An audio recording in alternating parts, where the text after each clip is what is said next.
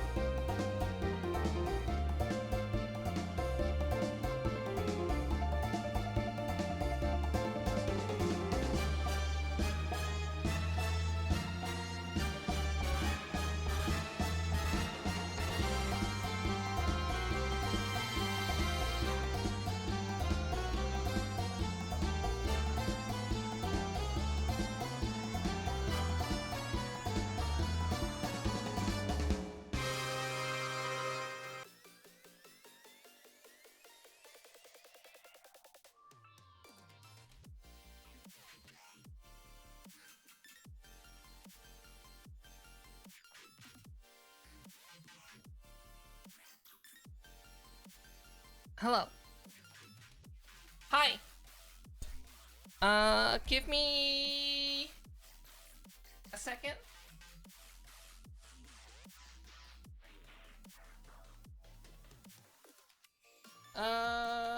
Music.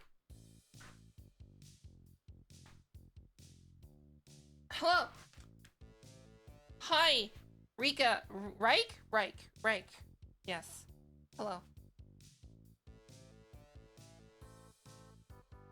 Hi, Thorntail. Hi, Void. Hi, Syncridge. Hello, Solar. Hi, Queen. Hi, Drim. Hi, Nomadic Lander. Hello. I just put my iPhone upside down.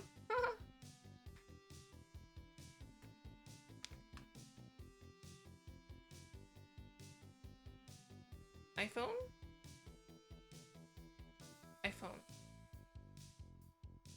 Facial expression.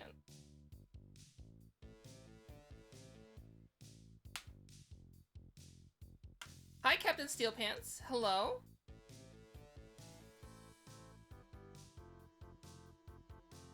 For some reason, I'm like really high, and I don't know why.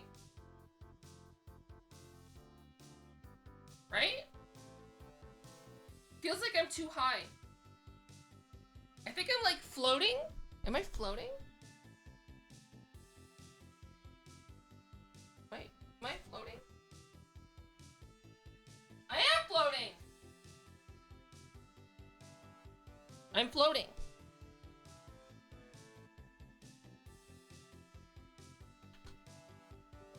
I don't have my hands on yet, so give me a second. I can't even see chat properly.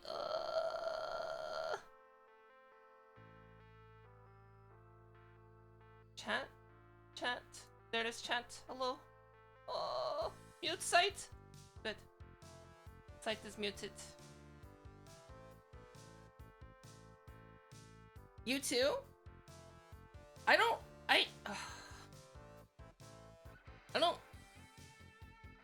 I may or may not have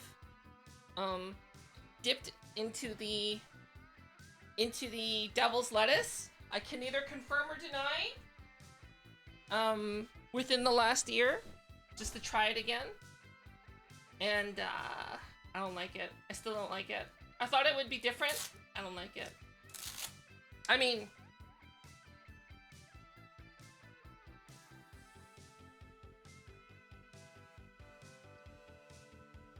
if I were to try it, I'm sure I wouldn't like it.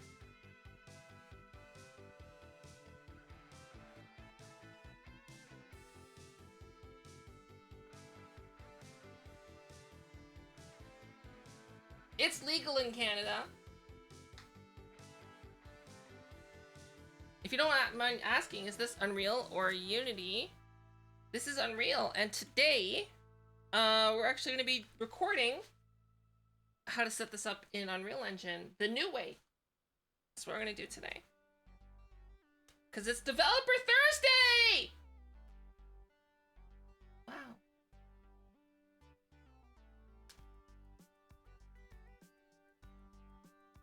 Wow.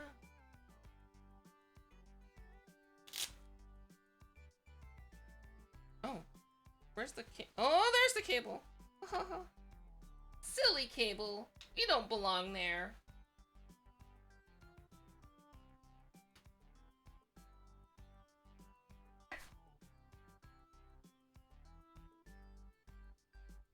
I need to switch my category to software and development once I actually get it going.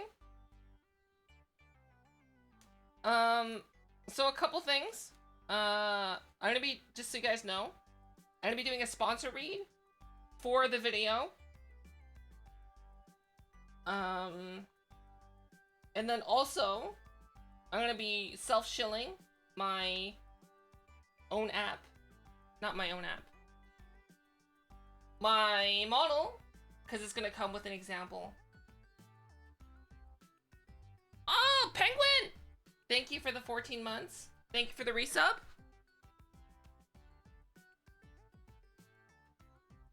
I still need to get my hands on. Handy! I'm so handy! Look at how handy I am! I got hands. Okay. Do I need to move down? Oop.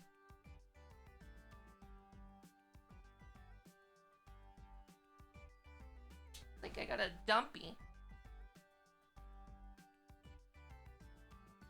Oh, I'm so high? What the heck? Why am I? Oh, wait. It's like every day I drift higher. Why? Why?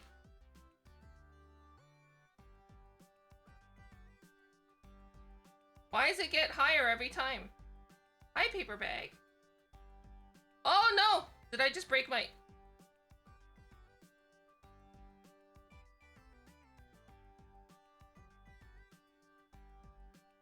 Dang it. Okay, give me a sec.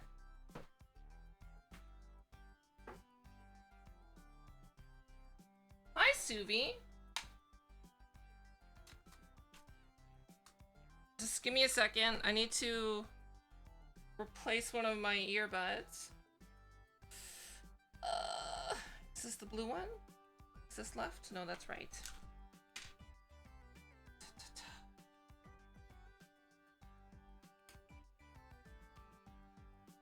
Hey, Suvi. Did you buy the Rococo suit or are you partnered? I'm not asking, like, for any other reason other than how I should proceed with the next... You bought it? Okay.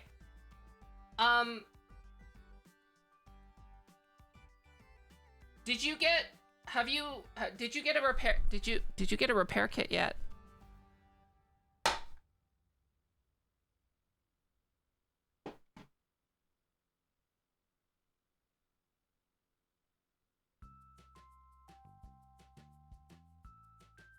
Okay, so, my recommendation, Suvi, this is something that's gonna be coming out, in my Rococo video, is, okay. So, hey everyone, thanks for showing up. You're gonna get some insider knowledge.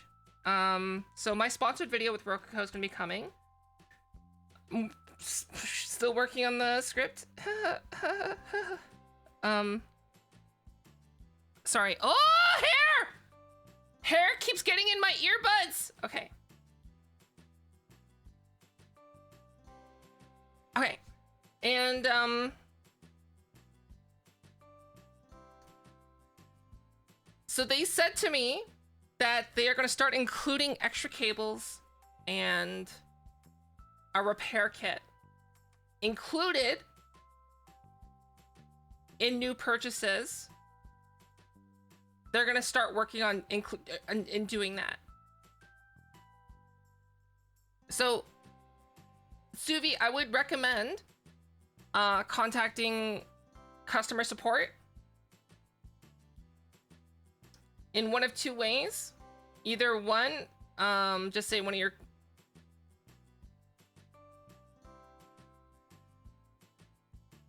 In one of two ways, if your cable has failed, they will send you a repair kit for free that includes extra cables if one of your cables have failed. Or alternatively, you could say that you heard it from me, that they're going to start working on that. And if you can get your hands on one. One of two ways.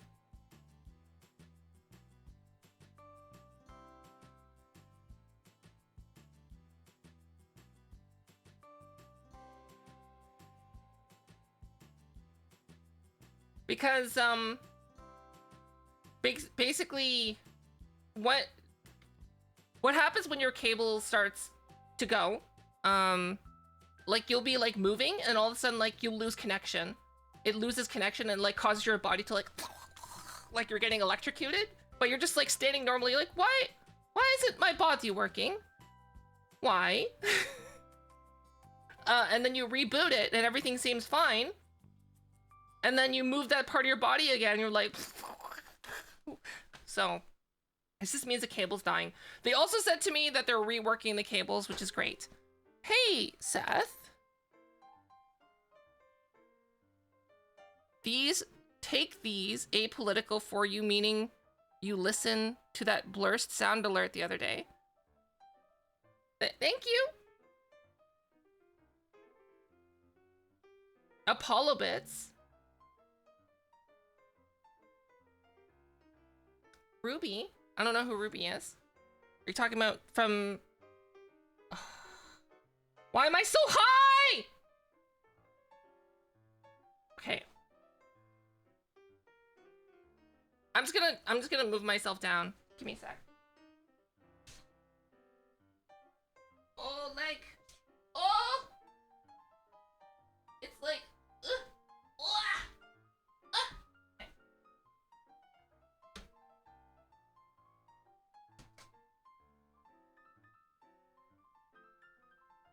Give me a sec.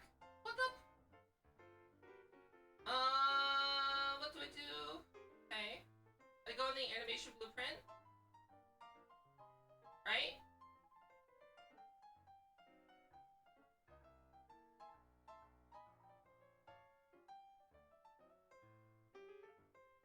Oh yeah, it has me floating up. Okay.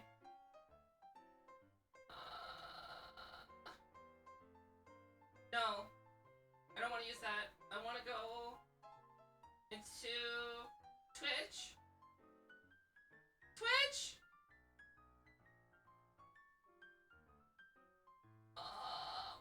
Where am I? Hello?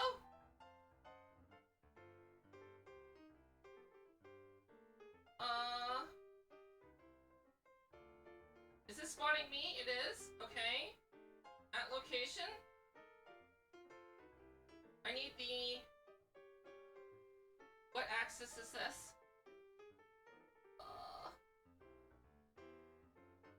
The blue axis? Blue is what? What is it? Z. I need a minus Z. Okay.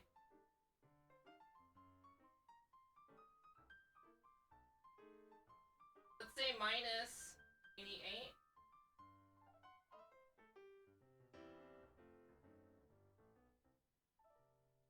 Yeah, let's try that. Am I high now? Am I lower? Oh, I am lower. Okay. So more. I need to be more. More! I need more!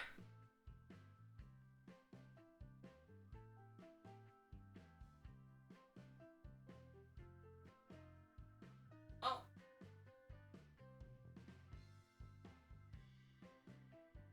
That was my rotation.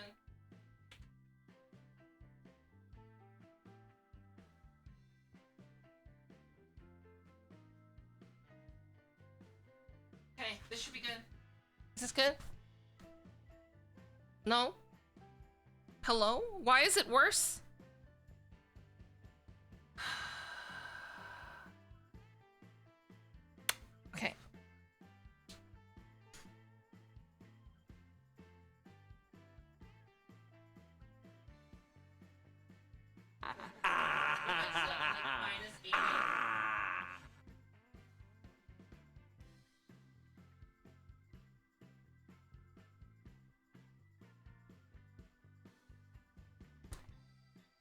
Am I higher?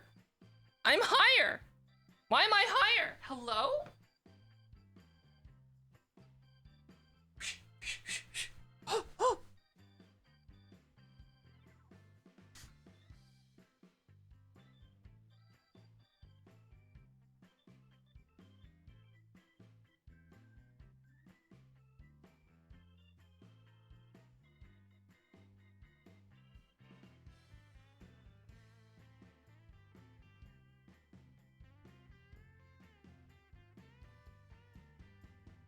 Okay, is this good now? Oh. It's getting there. It's getting there. The microphone's like way off now.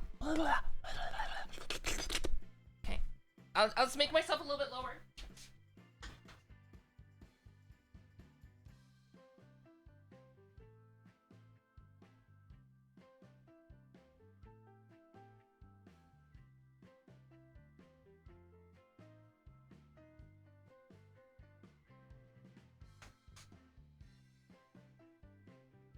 Okay, we're good.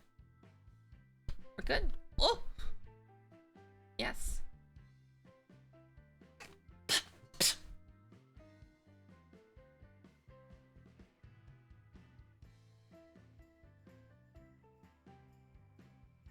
Hi, Swirls.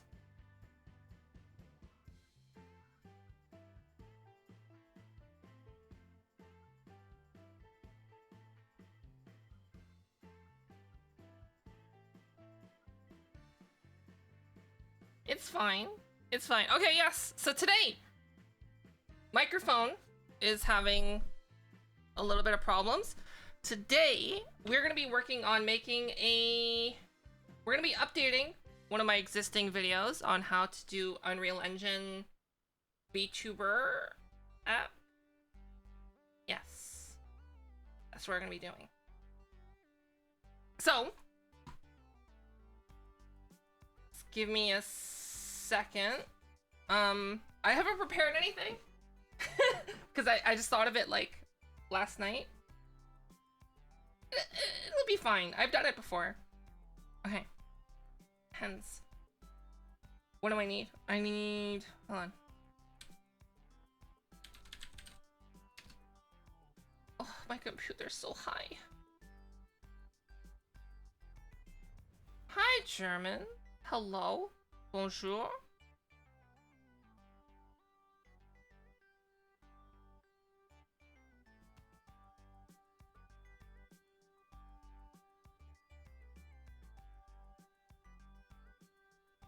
Okay, so apparently Unreal Engine has been updated 9 days ago. So this should be good.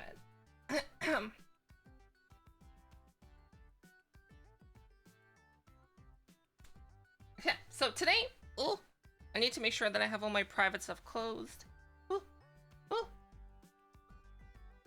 We're gonna be recording a YouTube video, updating my existing Unreal Engine video because it was filmed during the early access time, and some things have changed. It's technically still applicable, but it's not like 100% applicable. The main change is that you don't need, you should be using Visual Studio 2019 or later, whereas at the time you could use 2017, and I was using 2017.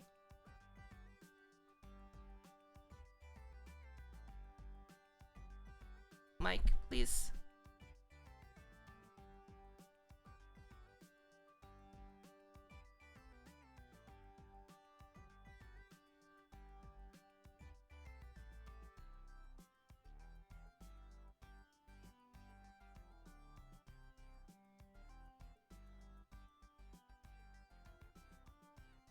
So that's what we're doing.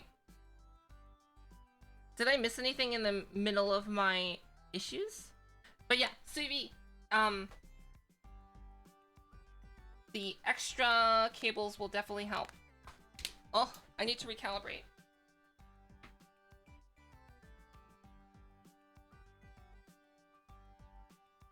Because I've gotten through so many cables, you don't even believe it. I'm about to actually request more cables to be sent to me for an RMA. I bought spare cables myself. Hi, Crimson. Hi, Hades. Okay. Step 1. Unreal Engine. It's fine.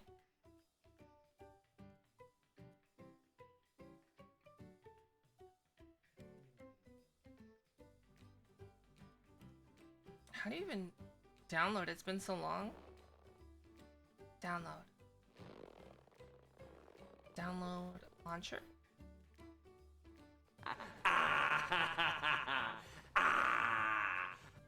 Okay. Hi, Whiskey.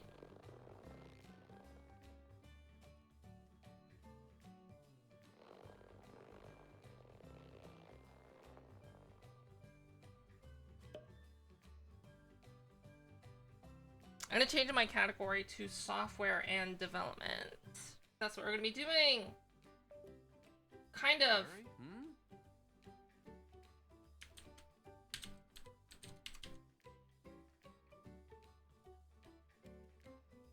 Software,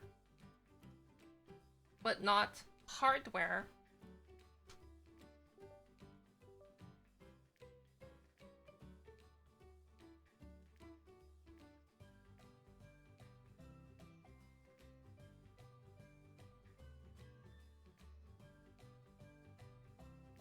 Okay. So I'm gonna turn the music off because this is gonna be... Oh, should I record the screen separately? Could I get away with just doing it in a single scene? It's like that. Can I get away with this? Maybe? Think so? Think this is good enough?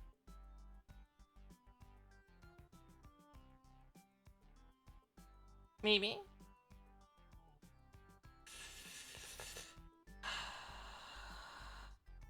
Okay, I think this is fine. Okay, I haven't scripted this at all. So... beware. Music off. There's some salad in between my teeth? No, there's not. No, there is not. Okay, I should probably record. I think this is good. Maybe. We'll see. Bum, ba, bum, ba, ba, ba, ba, ba.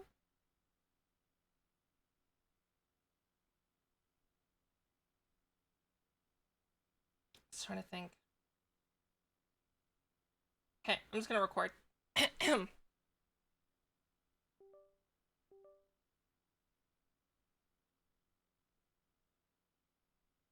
No, it's not scripted. I haven't scripted anything. Okay, green screen off. Go to big.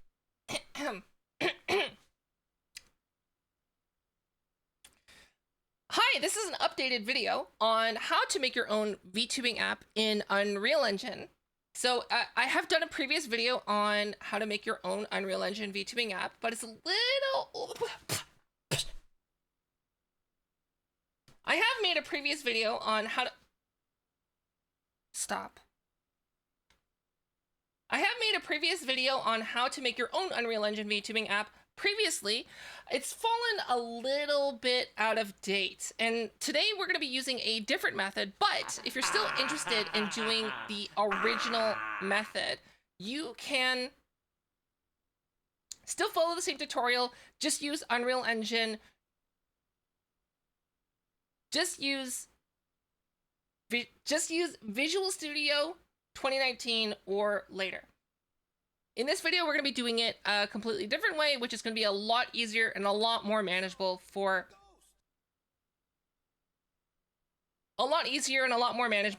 most people. And this has actually been recorded on my Twitch channel, twitch.tv/Fofamet, and that's why you're seeing a bunch of crazy stuff happening right now.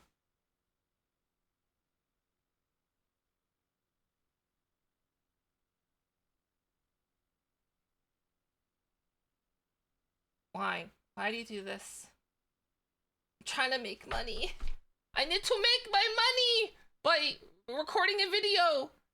I need to get that $100 10 years from now. Okay.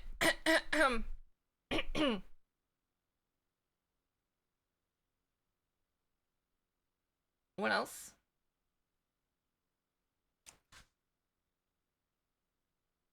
This video has been sponsored by Rococo.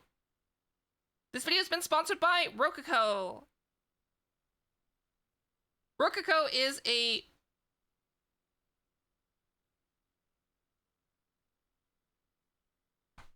let's actually switch to like a full body cam. Oh!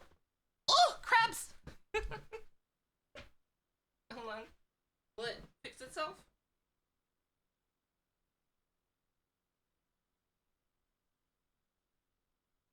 Microphone. This video has been sponsored by Rococo.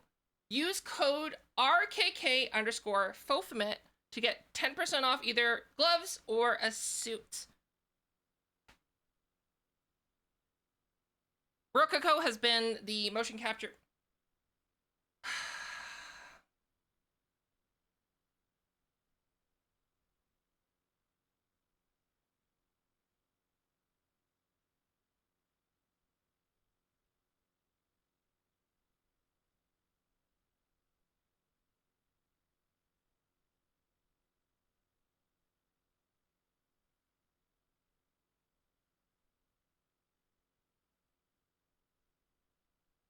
Rococo has been the motion capture suit that I've been using since how many months I've been using it? Rococo has been the motion capture suit that I've been using for the past 6 months. And expect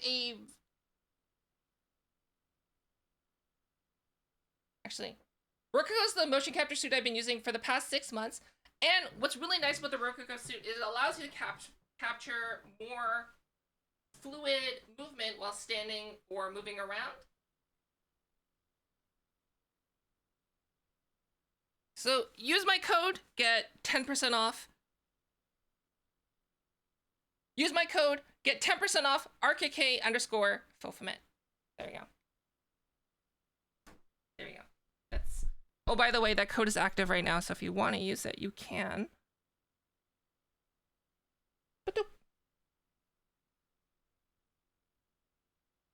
I haven't filmed a video like this, where I'm like I've prepared nothing. Oh, this is gonna be a pain to edit. Ah! Okay.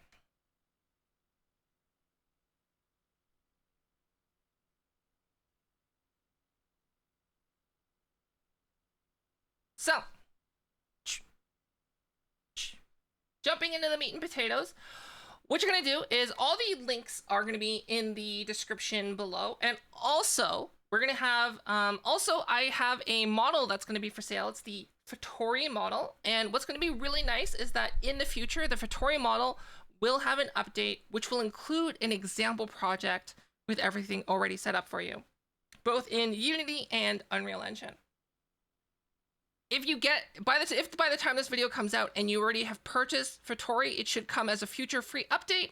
And if you purchase Fattori and it doesn't have the example project, just wait, it'll come in the future.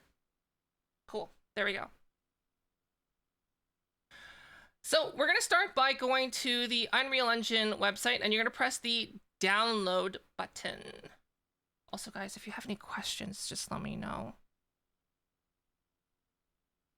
And we're going to be downloading the launcher, just like this.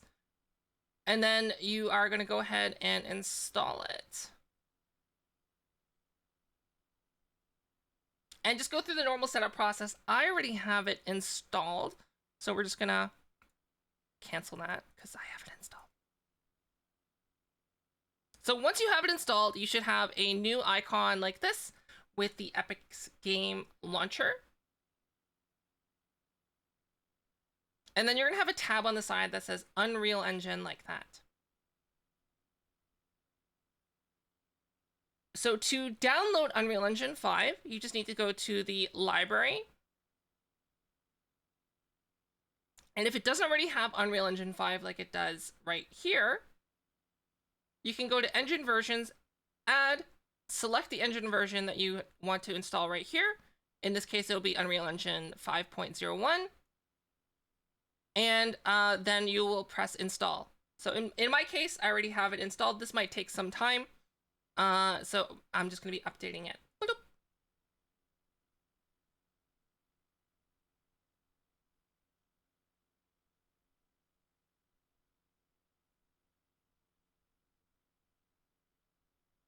It's morbing time. Did you morb? Your face when you morb. That's your face.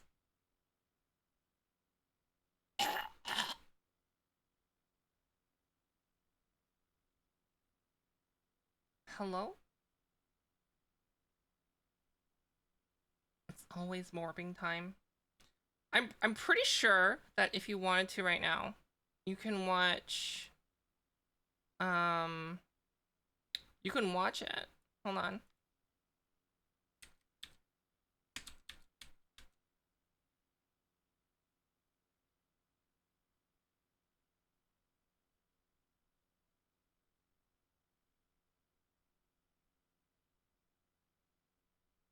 Yep. Yep. You can definitely watch it right now. You can watch Morbius on Twitch. Oh, that's a big update. Okay. If you go in the artifact category, look. Morbius. Drake and Josh? What? But yeah, Morbius. You can morb. Ugh!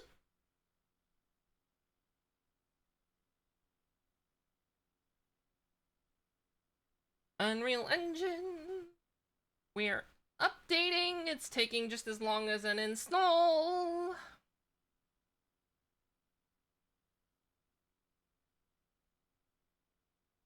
I don't get it. What's the whole deal with pirating Morbius? Because people are doing it for fun. And also meaning that they'll never be able to stream on Twitch again because they'll get banned. And then if you're banned, you can't stream again on Twitch because you will be doing ban evasion. And that's bad news bears. Basically.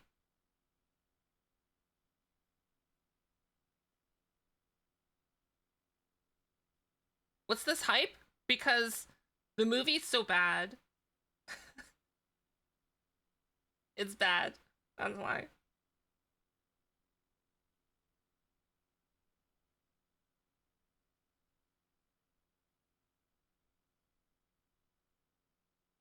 You can see all my other projects are EA, early access.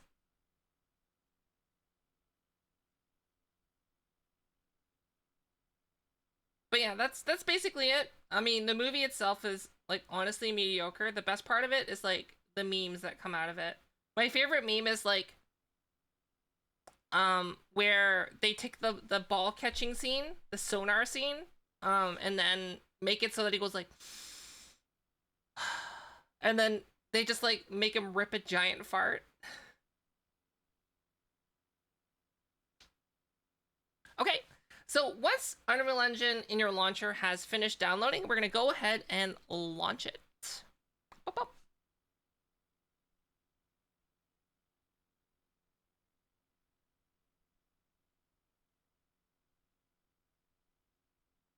does it work for Chromebook? I wouldn't do it on a Chromebook.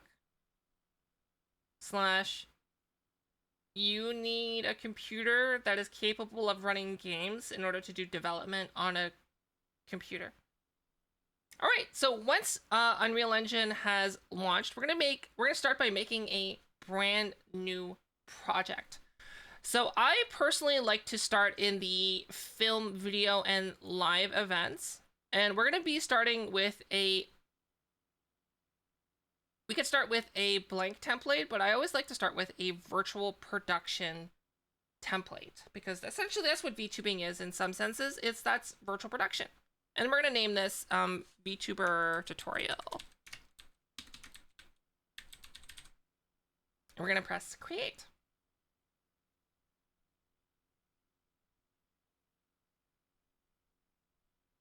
Hi, Boom.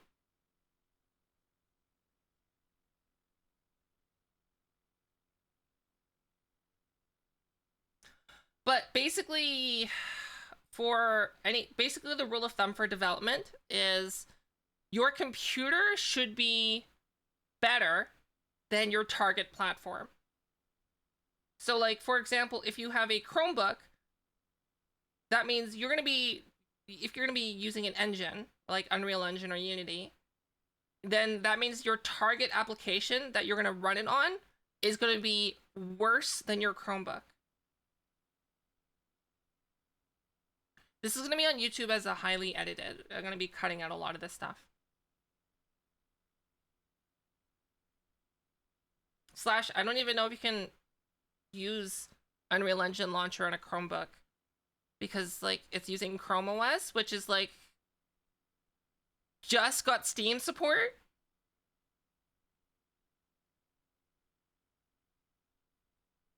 Oh my gosh. This is taking so long.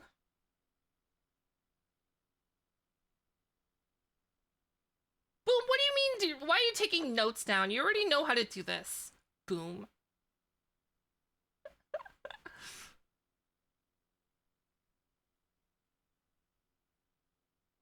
Google Chromebooks are not meant for anything but being a thin and light.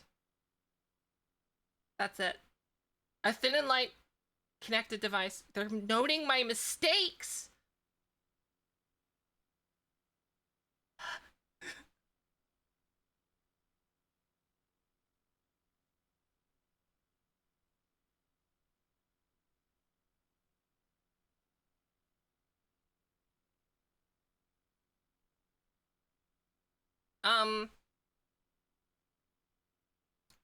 Jeez, this takes a while. I haven't done this in like a long time. Like I have done it, but I also do it on my Chungus computer that has like chunky CPU. So it doesn't take this long. Normally it's like compiling shader, shader's done. I was like, okay.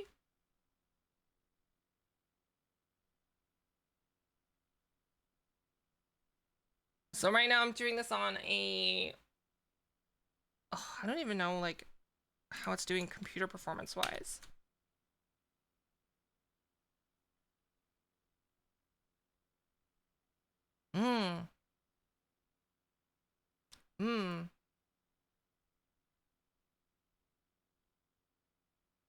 So good.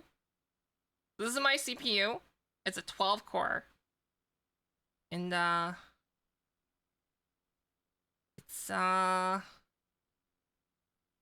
it's chugging.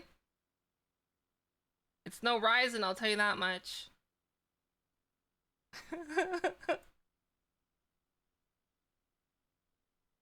Hello, Krim Cardsman.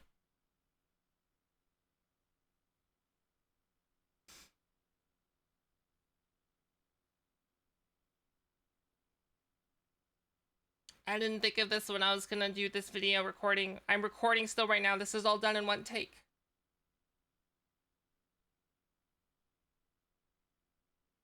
I can't really do anything else because it's like maxing out my laptop. it's maxed out. What do I do? We could just wait and chat. Oh, so while we're waiting, I found this new YouTube channel. It's not a new YouTube channel, but I've been watching it. It's called Meat Canyon, and I love it. It's so good, but it's so grotesque. Slash, I don't think I can show it on Twitch without getting banned. Yeah, Meat Canyon. So to give you an idea, he did an animation of Jay Schlatt, but instead of having, he would have balls for sideburns, and then there's like slapping noises as he's shaking his head. I love Meat Canyon. It's so good. I don't know anything about the guy other than like he seems nice and the animations are fun. Can I not pause the record? I just wanted in one take. Compiling shaders. Yeah, right? So, oh my gosh. There's this one video about Tommy Innit, I think that's his name, in Minecraft, and it's like Passion of the Craft or something. That's pushing things so far. Like I was not expecting it to go that far, but it involves someone turning into a Minecraft character and then getting pinned to a cross. Andy and the Toy Story one. Oh, that was so good. I just saw that one.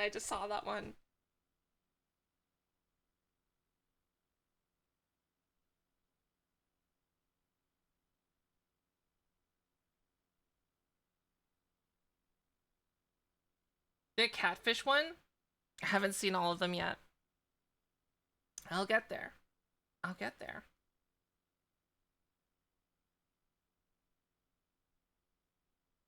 Hello, Nirvana. Oh, I didn't know this would take so long. But it is. It is taking very long. Hello. Welcome.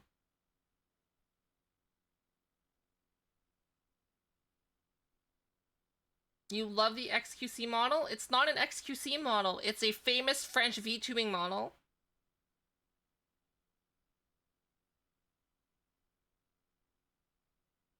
I haven't seen all the videos. I literally discovered it last night.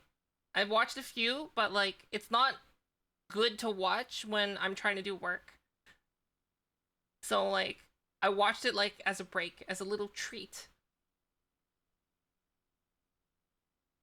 Basically. It's a little treat for myself.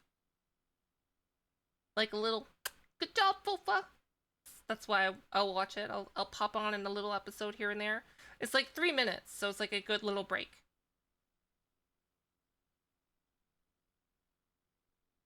A treat of Meat Canyon. Well, how I found it was I was like on YouTube, and then I was watching the whole Amber Heard Johnny Depp trial like religiously, because it was like really good second monitor content while I was working. And then so I see a Meat Canyon thing. I'm just like, in defense of Amber Heard, I was like, okay, it's an animation, sure, let's watch it. And I watched it and I'm like, this is what I needed. This is what I needed in my life. So I checked out the rest of his videos. I was like, oh, so good. The second video I watched was King of Mukbang. Oh, so good. King of Mukbang. And then after that was the Minecraft one. So the one that I watched recently was what's that guy's name who smashed his friend into smashed his friend's face into the side of a construction machine. What's his name?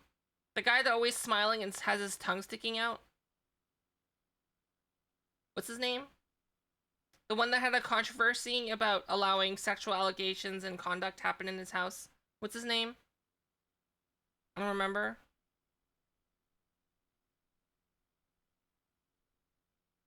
Let's hold on. Let's search disgraced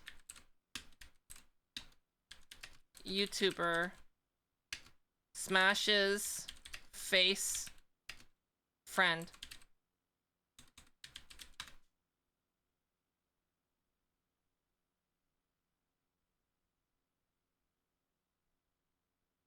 David Dobrik. That's his name. David Dobrik. So he did a video on David Dobrik and then Mr. Beast. I saw both of those just recently this morning. As I was having my morning drink. Nux? So the whole Nux thing.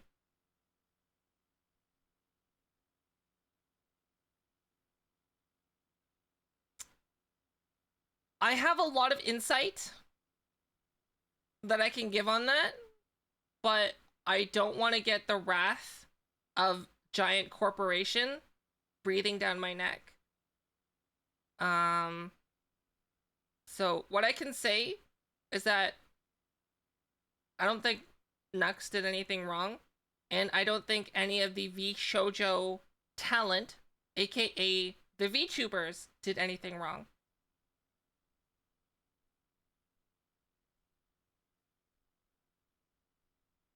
And if you could read in between the lines, obviously someone did something wrong.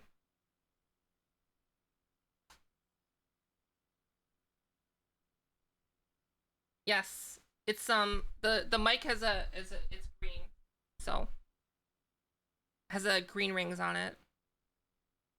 Did I have a drink of the day? Do I have a drink of the day? Well, might I recommend !GG, and I would recommend peach iced tea. Peach iced tea. I have it right here. Oh, my arm is broken. Peach iced tea. Gamer Sups. Oh, this is Mango Meta. Also really good flavor. !GG, 10% off. But yeah, peach iced tea is really good. You ordered the iced tea one? Oh, it's so good. It tastes... Okay, the only thing I'll say about the peach iced tea is that, like, I don't like the smell of the powder, but I like the taste. Once you mix it with water and you taste it, it's delicious. Hi, Pot Kirkland.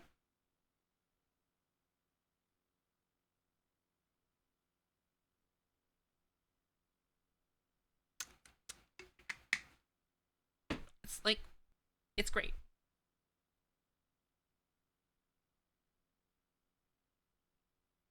We're currently compiling shaders. I forgot how long this takes.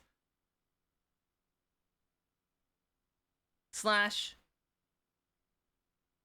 I regret doing this as a recording. Ah! This stream might be a longer stream.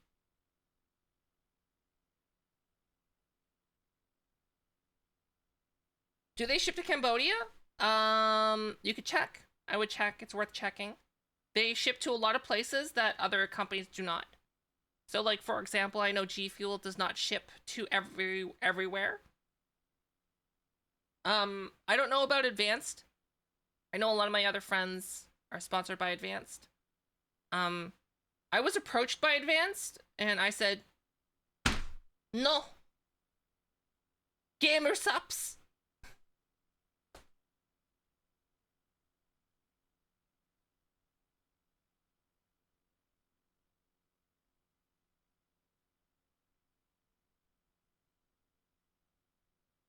You're trying to get an index? To be fair, index doesn't ship to a lot of countries.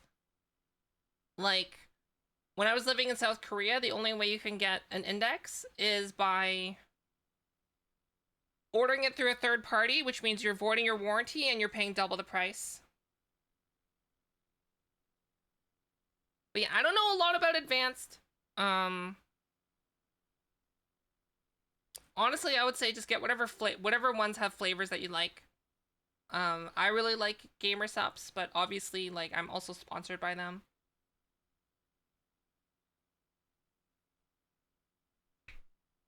So just keep that in mind. I do drink it though every day.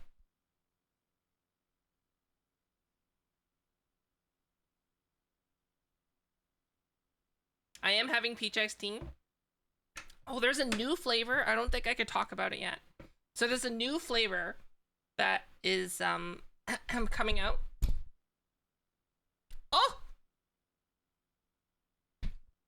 Oh no! Ah! My microphone! Oh, okay, give me a second. No! Oh! Ah! Okay. Uh-oh. Okay. Give me a second.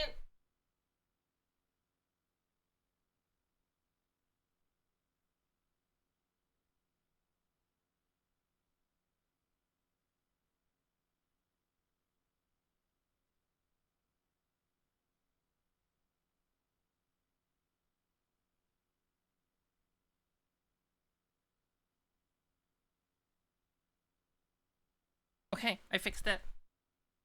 There's a new flavor coming out, that I can't talk about, but it's pretty good. I'm not gonna dethrone peach iced tea, which dethroned mango meta. I would say the new flavor is probably gonna be my number 4 favorite. Probably. I would say my number 3 would be the lemonade one. Number 3 is lemonade. And then number 4 is the new secret flavor that I can't talk about. And then number 5 would be blue raz. Then number 6 would be guacamole gamer fart.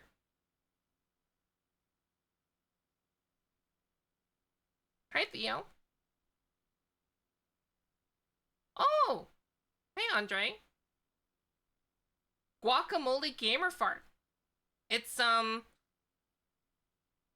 flavor is strawberry kiwi. Have I tried black cherry? Yes. It's okay. I know you said you really like it. Hi, Ko-Fi.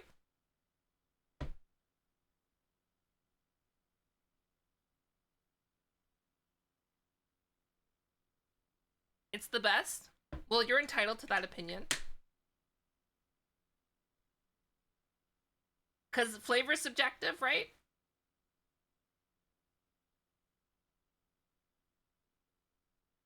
Like I said, I think the peach iced tea is the best one. Oh my gosh, I could like zoom in the camera. What's your favorite flavor? Let me know in the comments down below when you use code FOFUMIT.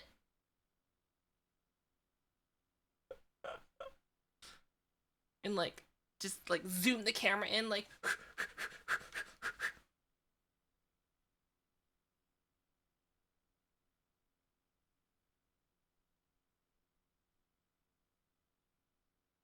Yeah, I haven't heard anyone not liking peach iced tea. It's really good. Considering that when they launched it, it sold out right away. Whereas, like, I think, for example, the only one that I've kept up with in terms of its launch was waifu candy, and I hate it. And then anyone who likes waifu candy, I kind of look at them with judgmental eyes. Yeah, Russian Badger. I don't know who the Russian Badger is. I'm sure they're great. But yes, it's their flavor. I think, once, oh, so I heard, because I never asked about it. But so, apparently if we do a lot of sales for Gamer Supps, we can get our own cup. Get our own cup. And then, I think if we sell even more, we can get our own flavor. What would I even make my flavor if I got a flavor? I don't know.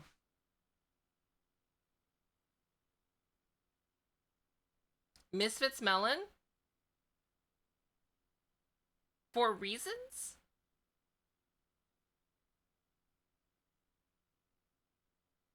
What reasons? VR tracker? What would I make my flavor? I would probably call it like, um,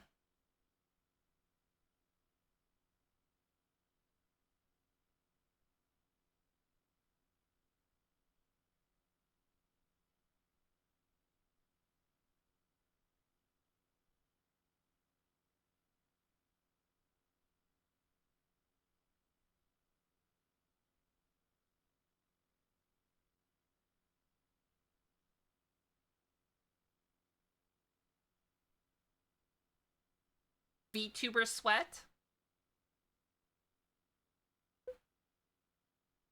And then like the picture on it should just be like a screaming VTuber that's like holding a controller and sweating. Mm, what would the flavor be?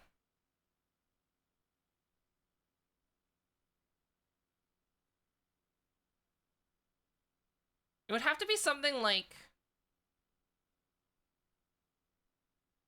citrusy.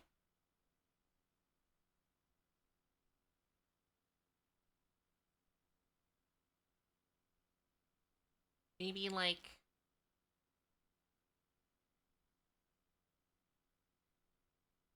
what would the flavor? What would like good? What would be good? Something citrusy, but like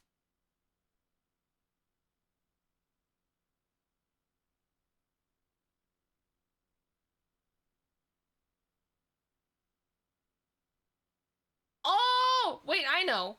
I'll call the flavor meat sweats. Meat sweats. That's what it's gonna be called. Meat sweats. Picture on the bottle will stay the same. Salted caramel? Oh, grapefruit. No, grapefruit. Grapefruit. Grapefruit. It would be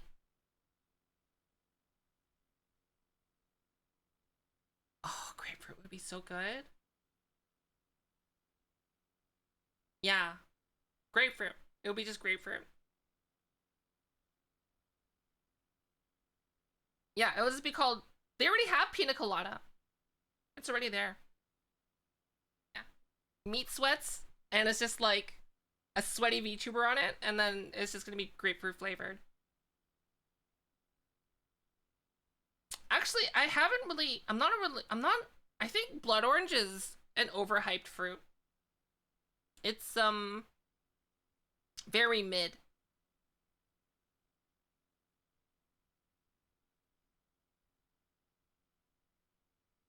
Like compared to the other citrus fruits out there.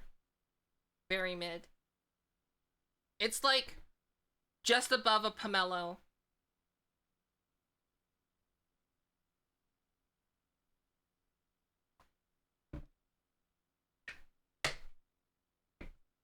Oh my gosh, the first time I so okay. So some what I used to do in university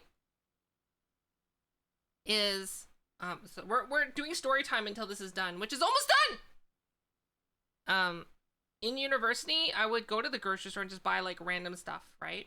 It's like I've never seen this before or I never tried it before. So I'd buy it. Usually from like the fruit section. I'm like, I've never tried a pomelo before. Let's try it. So I buy it. I'm like, whoa, the rind on this is so thick. So I just peel the rind off and I like get to the core and I'm like, I bite. I'm like, this is terrible.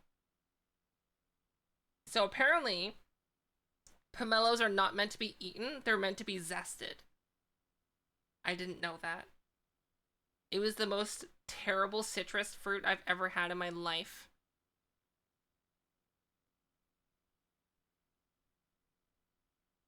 Hold on, let me see if I can find a picture of a pomelo.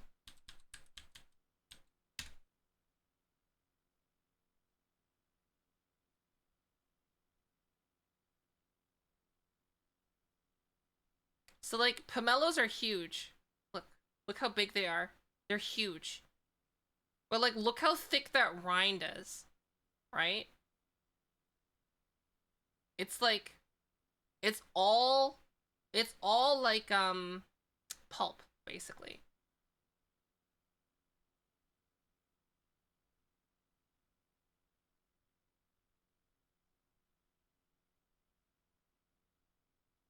So once once Unreal Engine, okay, wait, once Unreal Engine once Unreal Engine launches, you might need to spend a little bit more time preparing shaders.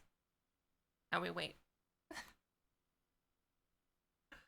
Ah! Oh, let's update this. Boop, boop.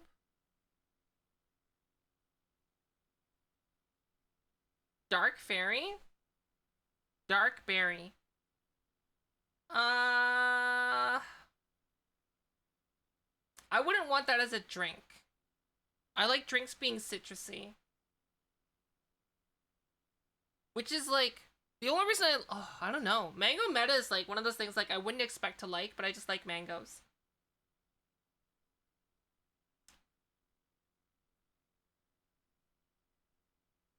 What is Unreal Engine? This is Unreal Engine. We're in it right now. See? See? We're here. We're just waiting for it to do its thing.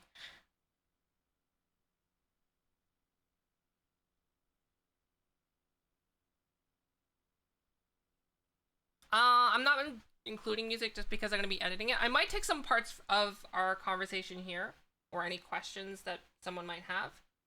Just because, like, when you would start editing music in, because I'm not recording a separate track, it will make editing a lot harder because then you have to deal with the music, right? The Unreal Butt was inside us all along. The butt.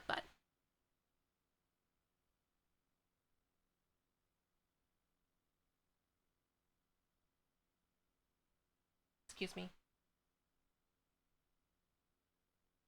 The Unreal Butt.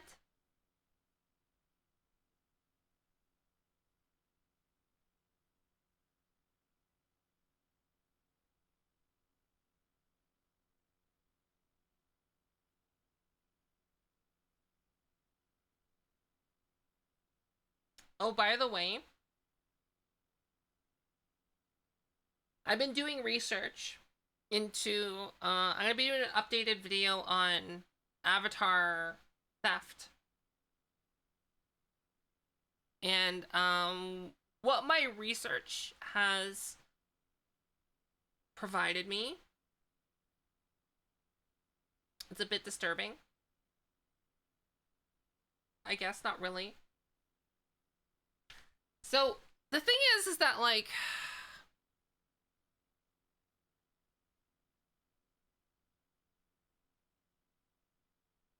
VR chat has one of the most openly toxic pirating communities.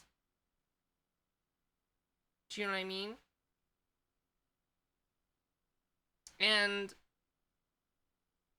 they specifically target people who are okay, so here's the difference. Right?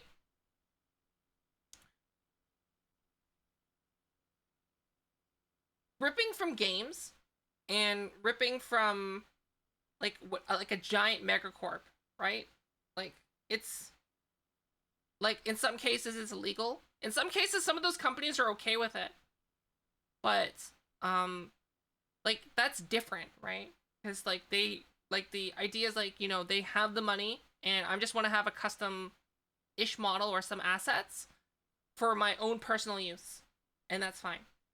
Now, there are some cases where companies will allow you to do commercial things with it. So, for example, if you look at CD Projekt Red, you are allowed to use all of their assets for commercial use as long as you say that it is from CD Projekt Red. to a certain extent. Like, you can't, like, rip their game and be like, yo, I made my own game. It's called the Witchman. It's about a purple-haired person going around hunting monsters. So original. Can't do that.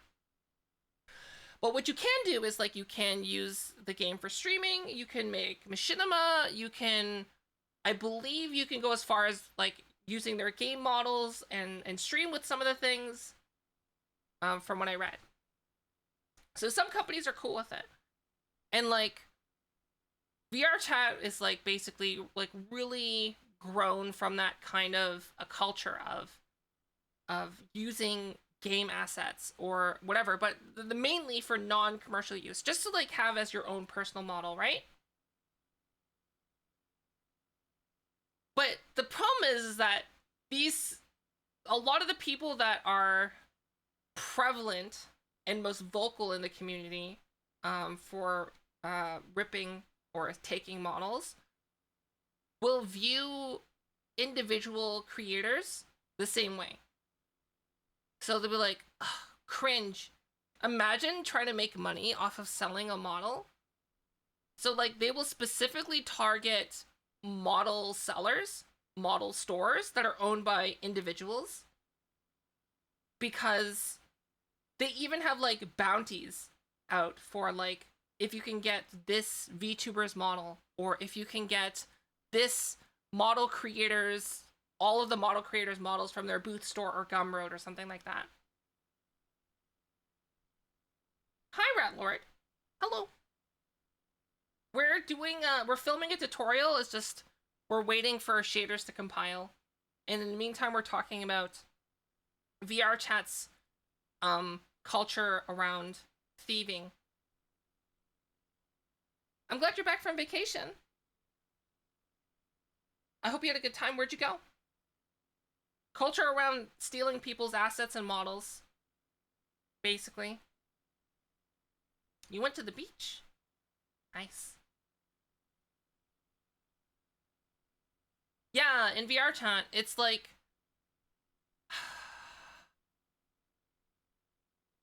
I've heard so many times. It's like, so for example, if you go to a VR chat public lobby and maybe there's like 20 people in there, one person in that lobby will have the vocal opinion that, well, it's uploaded to the internet, so it should be free. It's like, well, what if I put a lot of time and effort into making my model? Or what if I paid someone to make it? Yeah, well, if you didn't want anyone else to take it, you shouldn't have uploaded it to the internet. And that's, like, their opinion on that. And, like, they're unshakable. And I don't get it. But, like, some of these same people will go around and commission, like, $2,000 art. Like, 2D art. But as soon as it comes to, like, a 3D model, they're like, oh, that should be free. I don't get it.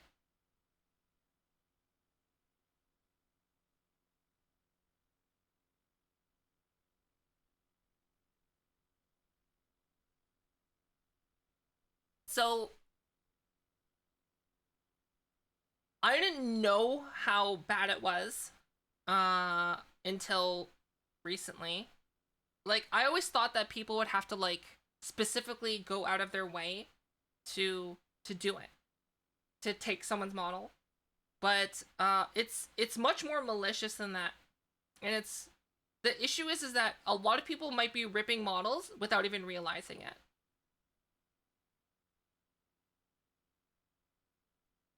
Which is the crazy thing. So, I'm not going to say the name of this site. Because, and if you mention the name of this site, you're going to get instant banned, by the way.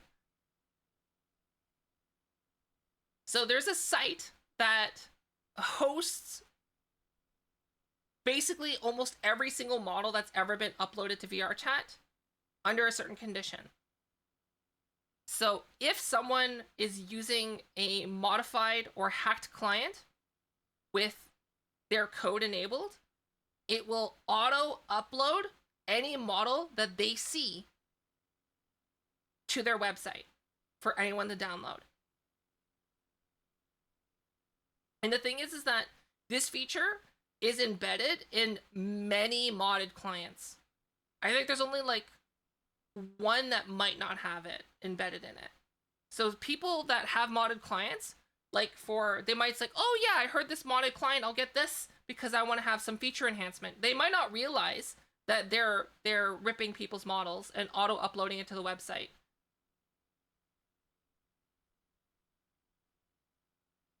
Which is like insane.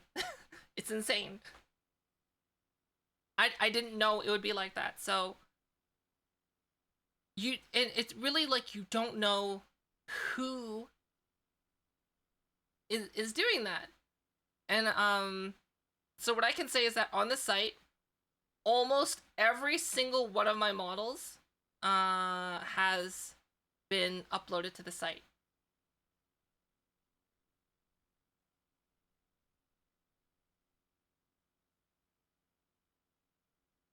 I think so my low poly model has been ripped and put up there, but I'm like, I don't care because it's literally a piece of crap that I made with the knowledge of knowing it's gonna get ripped. It doesn't even have good textures.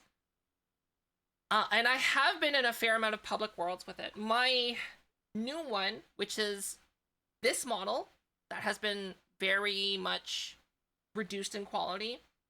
So it's half the polys. It has like this cursed UV, and then it also has geotetra on it, which is something I'm gonna do a video on later. It's a mesh scrambler. I also made it so that it's like nearly impossible for most people to use Visemes on it.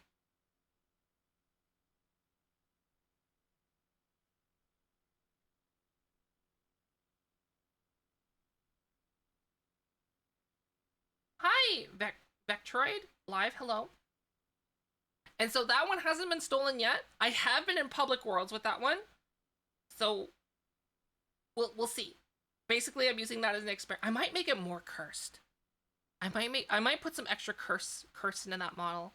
I might make it so that the Visemes warp the body. Yes, I will do that. I'll make it so that the Visemes, I'll add audio Visemes in it, and I'll make it like distort the body. Yes.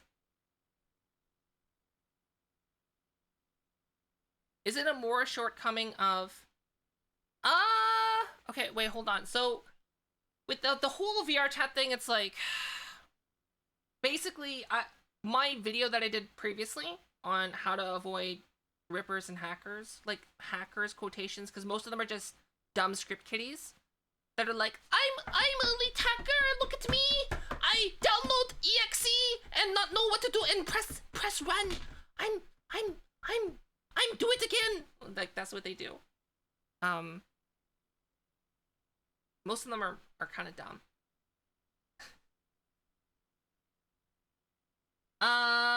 It's not a VR chat problem. So a lot of people think it's like a VR chat issue, but the thing is, it's not really.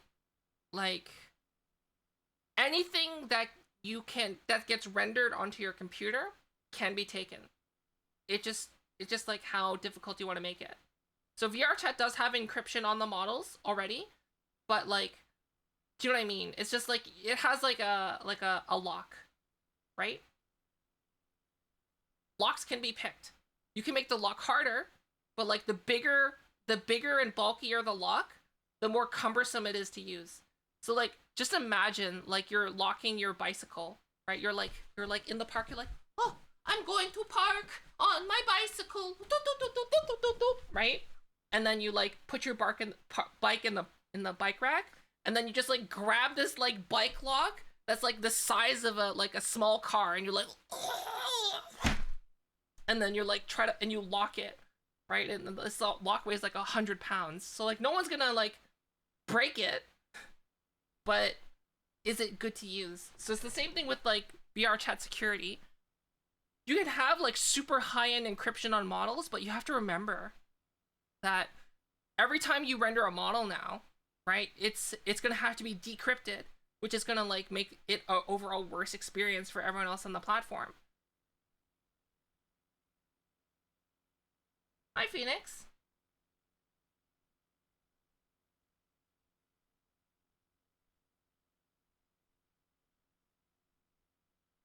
Yeah, it's it's an issue, and like there's nothing you can really do about it other than just like safe practices, right?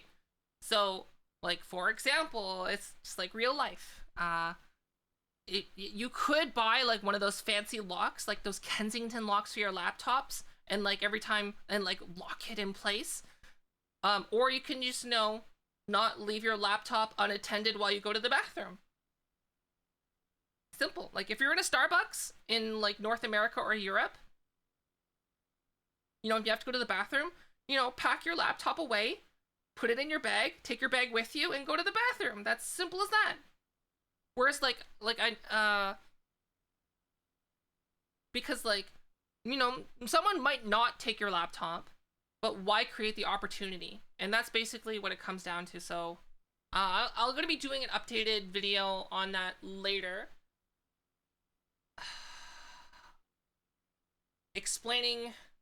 I will not mention the names of the stores or that are the stores that are putting the models up for sale or to download. It's just going to be more safe practices, basically.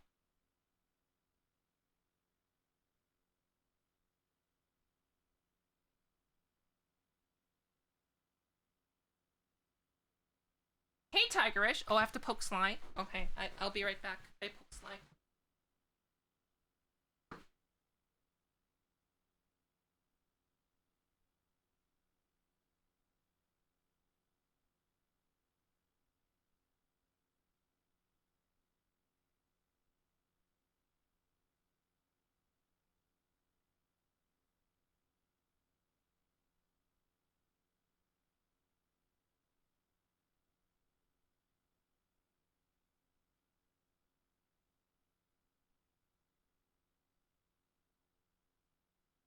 Sly did not like that.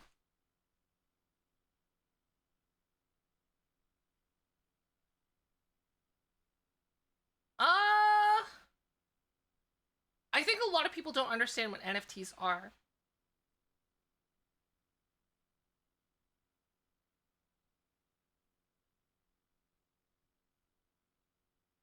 Yeah, basically. NFTs is like a really good concept in theory, but no one's gonna execute it properly, and no one's gonna execute it properly, and right now it's mainly being used to scam people. So it's good tech, it's cool, but how it's being used is sleazy. Basically. Hi, Tanuki. Oh. What was I gonna say?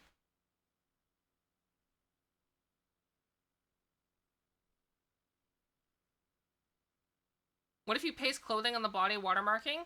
They don't care.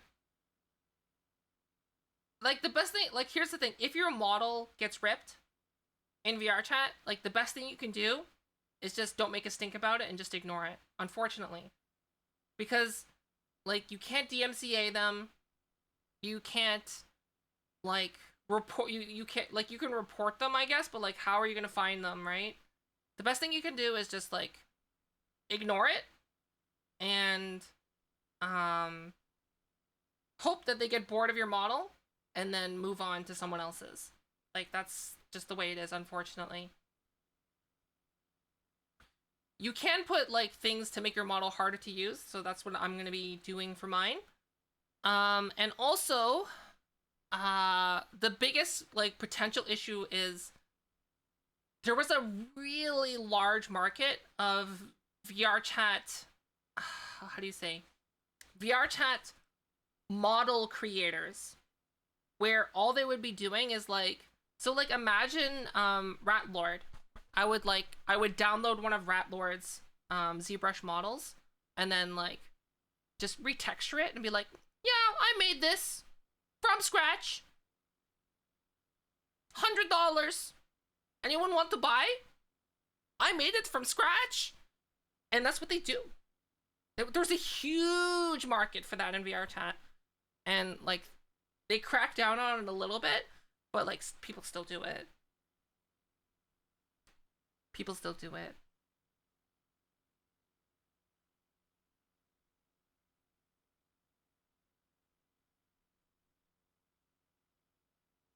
Honestly, like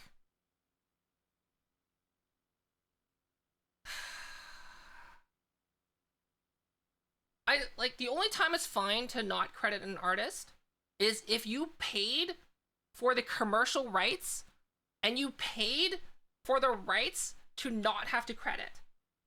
Usually having to pay having the ability to not credit the original artist costs a lot of money. So like that's the only time you have that right to not credit an artist is if you paid for it. Basically.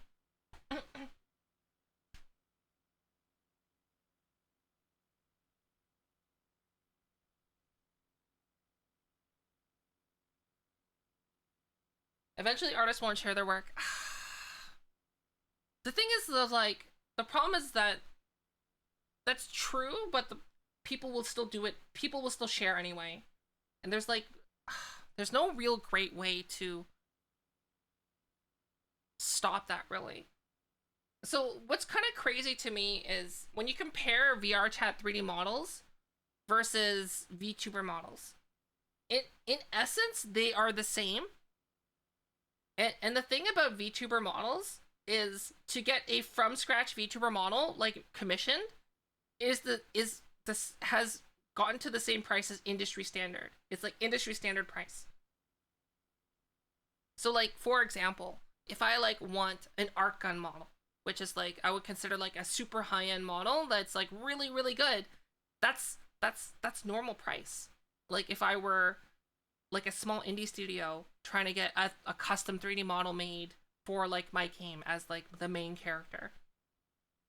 Whereas like VR chat has like this distorted because of like how prevalent the avatar stealing and asset stealing and asset repurposing, like let's say using someone else's work and then just like slapping a new color on it and be like, I made this myself. And they were selling it for like nothing, right? So the prices for 3D models in VR chat have become so distortedly low, and that most people don't want to upload their models, like their high-end models, to VR chat because it's gonna get taken, right? Um, it's become such a problem that like people think that $50 for a custom model is too much money in VR chat. And like to the point where people will be like, cringe. Imagine paying $50 for a model. Cringe. Like I'm trying to commission you for a model and you're trying to rip me off. I'll give you $40. Right? And that's like sculpting, retopology, texturing, blend shapes.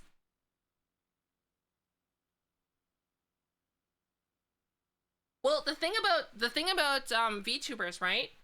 It's like if you're a VTuber, where are you gonna get a 3D model, right? It's not as easy as going to a public like in the VR chat. Like you can go to an avatar world and then just use an avatar. There's a bunch of pre-baked avatars already in the game. Most of these avatars that you can find in VR chat are not meant for commercial use. They're meant for personal use because if they're using like let's say a TDA asset or a video game model, those are fine for personal use. But the thing is, people don't know that when they see like, oh look, there's this model. They're not thinking, oh, is this commercial use or personal use, right? People just go, oh, this is a model, and they'll use it, and that's the thing.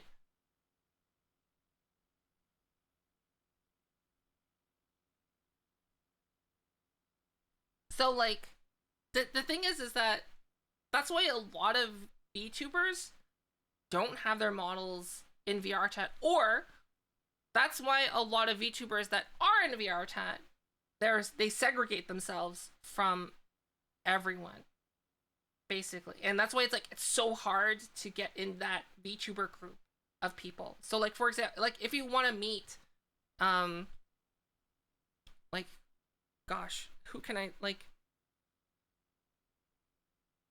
okay, so like the other like not to like a couple weeks ago I met Buff Pup in VR chat, right? But like that's only because people knew who I am, and like I wouldn't do anything bad slash I wouldn't steal people's models, right? But like if I was like, let's say Billy69 and I'm like, oh, I want to join you in VR chat, they don't know who I am. And that's the thing. So all it's really doing is by doing this, you're just like encouraging people that to segregate if they get a nice model that they don't want stolen, which is kind of sad.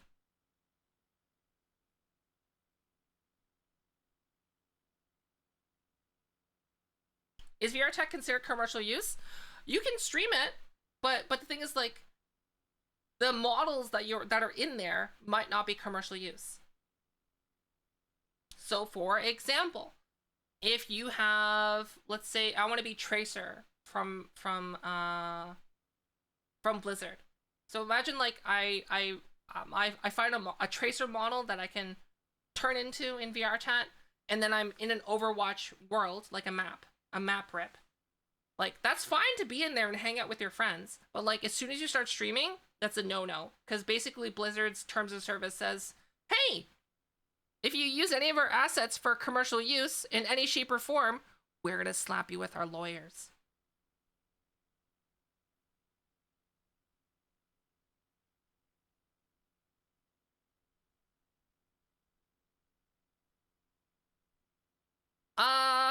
I think what I'm probably gonna do, honestly, on my VR chat list is I'm going to probably cause a lot of drama by just unfriending everyone that I don't remember vividly, basically.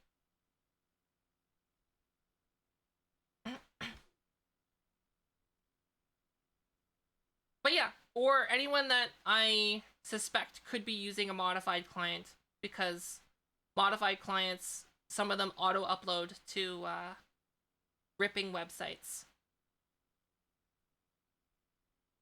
which is great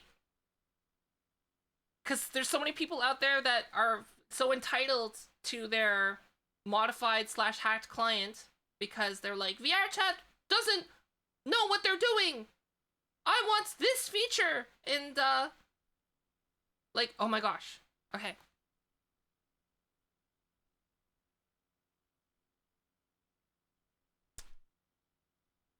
I met someone who was uploading a model.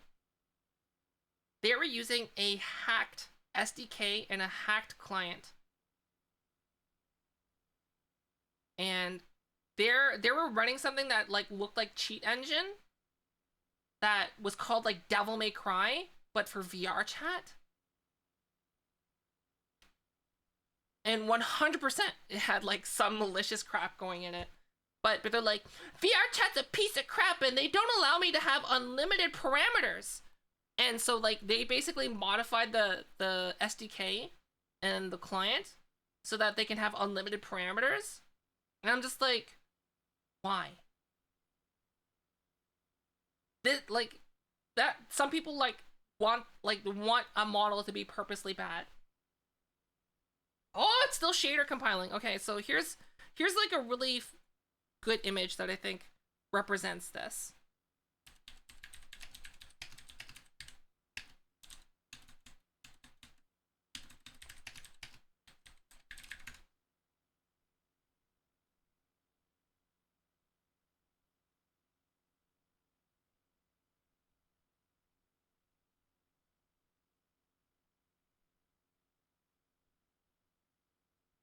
Right? People were like, VR chat needs to get their stuff together. They make this laggy piece of crap. Obviously, I'm gonna use a modded client.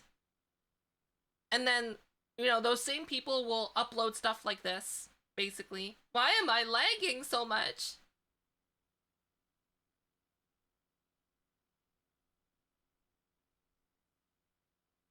Some of those people will be like, I should be allowed to upload a model that has 500,000 polygons when like VRChat's like, hey, you should make your model maximum 70,000 polygons. They're like, no, it must have 500,000 because I want everything in crisp detail.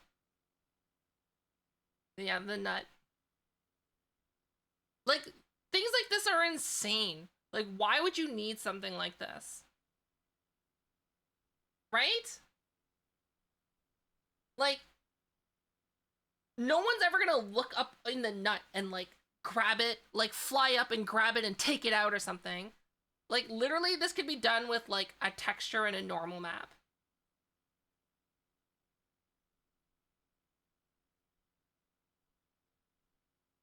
I just don't get it.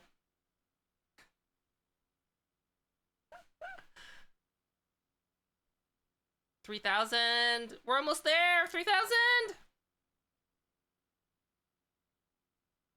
Why can't we upload full quality models? I don't know. People have this idea that like the higher and there's the other people out there that will like up-res things. You know what I mean? It's like, my model has 8K textures. And it's like, all they did was like open it in Photoshop and like resize a 256 by 256 pixel texture to like 8K. I got so much detail now. It's 8K.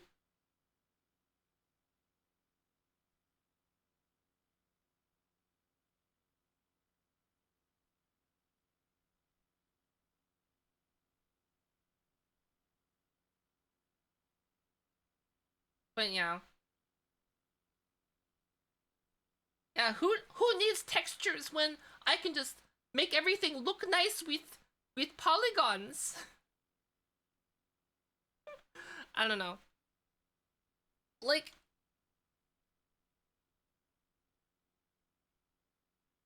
I don't think that part of the VRChat culture is ever gonna go away, basically. It's like there's always gonna be like an underground market for something. And like there were people out there that thought like NFTs would be the solution to that. But the problem is like how can you verify a model, right? And it's like it's almost impossible. Basically. The only way to stop avatar ripping in VRChat, like 100% stop it. Like it'll never happen again. 0% chance of it happening is if VRChat renders in the cloud. That's it. That's the only way. So what that means is like if you think about like Google Stadia, like the Netflix of gaming, where the entire game is rendered on a server, and then a video stream of your actions are being sent to your headset, and that's not going to happen for a very long time. Basically.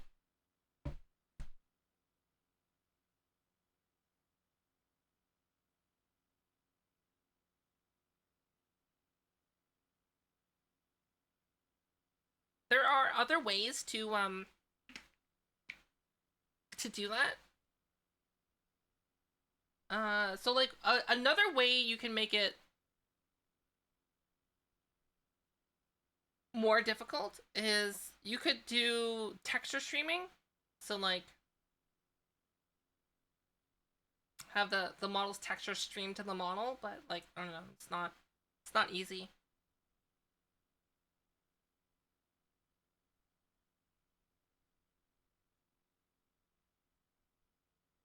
So what you're hearing is you want a low-res poopy version? Basically, yeah. Or you can buy a booth model and modify it to look like your model, kind of.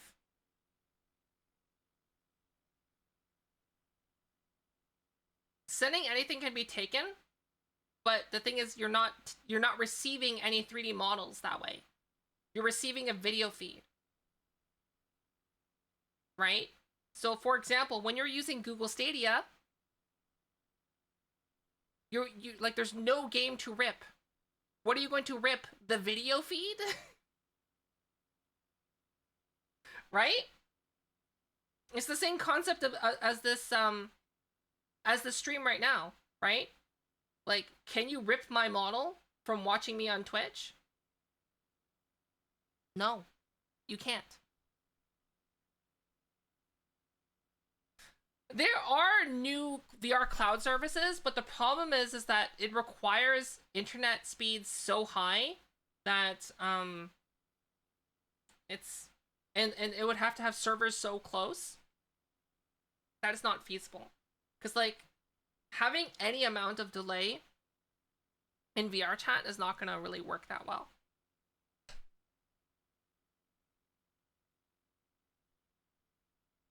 Rebuild my model. But that's the thing, right? You can't stop someone from sculpting a model. So for example, we have a talented 3D artist right now in our chat, Ratlord, right? So like Ratlord could like probably just like look at my model and then just like sculpt one just from looking, right? Like you can't stop that. And I don't consider that ripping. Right? That's not ripping. That's just doing art. Ripping is like, oh, I'm going to it's like you just take something that's already rendered and then you redistribute it. That's like you can't stop someone from doing that. So like my philosophy when it comes down to like avatar protection is just make it so difficult for someone to use a model that they ripped from you that it would just be easier for them to commission or make a model from scratch. And like that's my philosophy and how I've been approaching it.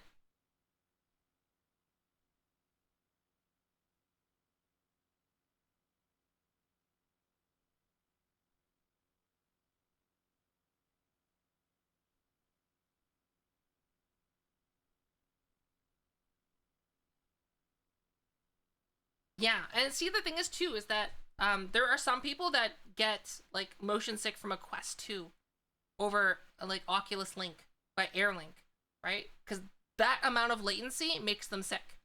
So now imagine like a little bit more latency because everything's being rendered in the cloud. It's like it's a technology that's happening, that's advancing, that is currently being worked on. I just don't see it happening anytime soon. Basically.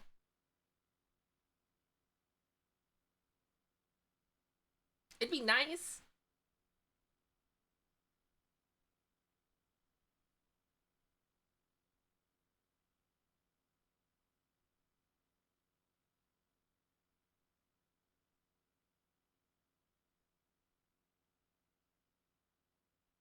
Okay, Shizzy, you're just being like needlessly difficult. It's just like saying, "Oh yeah, I can take your bank card. I can take your." It's like, yeah, I can get your online bank account access.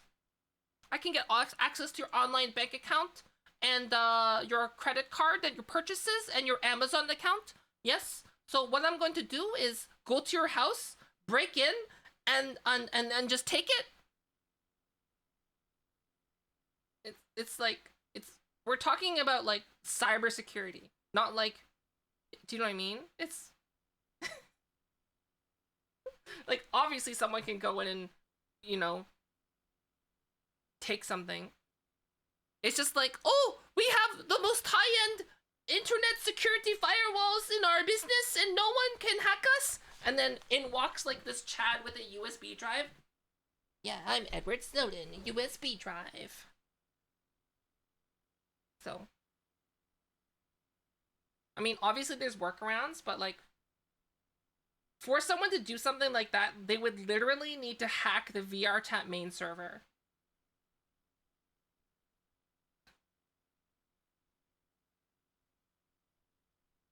Right? That's the only way. If VRChat was rendered in the cloud and you were getting a video feed.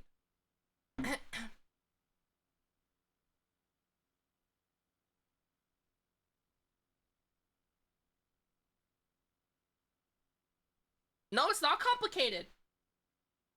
It's not.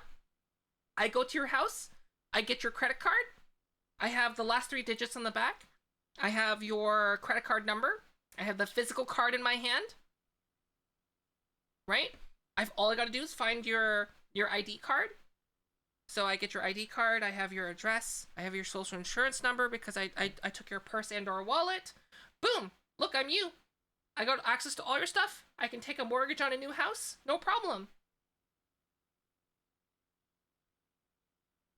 Open a new bank account, get a new mortgage, you know, take a bunch of loans out in your name. That's all you gotta do. Just get access to your house. ISP sell VTuber avatars. Data brokers. So right, I don't need to like hack the bank server to get your information. All I gotta do is just hack your physical house. Life hack. Or, you know, just phone you and like, hello, this is your bank, and there's been a mysterious transaction on your account. So can I just, to verify to verify the privacy at this bank, your bank, we value your privacy. So to validate who you are, can I get started with your credit card number and the last 3 digits on the back? Mm-hmm. Okay, and as a security question, what's your mother's maiden name? Like, you know, social engineering is like the best form of hacking right now.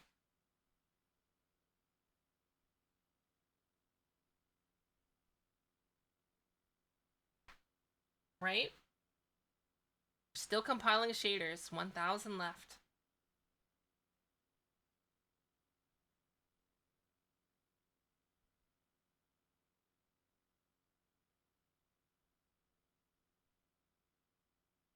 So that's why, like, if you ever get a phone call and they start asking for personal information, just hang up.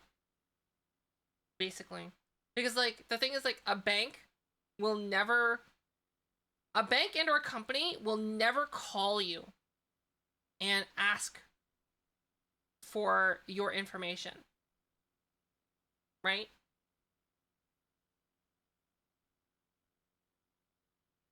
Because they already know who you are. They're not going to be like, this is Amazon and there's been a purchase on your account for an iPad Pro. Do you want to verify this purchase? And then be like, let me log into my Amazon account and find out. Oh, I don't see it there. Goodbye.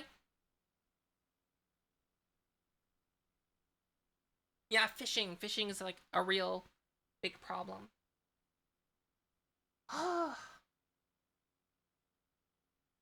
Yeah, this is how long it takes.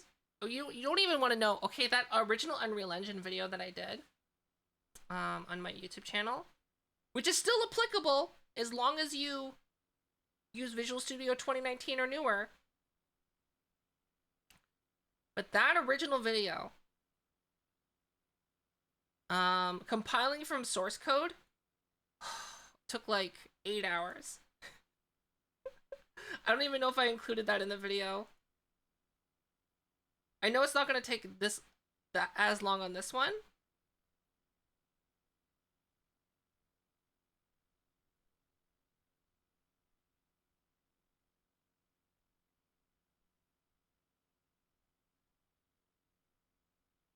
Yeah, here. I talk about how to get the source code. Oh, yeah. Okay, let's see how long it took to compile it. Okay. So, it was wait, what time was it on there? What was the time code?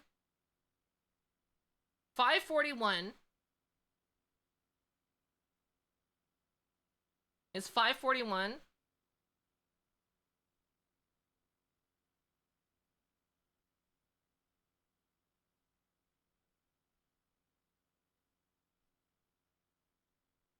I don't remember how long it took.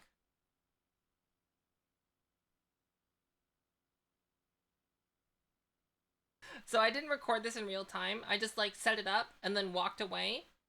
And then I just did the recording afterwards.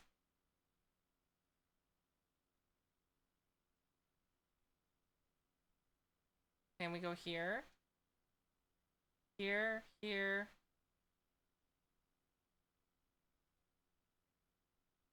Okay, we're at... now we have to wait for this. How long does this take? We go to here. Actually, it didn't take that long. It only took... I must have done this on my good computer. Anyways. Oh! Thorntail! Thank you for the sub. Thank you.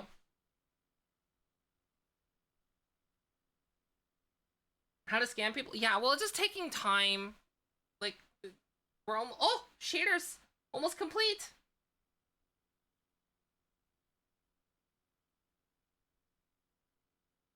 Here we go! 150 left!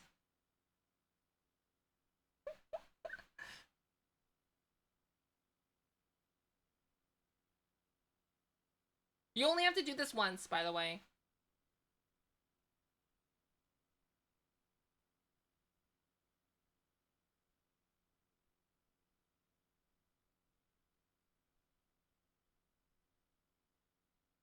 Okay, so once your shaders have compiled, and don't worry, you don't have to do this very often. Basically, it's a one-time deal. Once they're compiled, unless you decide to rebuild them.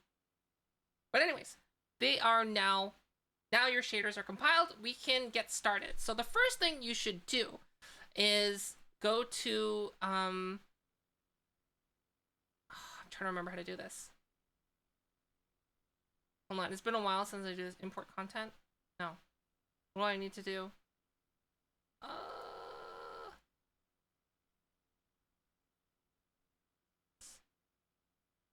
Okay, so the first thing we're gonna do is we're gonna go to the blueprints and we're gonna make a new blueprint from class.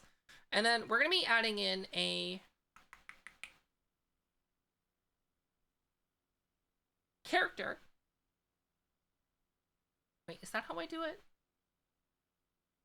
Oh, it's been so long. Was that it? No, that's not it. That's not how I do it. Okay. No, I don't want to do that.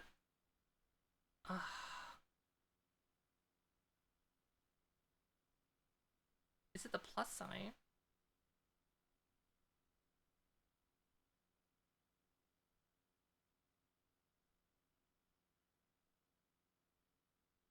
Hi, Koala.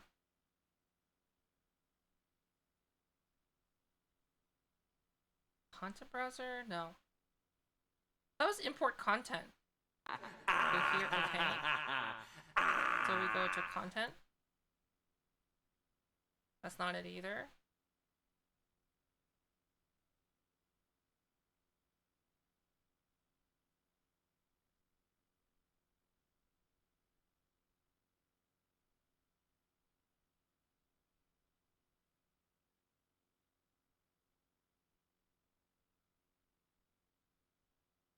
Oh my gosh.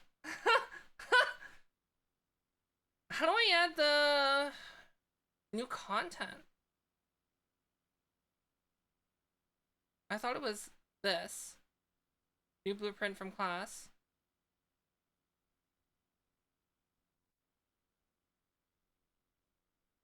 But it's not.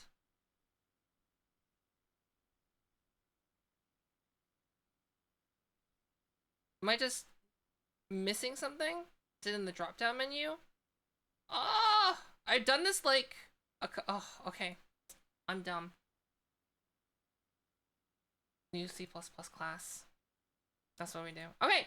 So now that the shaders have finished compiling, we're gonna go to Tools, New C++ class.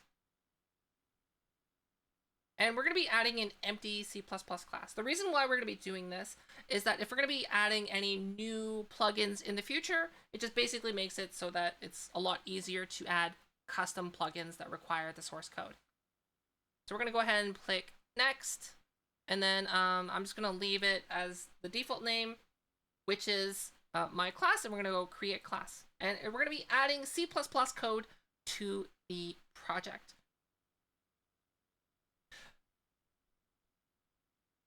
Okay, so now we're going to be successfully added. However, you must recompile for your tutorial. Or would you like to edit the code now? Sure.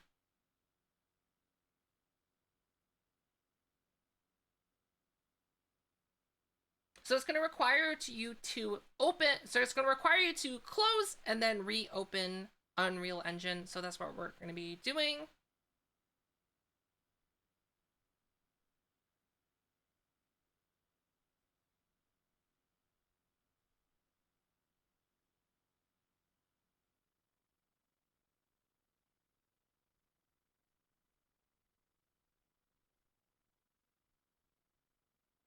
It's just doing Visual Studio right now, but I can't move it. Okay. So we're going to go ahead and exit and save. And let's go ahead and reopen it.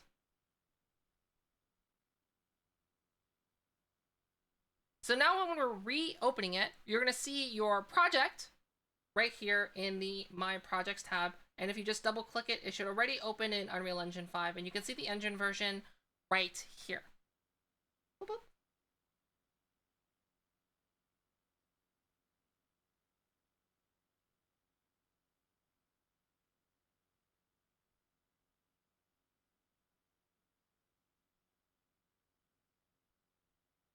Windows 11? I know some people have been having issues with Windows 11. I had 0 issues. So it's fine for me.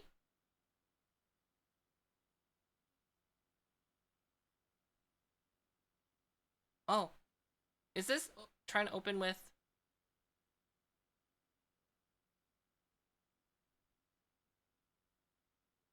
He's trying to open with Oh!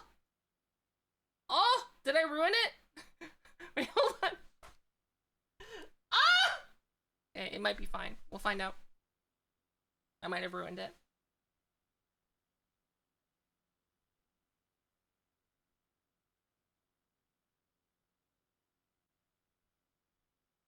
Did I ruin it? I tried to recompile it into Unreal Engine 4.27. Yeah, I did.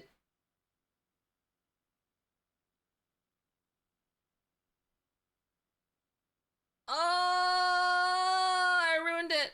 I was trying to be quick. Oh, it's launching.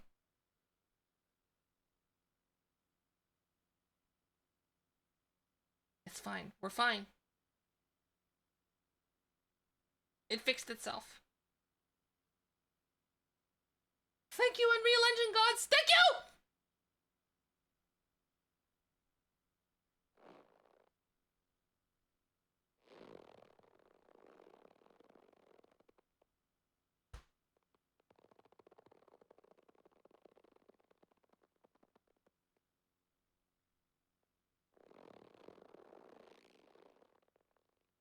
I'm filming. Stop! I'm trying to film.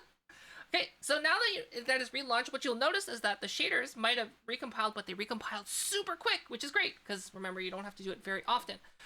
So the next thing we're going to do is we're going to double check the plugins that we have available. So we're going to go to Edit, Plugins, and there's going to be a couple plugins that you're going to want to have enabled. So one is going to be Live Link. So we do have Live Link already enabled because that's part of the virtual production template. But what I would also recommend is you might need to use this later, adding in Live Link Control Rig. So we're going to enable that.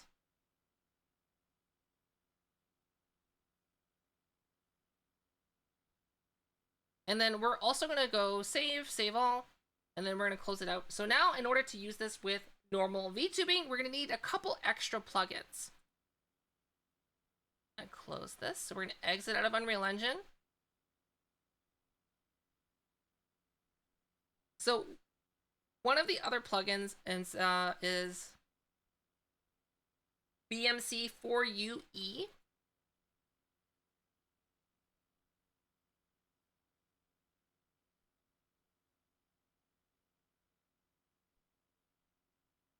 So what this plugin enables, this plugin allows you to import VRM VTuber models into Unreal Engine with some toon shaders. Wow. So what we're going to do is we're going to go to the releases, and you're going to scroll down, and you're going to download the latest version for Unreal Engine 5, which will be right here. Boom. And the links for these are going to be down in the description below. We're also going to be downloading the UOSC plugin as well, which this one was recently updated 2022. So we're going to be downloading the latest version right here.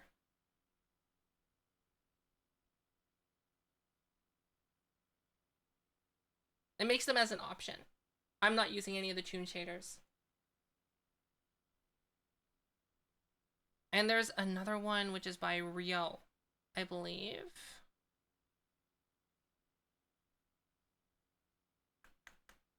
It's on their wiki.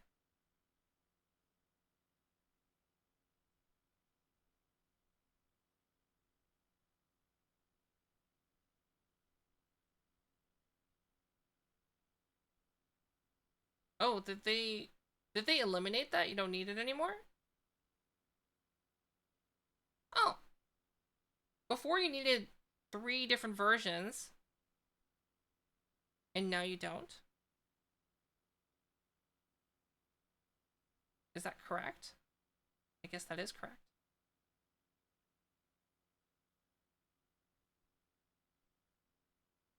Interesting. I haven't done this in a long time. I haven't done it since I originally used it in that video. Basically, that was the last time I used it.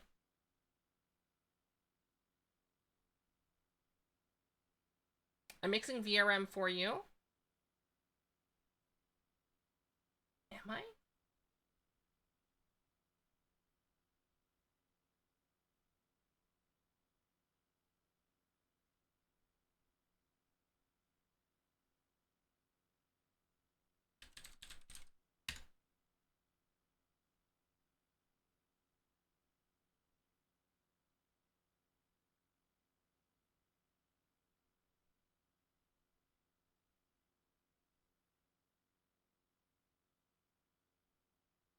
Oh, you're right, I am.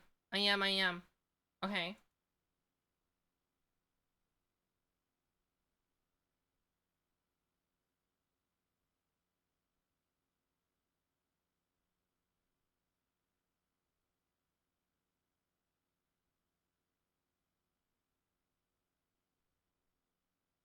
You're right. I did forget that. And you're also going to be needing VRM for you, which you can get in the releases here as well. Make sure that you download the latest version. You can just check when it's been updated right here. And now we have all of these different versions installed.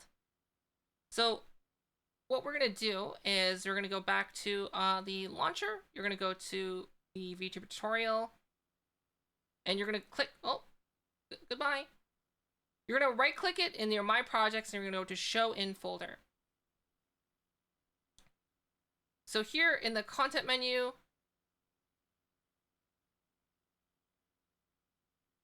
Hold on a sec.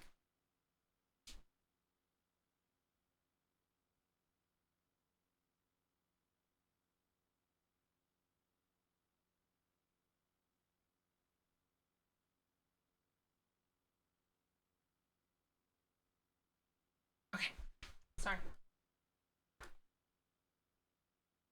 So here you're going to have your main folder, your main directory for your project. So what you're going to do is you don't have a plugin folder. So we're going to add a plugin folder.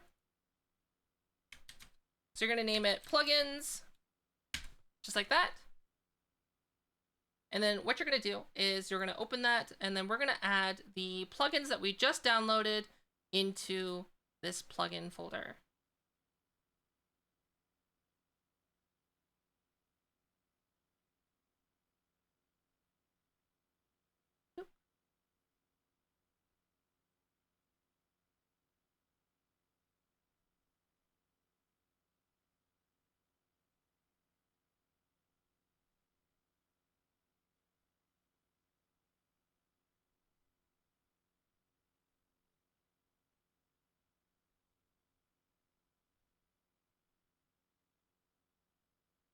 So when you're done, you should have 3 new folders in your plugin folder.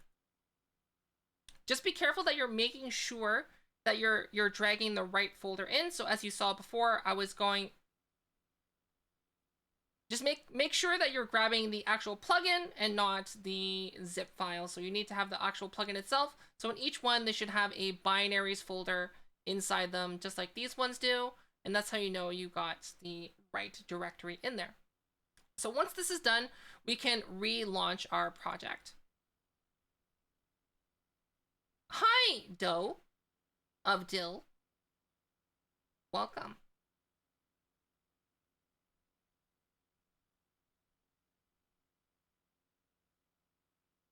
And we're going to open our project.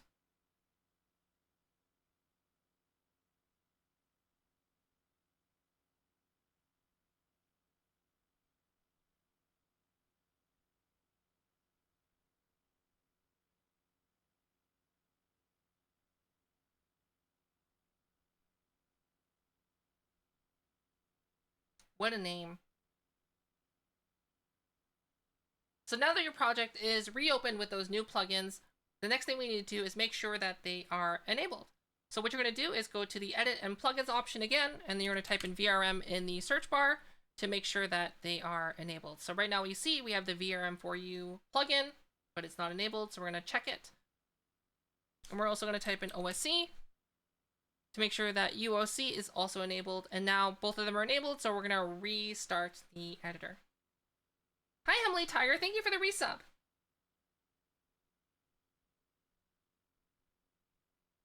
Glob, thanks for hanging out. See ya.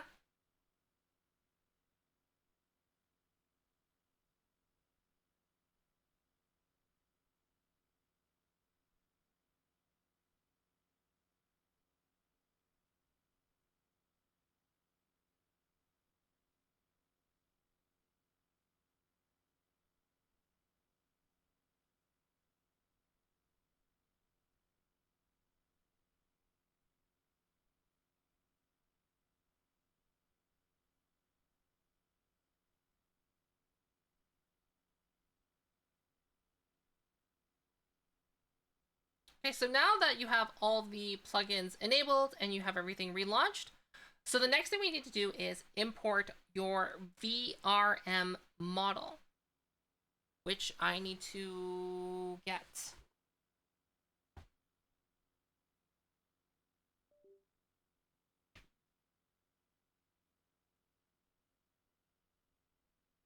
Oh, one of my trackers turned off. Oopsies. Give me a second.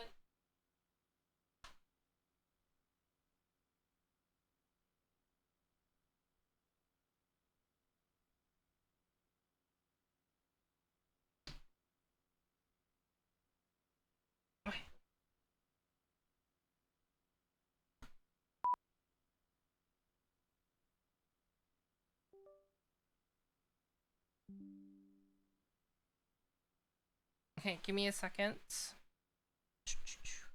I just need to search through my files.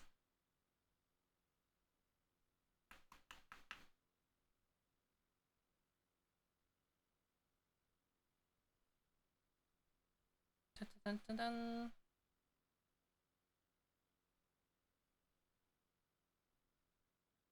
Okay.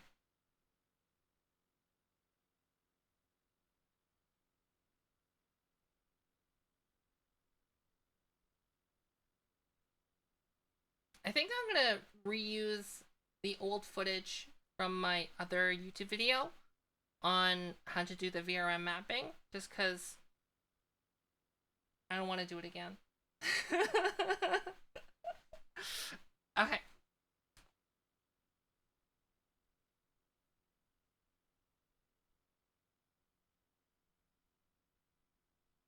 So what you're going to need is you're going to need your VRM model, and then you're also going to need a VRM map. So if you don't know how to do a VRM map for your model, I'm just going to insert a clip right here from my previous video on how to do that. You will need Unity in order to do it. If you have purchased my Fattori model, which I'll also link down in the description below, it does already either come... In the future, it will come with a example Unreal Engine and Unity project, but currently, it will come with a VRM model and a VRM map already baked in. So we're going to be using the Fattori model that we have right here.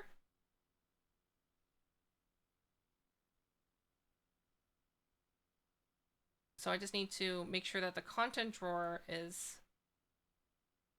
Oh, content. Like this. So what we're going to do is first we're going to drag in the VRM map to import it. So you can just drag it right into the content browser, right into the content window right here, like that. Oh, and it should import in the content drawer, so we see it right there. And then next, where's the zip file?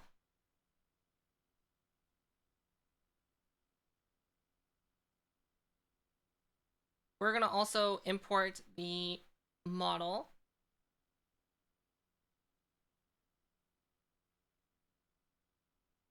Just like this.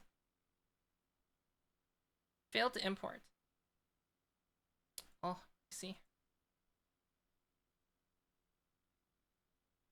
I think I have it. I think this is the older version, but I think it's fine for this video.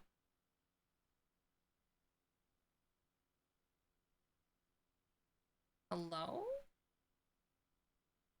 If you're having a problem and you're not able to import your VRM model like I am right now, sometimes the VRM plugin is a little finicky, so you just gotta restart. This happens sometimes, so just save all, close, and we're going to restart it. Cole Formal, thank you for the follow.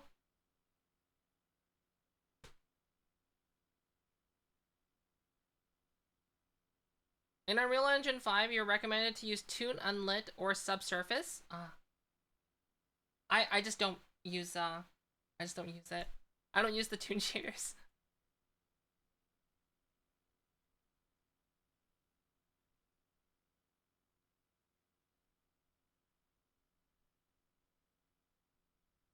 I'm just using like PBR shaders. Physically based rendering shaders. Oh, no Toon shaders.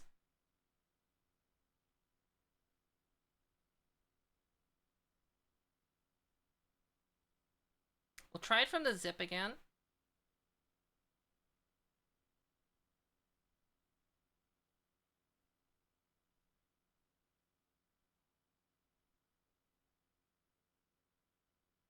So now that you've restarted, we're just gonna go ahead and... Oh, it's from the 14th anyway. Okay. Failed to import. Why are you failing?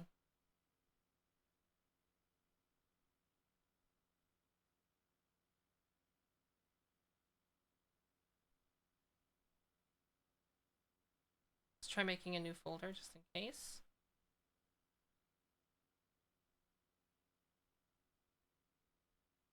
So if you have an issue with importing the model, try adding it into a new folder. So that's what I did right here. What we're gonna do is, so I made it in a new folder, and then we're just gonna leave everything as auto mtoon unlit, and we're gonna press import. It's so weird that it did that, right?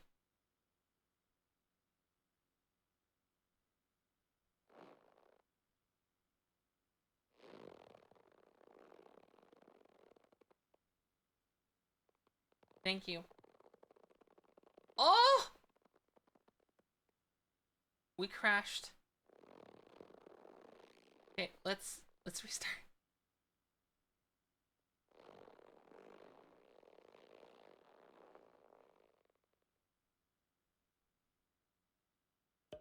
I've had it crash on me a few times when I was importing.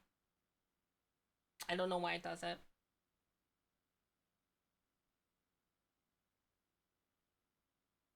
I actually no longer use VRM models in Unreal Engine anymore.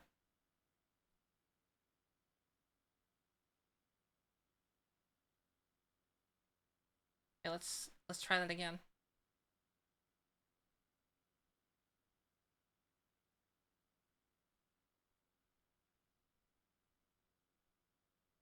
Hi, Blondie.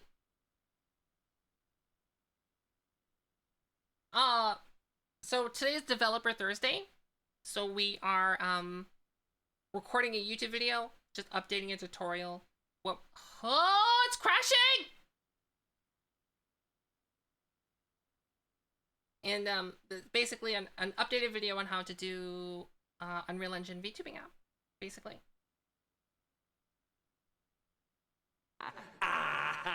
Don't laugh at me!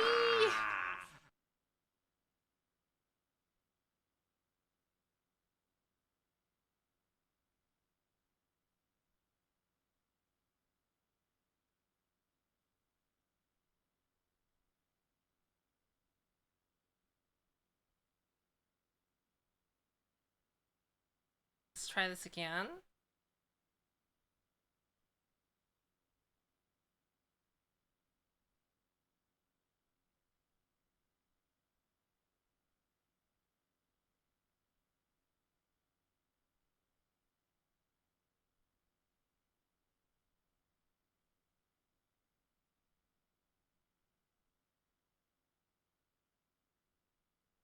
Mtune unlit. Import. Fingers crossed. Don't crash. Please?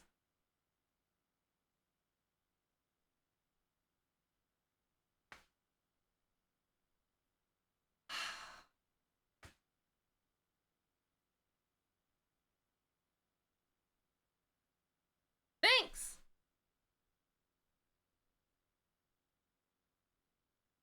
I don't know why it's crashing. Obviously, like, I've done it myself. I was having some issues with VRM before, but like it was fine.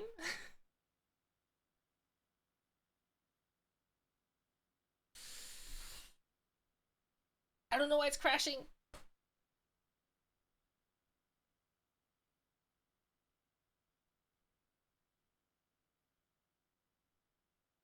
Content drawer. New folder.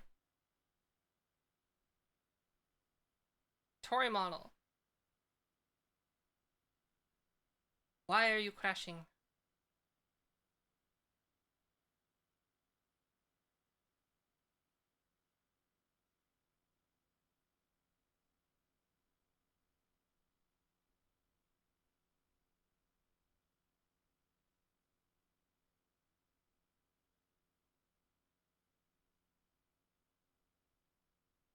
Oh, is it because it's trying to retarget?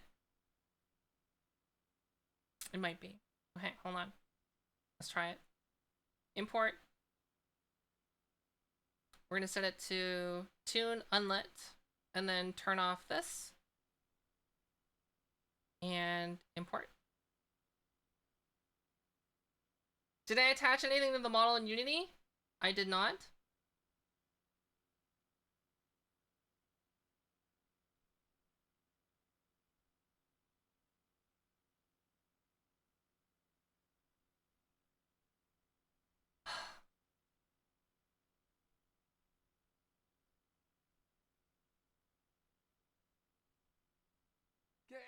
Gary!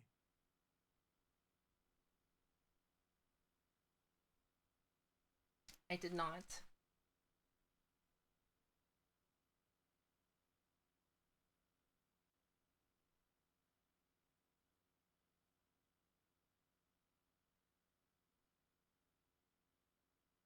Do I just have my own model in here? Hold on, let me look. I might just have my own model in here, and I'll have to figure out why. If that works, then I'll have to figure out why the Vittori model works and mine doesn't.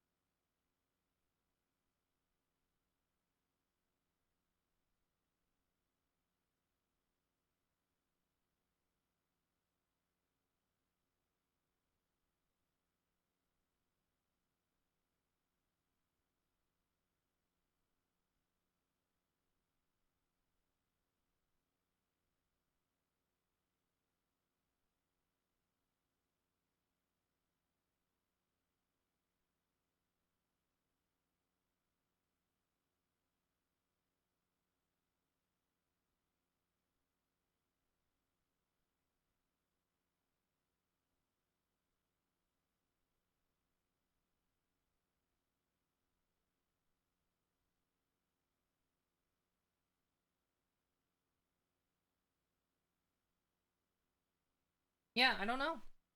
Why is it being so picky all of a sudden?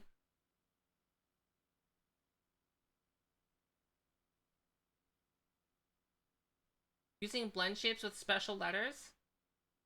So 3 reasons you found causing attaching objects in Unity, haven't done that. Adding shaders in Unity, have not done that. We're using blend shapes with special letters. I have done that. I have done that.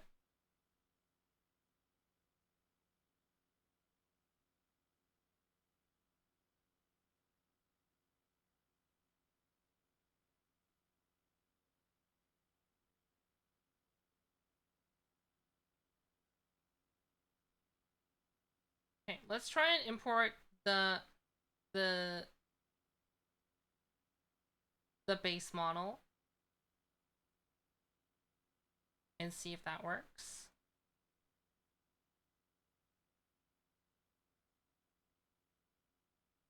Failed to import. Okay. Try this way. Unlit. Actually, auto tune. Import. Try this again. Crash.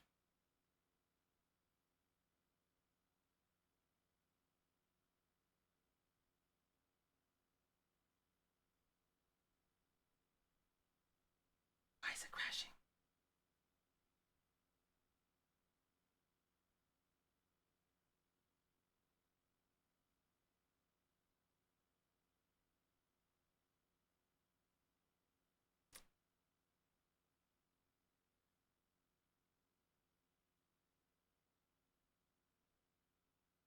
I don't have those downloaded.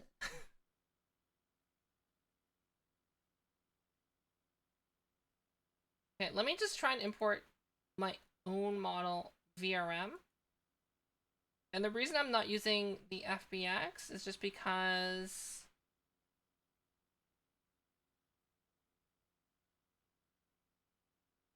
that can create some issues. Because most people don't know how to use an FBX, basically.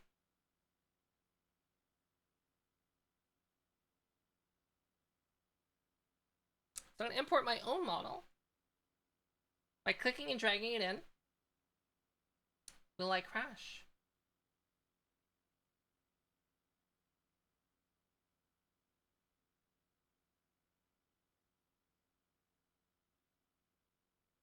I did not crash. Perfect.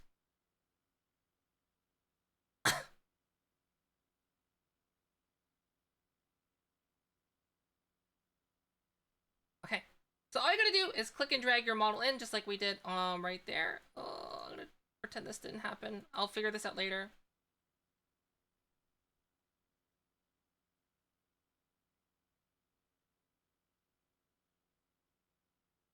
guess we're gonna need the VRM mapper, aren't we? So I guess we're gonna do the tutorial on how to do that. Unless I can find the U asset for that. Okay, hold on. I might already have a map for that. Give me a second. It would be here, content.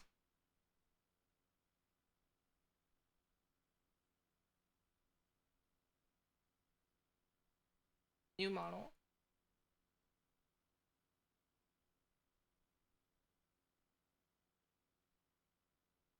No.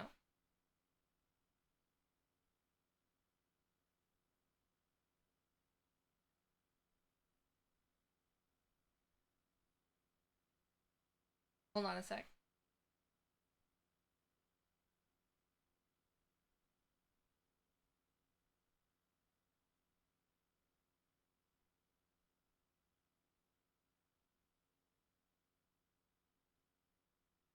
I think this is it. I might just have to make it.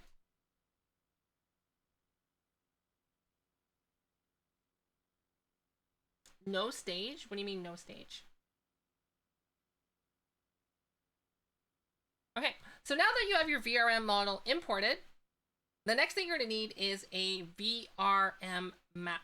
Because right now you can bring your model in, no problem. So like right here, you're going to see you're going to see the name of your model with a light pink lavender line, and you can, that's your skeletal mesh, and that's where you're going to click and drag into the scene just like that.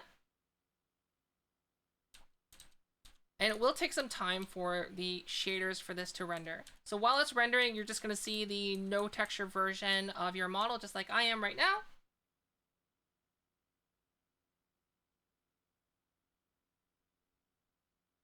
And in order to get the VRM map, we're going to be needing to download an extra plugin for Unity.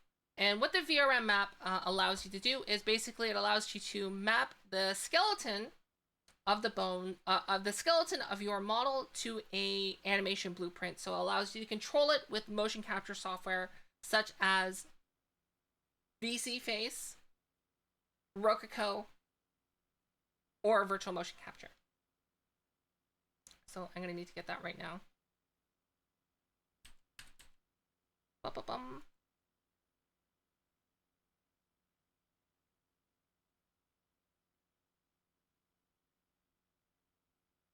So we're going to be going to this GitHub. Once again, the link is going to be in the description.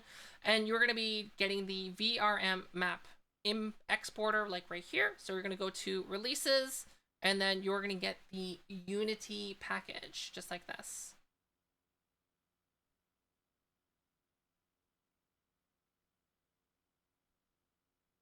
So what I would strongly recommend doing is that if you haven't done this before, or if you don't have if you haven't done this before, as I would recommend checking out my Unity tutorial on how to convert your model into a VRM, which you should see popping into on the upper corner up there. And you should be using that very same project file.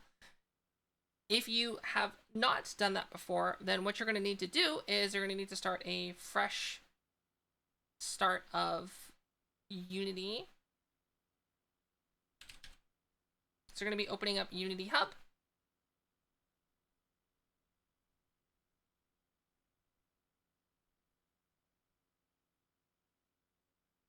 It's going to wait for it.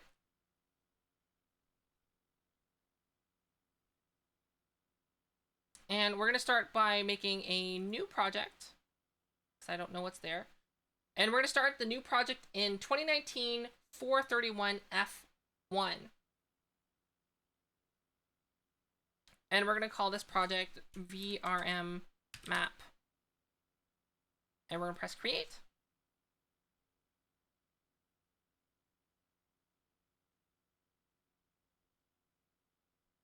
What you're also going to be doing is you're going to also need another plugin. What's the plugin called again?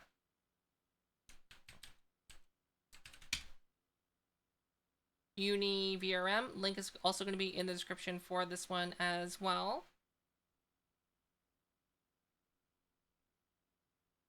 And you're going to go ahead and download it as well.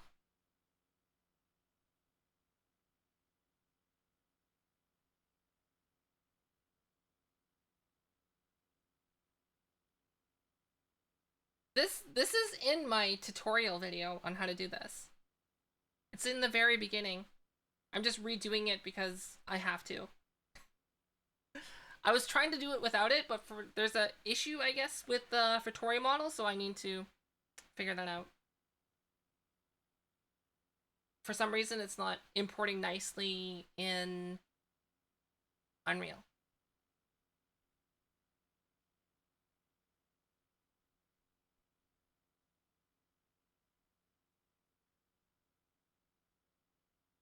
Come on, Unity. I believe in you. I believe!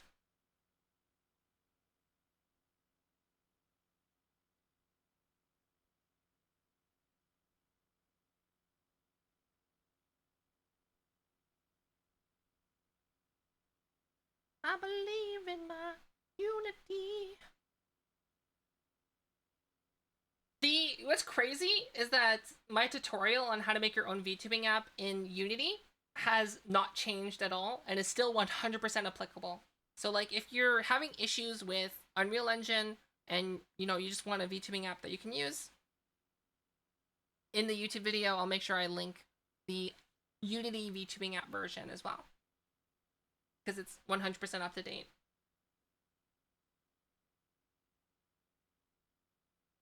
Oh, I have my Twitch notifications off. I just realized that.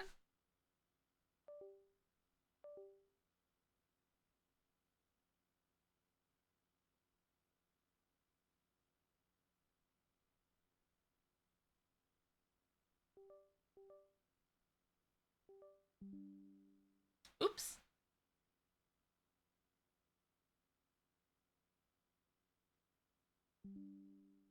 Oh, what is this layout? Hello?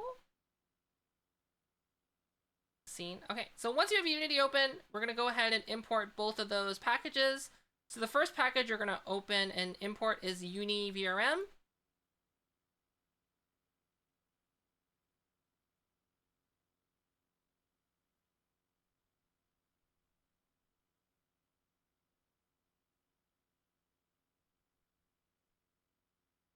And it's going to ask you to import all these things, so we're going to go ahead and press import.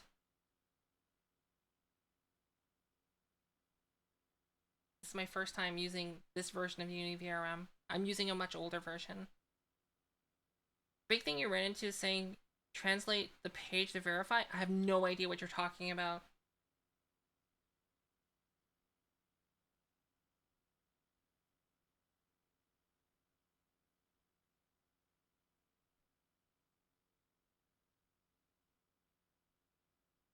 Some plugins were not in English? Oh. Yeah.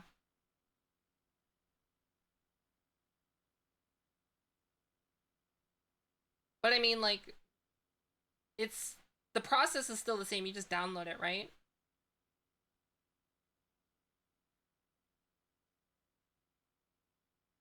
Come on, Uni VRM. You can do it. I believe. I believe.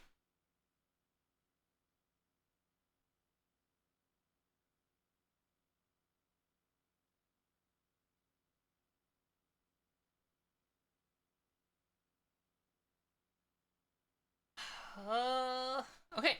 Oh, imported. Yes, use recommended linear. Perfect.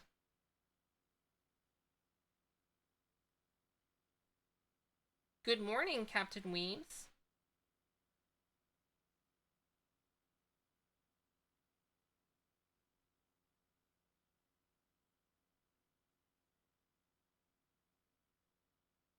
Oh, it's torture having no music. Okay, we got it imported. Perfect. So UniVRM should be imported, and you should see something like this. UniVRM 0 on the top.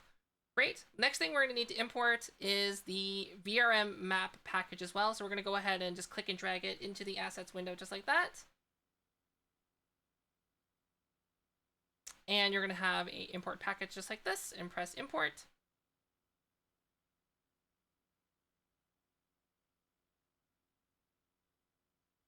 And then to know it's successfully imported, you should have a VRM map menu just like this at the top as well. So in order to get a VRM map, what you're going to need to do is you're going to need to make sure that you import the very same model that you're going to be using in Unreal Engine. So you're just going to click and drag it into the assets window just like that. So you're going to be importing your VRM model. If you don't know how to convert your model to a VRM for VTubing, I do have a couple tutorials that you're going to see popping in the corner just over there.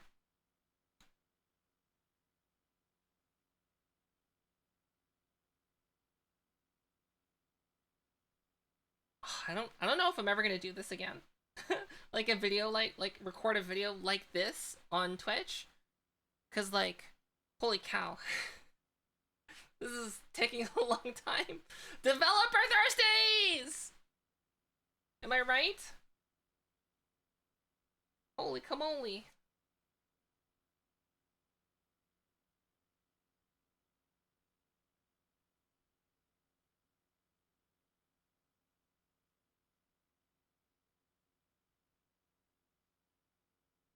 It just takes so much time and so much dead air time. Okay, awesome. So I believe I don't actually need to click on it. Right?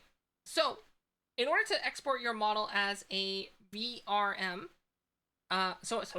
in order to export the VRM map for your model, so when your model is finished importing, you're going to see a package, a prefab package of your model. So you're going to click on that. You should see the blue cube, and then in the bottom corner, in the inspector, you should see all of this information pop up. So you're going to go ahead and click on that, and then go to the VRM map and press export, just like that. And it should have exported it. So let me double check. Yes. So then what you can do next, once it's been exported, you can just go right click right here and go to show folder. Sometimes it'll update and you can see it here, but when you click show folder, you'll see the assets menu and you'll see the VRM map right there. And that's what we need. So once we are finished with this, we can go ahead and close out this Unity project.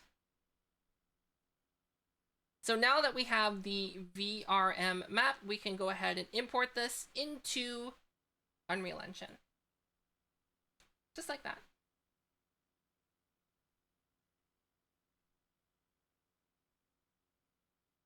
So we have our model right here in the scene, but we have no way of moving the model because if we press the play button, well, nothing is really happening. Oh, cursed. It's cursed. I think it's because it's interacting with some of the colliders. Hold on. Yeah. So we see that nothing is actually happening with our model because we have no way of moving it around. So what we need to do is we need to create something called an animation blueprint. And that's where that VRM map really comes in handy. So how we're going to make a animation blueprint is very simple. So all you need to do is find the skeletal mesh of your model. So that one with the lavender pink line, and you're going to right click it and we're going to go to create and then animation blueprint, just like this. And you can name it, just for the sake of this tutorial, I'm going to commit a sin and not name it. And we're going to go ahead and double click it once it's opened. Once it's been created. Bum, bum, bum, bum, bum. Cool.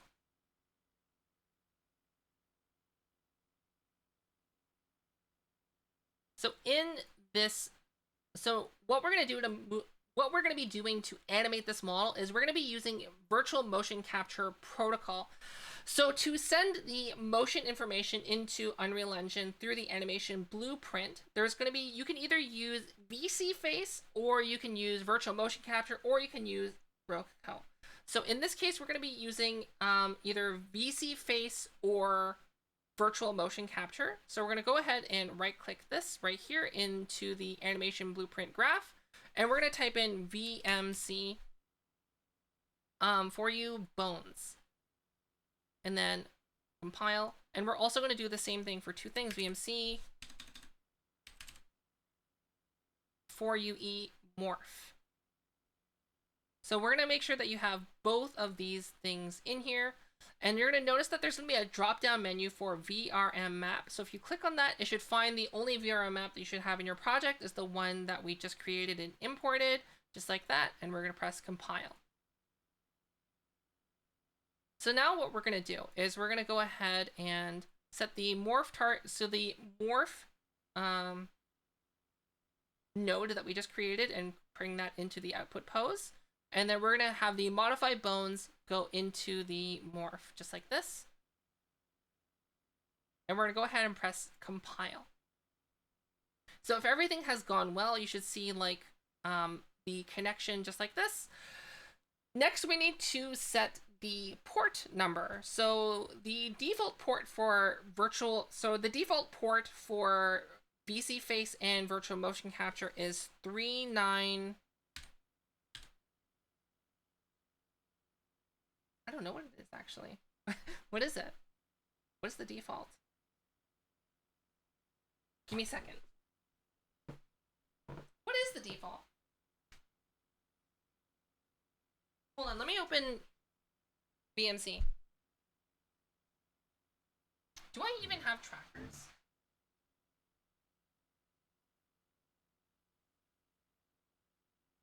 You know what? I'm just gonna use VC Face. I'm just gonna use VC Face. Do I want to use VC Face though?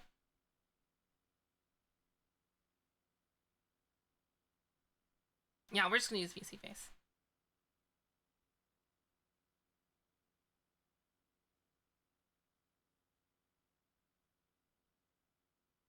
I don't remember what the default part is.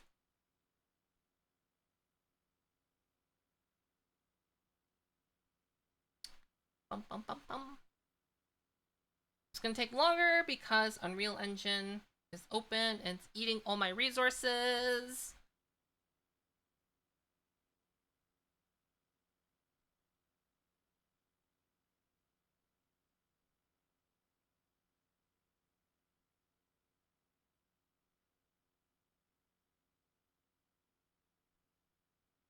Cool.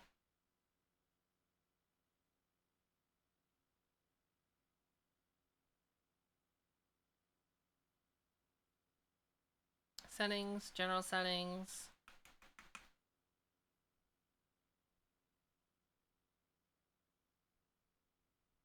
$39544. Okay. So for this tutorial, we're going to be setting our port number to 39544.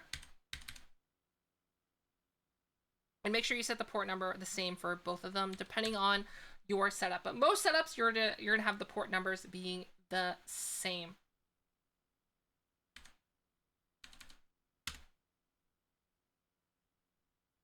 So just so you know how the different port numbers are going to be working here, this is going to be for the bones. So like basically what's going to be driving your model and moving it around. Whereas the morphs are going to be like for your facial tracking if you have it. If you're using an application like VC Face, that's going to be controlling both of those at the same time.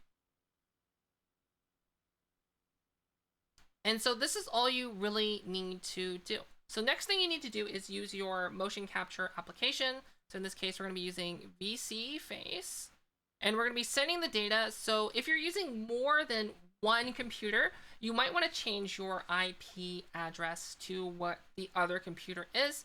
So what you can do if you don't know what your computer address is, where you're going to be sending the data to Unreal Engine, the computer that's running Unreal Engine, you can go to the Start menu, and you can type in CMD.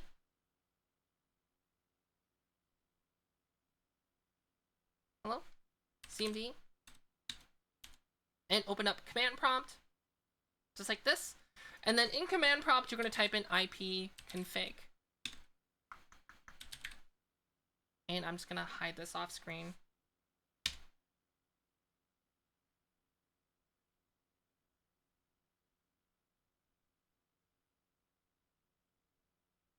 So in ipconfig, you're going to be able to see your local network address right here, and that's where you're going to be typing in if you're using a different computer to send the information to the computer that you're receiving. If everything is on the same computer, you can just leave it at 127.0.1.1, and then you're going to send the send motion to the same port number that you have set in Unreal Engine in that blueprint.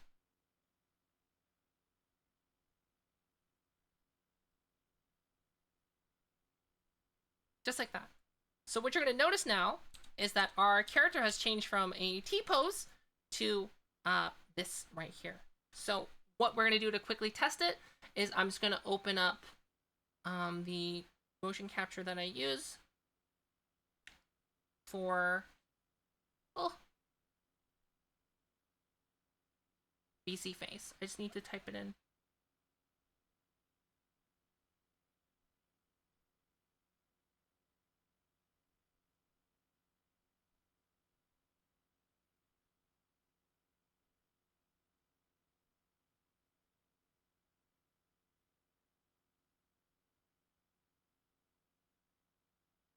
And I need to set this up to receive that as well.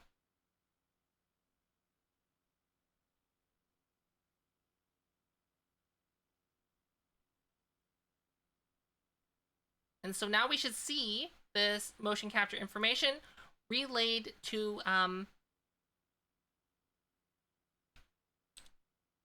Unreal Engine. See? Boop.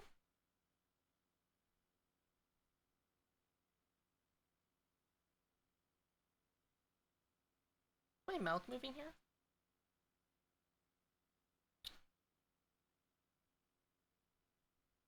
I might have changed them. Okay. So now we have this in our project. Just for now, I'm just going to switch back to live link face. So now we have the animation blueprint set up. It's really that easy just to have the basic motion capture set up. What you need to do is when you're select your model back into the scene, go into the details panel, which I'm going to move out over here just for ease of use, just so that everyone can see it. And we're going to go to use animation blueprint. So we're going to select the animation blueprint that we just made, which you can find in the drop-down menu just like that. And that should be everything you need to do. So we're going to move that back over here. So then from this point on, all you need to do is just press play. And then you have your model that is tracked in VC face. Just like that. And that's how you make your very own basic Unreal Engine VTubing app. Done. Get it.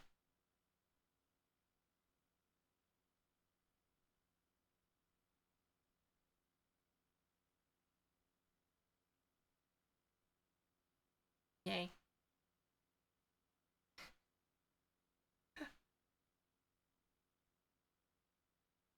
Okay, I can stop recording.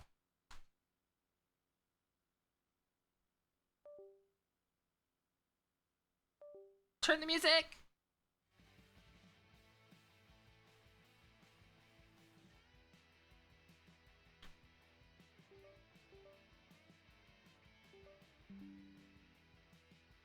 I'm gonna have to do some B-roll for that as well, where I'm like moving around.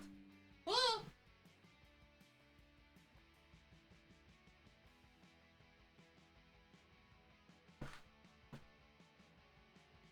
Oh, that took so long!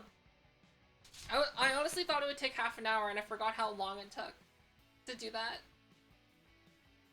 Oh, the suffering! The suffering!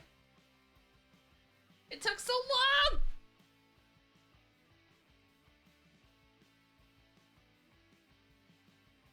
It took way too long. Holy smokes.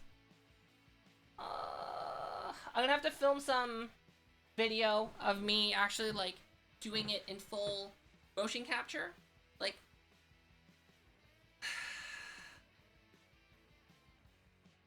yeah, I'm gonna have to do that.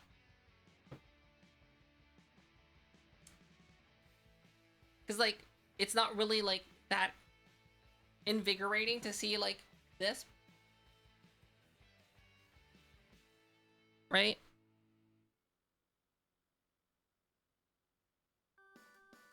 But that's it. That's basically how it works. It's not... It's a lot easier than the other method before, right? Using source code. Right? Right? Because before you had to go... The other way is, like, technically, like, the proper way to do it. But it's long and hard. That's what she said.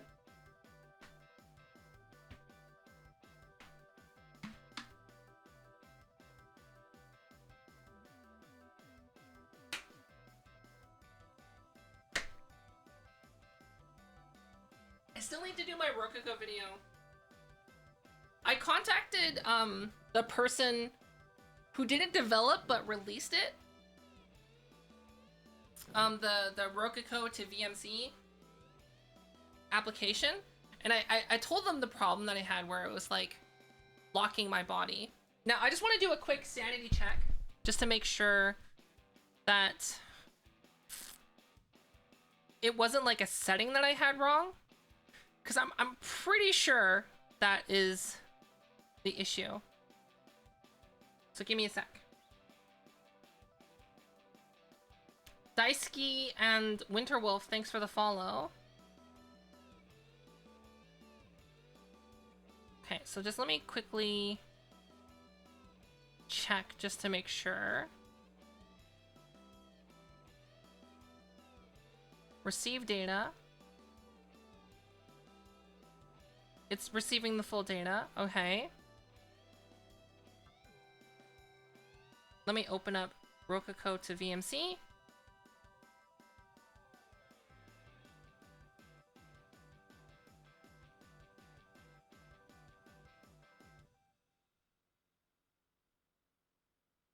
Just to make sure.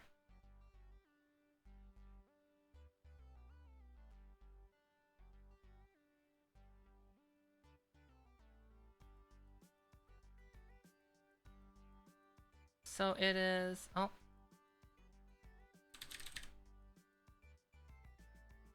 Give me a sec. Making sure it's sending. Live stream is on. Do Unity. Port 14043. Yep. Okay. Green screen.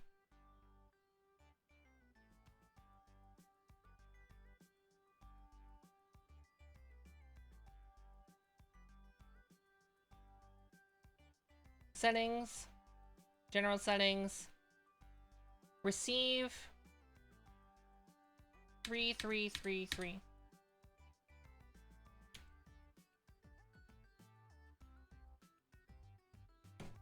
Okay, so does it... Yeah, see? Why does it do that? It still does that. So I told them about this problem, and they're like, that's weird. I never had that problem. Right?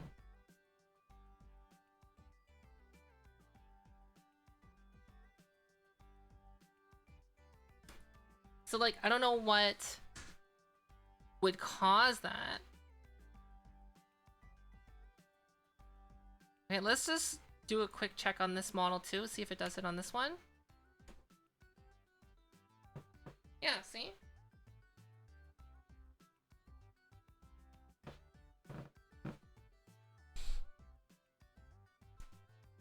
So that's like a huge issue. Let's try on Ashu's model.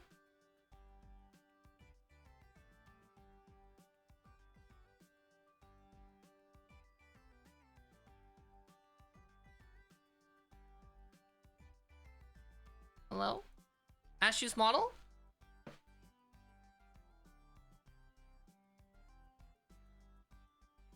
Ashu's model? Are you going to load? Oh, I'm also in VR for some reason. Quit Steam VR. Did I crash VC face? Maybe. Maybe I did.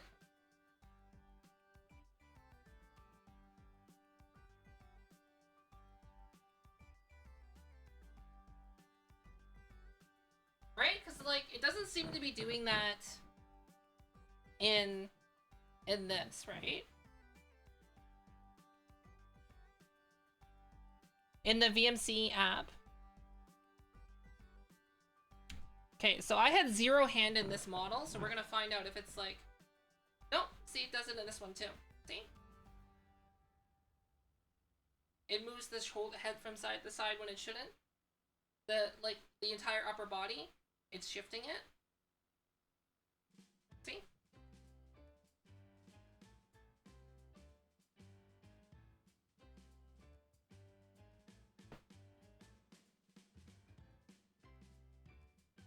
So I don't know what's like causing that issue. But like, can you see it in this one? Hold on. Is it shifting the...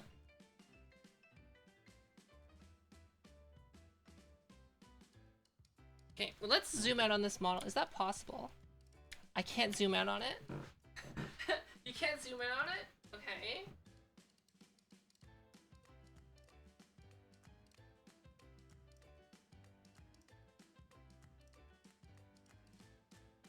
There's no point of reference, so I can't actually tell how the model's like moving. Right?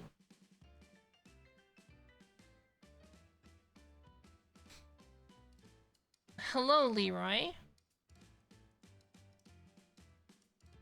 So like, what could be causing the issue where in VC Face it like shifts it? So like here it's fine.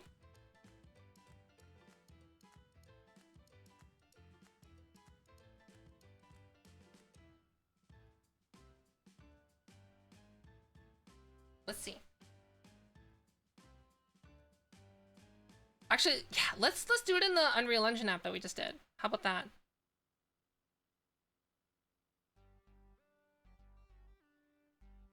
We'll just do it in there. How's my body movement so smooth? What do you mean? It's always this smooth, see?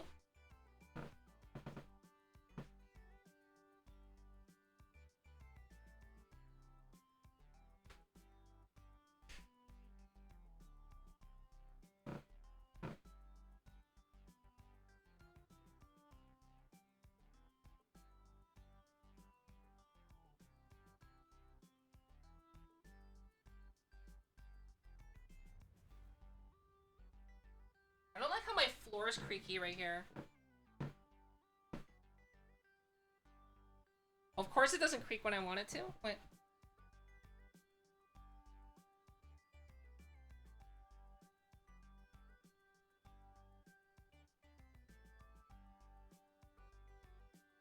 Okay.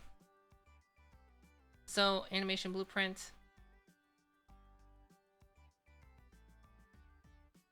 What do I use for my body movement? I use Rococo. If you use code RKK_Fofamit,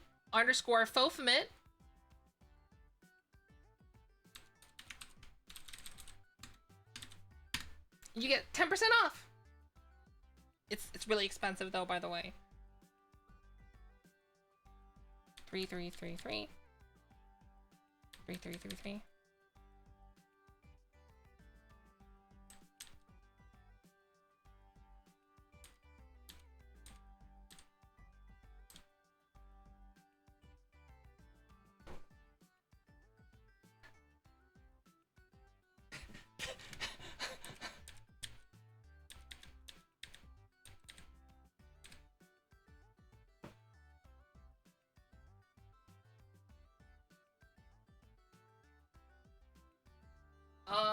I know what's happening here.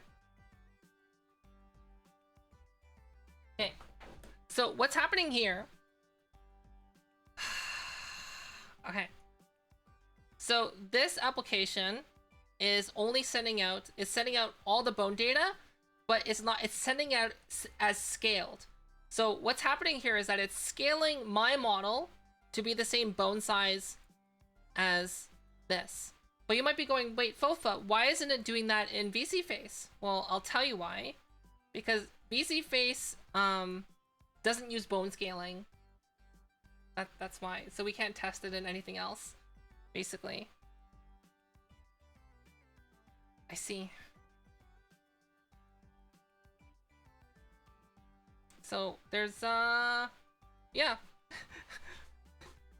So this application is just flawed, basically.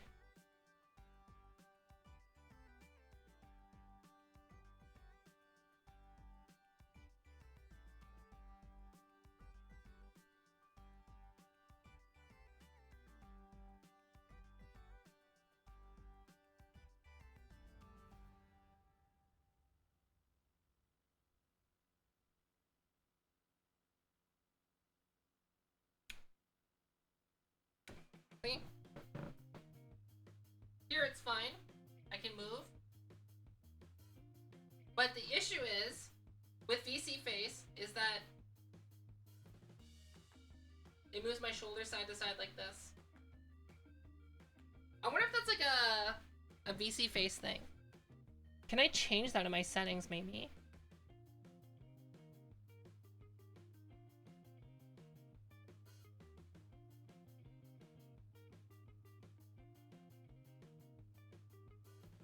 I don't know. It's not a Roku so that's not a Rococo thing. That's a person who's made this plugin. So this is like made by like 2 people who made this.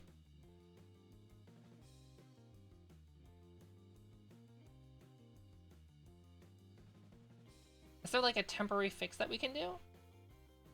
Okay, hold on.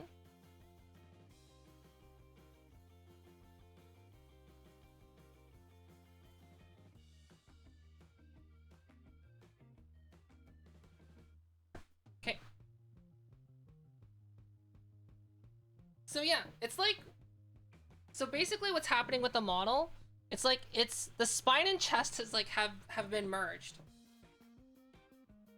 Right?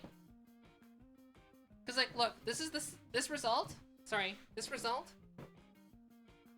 Whereas if I turn off spine and chest tracking, it's like the same result. See? So I think what the issue is whoever made this application, have the spine and chest information sending out into the same place, and that's probably what's happening. But like, it's pointless for them to so the reason why it's doing that in Unreal Engine, it's pointless for them to fix that, because the reason is because Rococo natively supports sending motion capture data to Unreal Engine and Unity anyway. So like, why would they, you know, make that extra layer on it, right? It just doesn't make sense.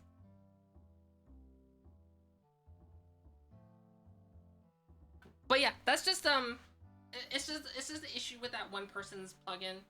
It's probably a super easy fix.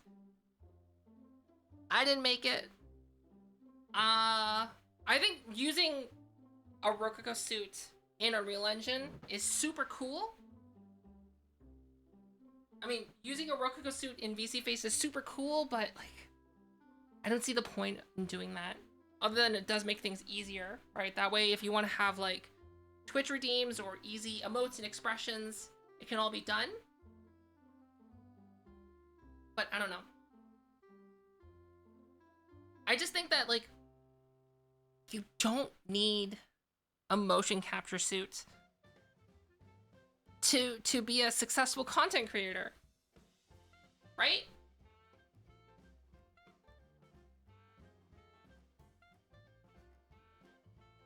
Because I think anyone who would tell you, like, anyone who would tell you otherwise, I don't know why they would do that. What? Motion capture. Motion. Yes. I don't have motion. Yeah. Yeah. Because, like, And this is coming from someone who has a partner discount code. Get 10% off, RKK_Fofamit. Get 10% off your Rokuko suit. And I'm telling you, you don't need to get one. But if you want to save 10%, if you're buying one anyway, you know. The video for that's going to be coming soon.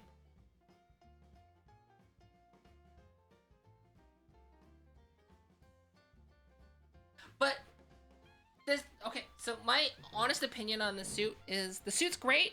There are a few problems, but they're working on fixing those problems.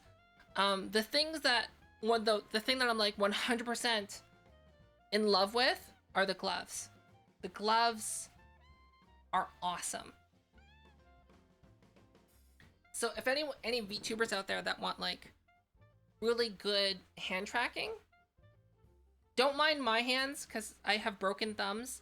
I haven't fixed it. I'm just lazy.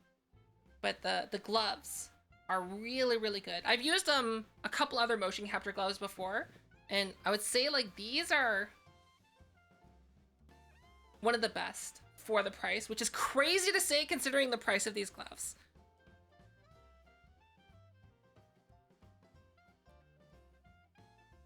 The Neuron? Perception Neuron? I'm gonna be talking about that maybe in my Rokuko video. Because I'm debating whether or not to have that in there. I'm like, why? Why did I choose Rokuko?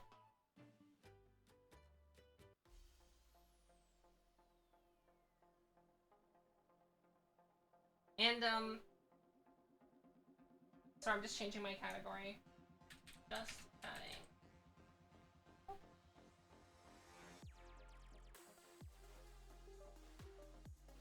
Yes, the gloves are expensive. But the thing is, I'm still standing by my statement. You don't need motion capture stuff. Right? Like, for example, like some of the biggest VTubers out there literally just use a webcam. And then they just have like half body and they go like, oh, like that. That's all they have. They don't need hand tracking.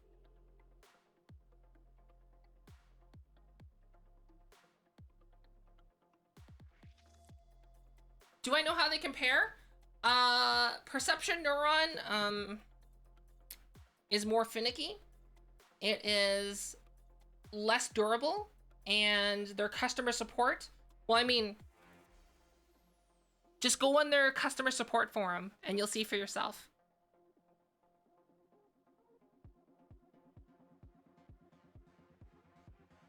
Basically. So like I said, this is coming from someone who's, I'm partnered, I'm sponsored by Rokuko, and I'm telling you, you probably don't need a suit. Right? You might be thinking, well, wait, why did I get one? It's because I always wanted to have full body motion capture. I was using VR before. VR is kind of a pain, but like Rokuko really excels at subtle body movements. Do you know what I mean? So like, for example, I could do like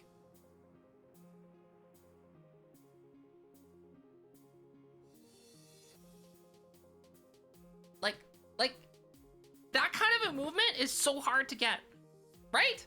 Like with VR tracking, you can kind of do that. It just won't look as nice and as smooth and as natural. But where does like Rokuko kind of like fall short? It falls short in like Alvin_Martinez_cheered depth it's not 100. good at capturing you sitting still. Alvin, thank you for the 100 bits. And let me give you an example. Oh. I'm no longer to send notes to Unity. Let me give you an example of where it doesn't excel. Okay. So look, legs together, chair. My legs together, they're staying together, right? And I'm gonna sit down. Both of my knees are touching, and I will not move. And what you're gonna notice is that over time, I'm gonna start getting drift. Wait, hold on. Let me move closer here. Legs are still together. Same position. Sometimes it takes longer than others. Let me grab the mic down. And just know that right now my knees are touching. I'm not moving my knees. And then you're already noticing them, like, I'm already noticing that my arms are drifting a little bit. And look, oh look, my knees are still, look how far apart they are now. Right? See? They're together now because I moved a bit. But like, if you're sitting still and you're playing a game, like, look at my arms now. They're like drifting this way. It's because the motion capture suits are meant to track movement. And if you're sitting still, it's like it has no idea what's going on with your body. So like, you're gonna get this weird drifting. Like, look at my leg. Oh my gosh. Look at my leg. See, look, it's like a little cursed. It's doing an okay job, but like, you're gonna see, right? That like, as soon as I stand up and I start moving around, it fixes itself. Because that's what it's good at. It's good at tracking your motion as you're moving around, basically. So as soon as you sit down and stay still, it's gonna have a lot of problems. Yeah, sometimes it like makes my arm go backwards, like this. Right? But like, as soon as you stand up, problem solved. Hi, Virtual Dinosaur. So that's the thing I'm gonna mention, is that like, if most of the content that you're gonna be making as a VTuber is you're gonna be sitting down and playing a game, like, my knees are touching right now, by the way. If you're gonna be sitting down and playing a game, and that's all you're gonna be doing, don't get a suit. It's not worth it.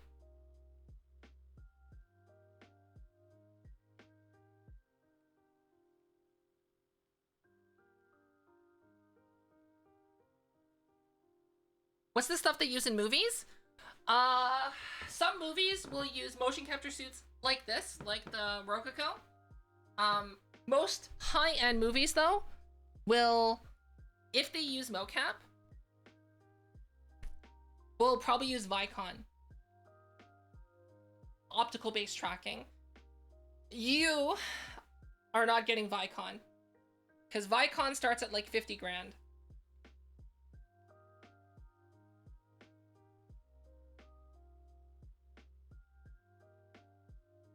Will I ever use a video of what other VTubers use? Well, I mean, it's pretty simple to tell if someone's using a motion capture suit or not, right? It's pretty simple. I don't think it's difficult to do that. Because like, all you gotta do, like, if someone's just sitting down, like, you're not gonna be able to tell anything. But as soon as they stand up and they start moving around, like, you can tell by like the subtleness, like how fluid and subtle their body movement is, basically. They either use OptiTrack or Vicon. Correct.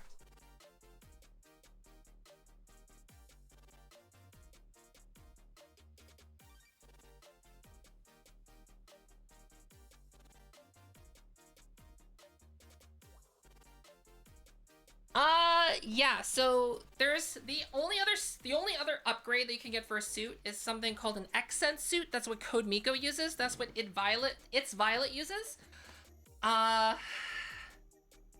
The Accent suit costs like 15 grand. And then you have to pay like a $10,000 a year license to continue using it. So just so you know, Rococo also has a license as a, you know, a thing to let you know. So, but how the license works for Rococo is if you just want to do local recordings, so that means if you're doing YouTube videos, animations, things like that, it's a one-time payment. You just buy the suit, you have it, you can record stuff, boom, bing, bang, boom, you're good. If you want to do live streaming, so that means sending your data in real time to another application, that's when you have to pay. It's like $30 a month.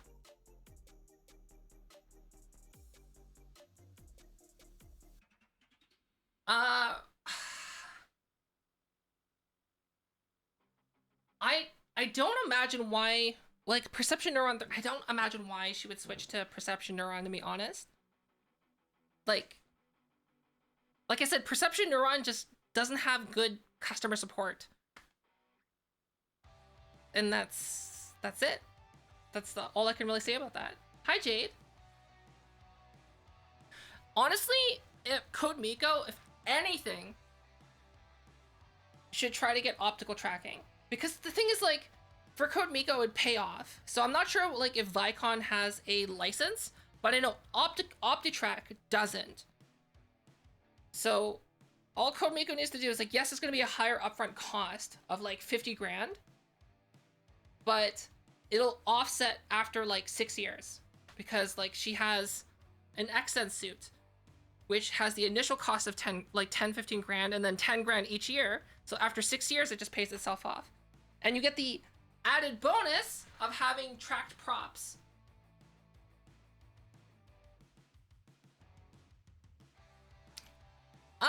Actually, for Accents, Code Miko's kind of small fry, to be honest with you.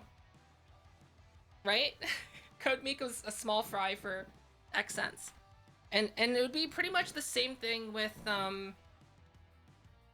OptiTrack or Vicon. She would also be small fry. Because, like, you gotta keep in mind that OptiTrack and Vicon, that's, like, what's used in Hollywood productions with, like, budgets of $100 million. Right? Whereas, like, I'm just gonna take a wild guess and say that Code Miko does not have a $100 million budget.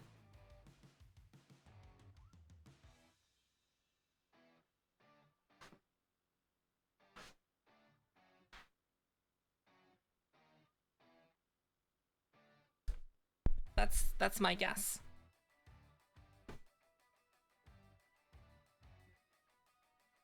Preferred customer service from Neuron?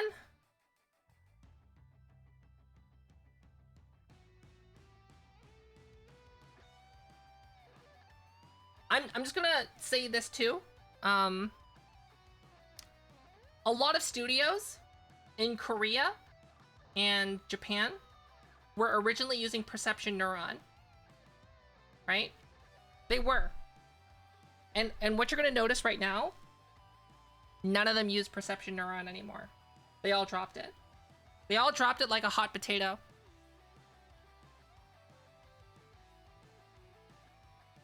All the studios in Korea and Japan.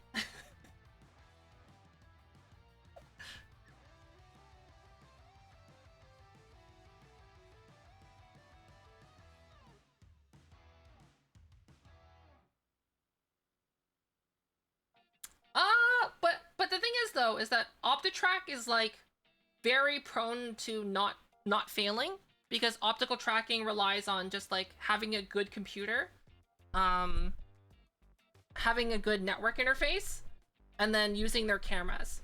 Like, their secret sauce is their camera and their software. And cameras don't really die that easily. So, and then their trackers are just reflective balls that you can just make yourself by getting, like, little styrofoam balls and then painting it reflective paint.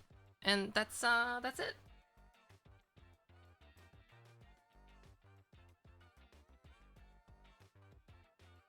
They were using, I don't remember which one they were using. I haven't kept up to date with Perception Neuron, to be honest.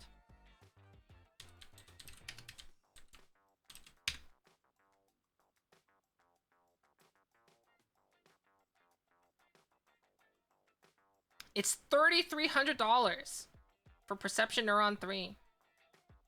Wow.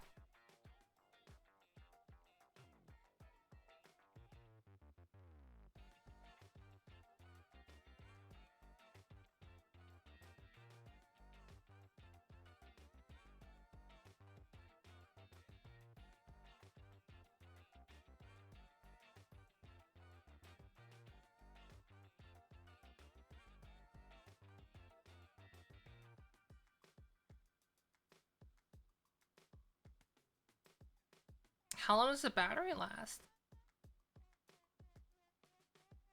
How do you charge the sensors?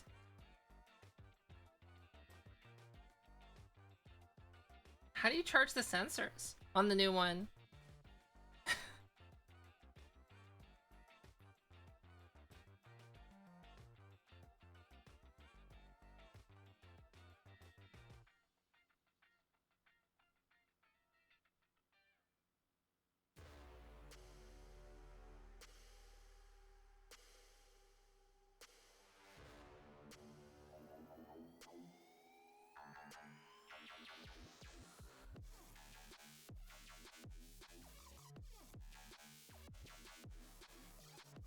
Perception Neuron Studio.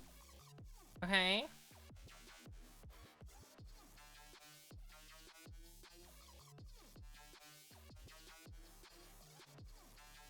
So what's the battery life on the sensors? Because it looks like they don't charge by any... It looks like they charge by putting them in the dock. Which is kinda oof, depending on the battery life.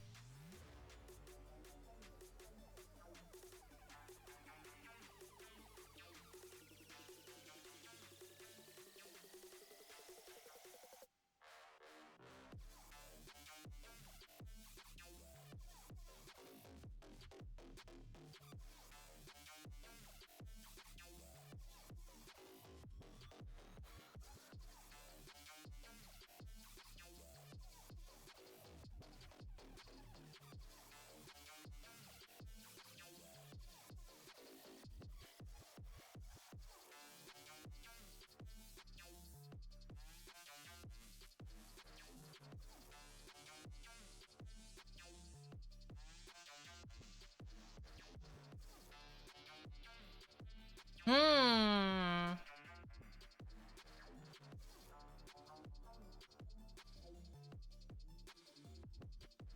So how much is this? It's 7 grand. Plus that. So that's like $9,000. There's a product comparison page.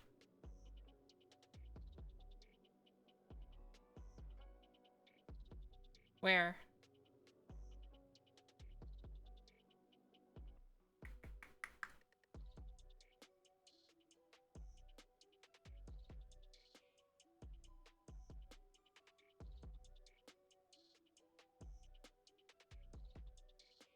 Product comparison page.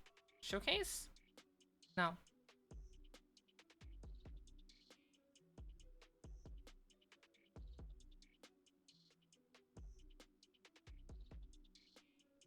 I don't know what the battery life is like. Hi, Celia. 5 hours. So it's basically Vive Tracker. So like Vive trackers say they have a 5-hour battery life, but in reality, if you're standing and moving around, consistently, that's more like 3 hours basically. So you get 3 hours. 3 hours. Is there a way to keep it constantly charged? There's not. Yeah, the only way to charge it is by putting it back in the case.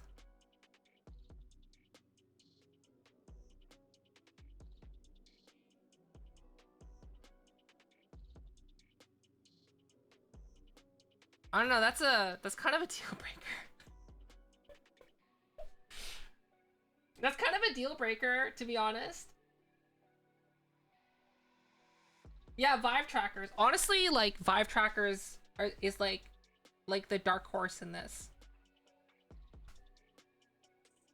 So like I don't know a lot about the new perception neuron. I know more about their older stuff and how their support has been like poo-poo magoo. Yeah, I know about the perception neuron 32 and I don't remember the other one. Was it the Pro?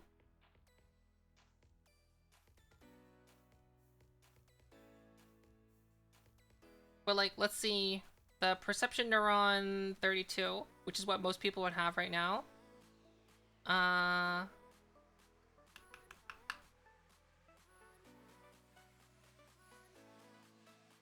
Troubleshooting. Okay. What if I want to have a question? Submit a request? Oh, they got rid of their support forum. They had a support forum. And like, back when I was looking at motion capture suits, I was looking at Perception Neuron. And like, their support forum was like, hello, I need help. They're like, go to our support forum and submit a thread there. And people are like, I'm having problems with this. No response.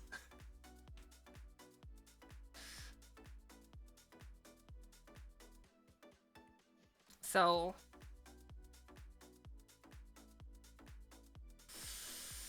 I honestly, given Perception Neuron's history with customer support, I'm honestly not interested. Because like the only value that Perception Neuron had previously is that like the Perception Neuron 32 was like $1,000. Which is like, yes, it's a lot of money, but it was like the lowest price before. But like now with Perception Neuron Studio, it's like $9,000. So that's like, that's putting it in X cents range essentially.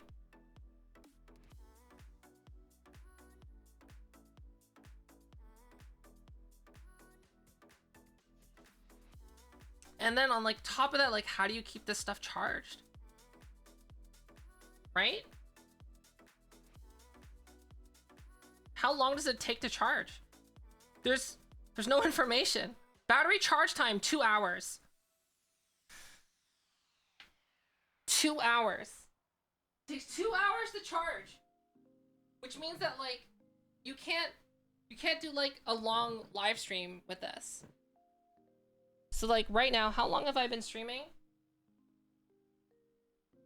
So yes, it says 4.5 hours with LED on, 5.5 with LED off.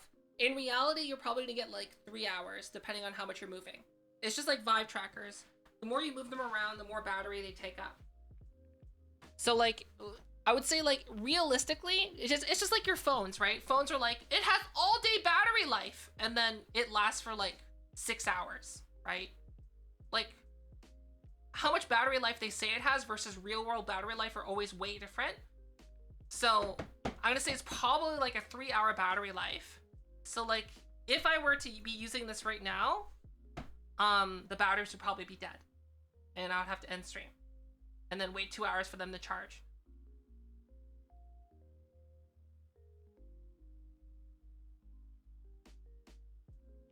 So like, I'm sure that the motion capture that you get out of this, it looks really promising.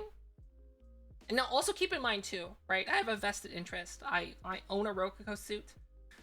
I'm sponsored by them. I'm partnered. So keep what I have to say like with a grain of salt, because I do have an inherent bias, even though I don't think I'm being biased. Just know that I have that bias built into my opinion. So to me, the battery life and their previous history of customer support, as I said, is just it's a deal breaker for me. Like, for this much money, I'd rather just get an X-Sense, right?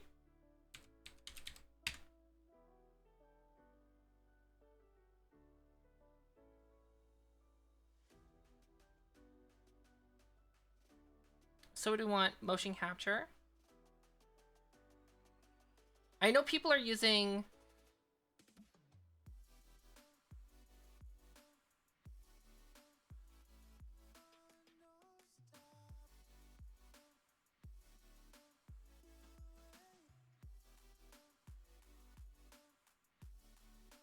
but like, it doesn't matter if it's my honest opinion, right? So like, if Elon Musk says, I really think that SpaceX is going places, and I think that my space program is the best space program, he could be right, but he also has a vested interest in saying that opinion, right? Because, you know, he owns SpaceX.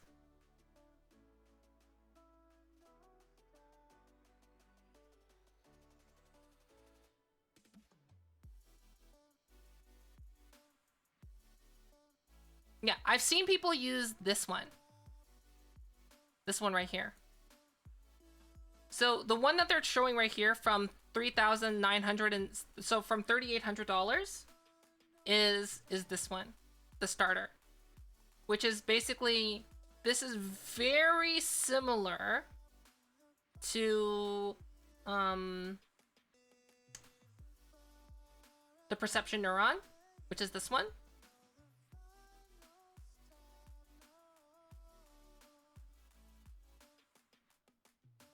Whereas, like, personally, I think I would be... Is that the one that the person's using? 6-hour battery life. How does these ones charge? USB cable. So you can route these and charge these by USB. Update rate is 60 hertz. 60 hertz. 60 hertz good?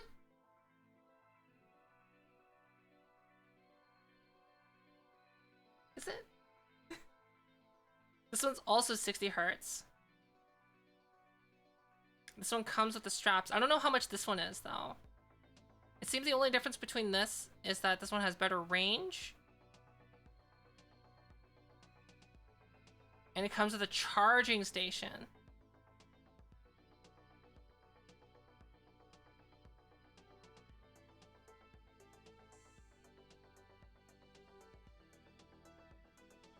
And then this is the one that Miko has.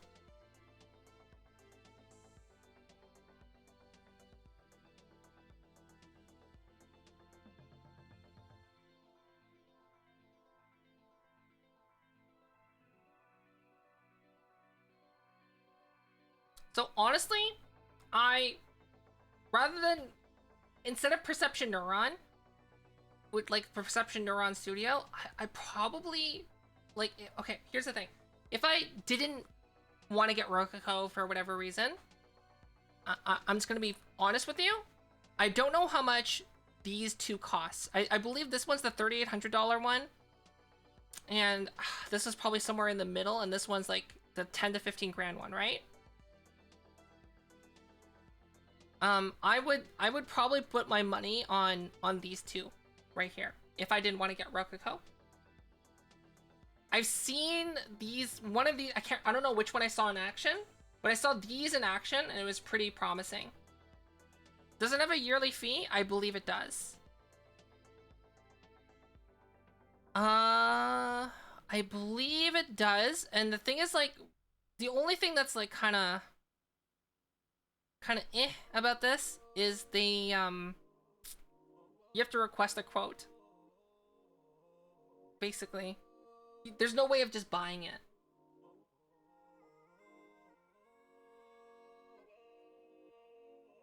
So that's the issue.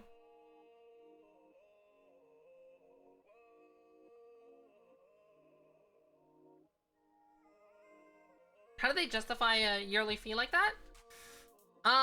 Well, the thing about Xsense is it's not meant for you. You're not a VTuber. Like, it's not meant for VTubers. It's not meant for you. It's not meant for me. It's not meant for what we use it for. What it's meant for is like for game studios, military research, medical research, and sports medicine, sorry, and movies. That's what it's meant for. So like the one that Code Miko uses is like designed to be used in a movie studio and or military research. So like imagine like getting a soldier, them sticking on the Xsense suit, and then them putting all their gear on it, and then just like going through a training course. That's what it's like meant to do.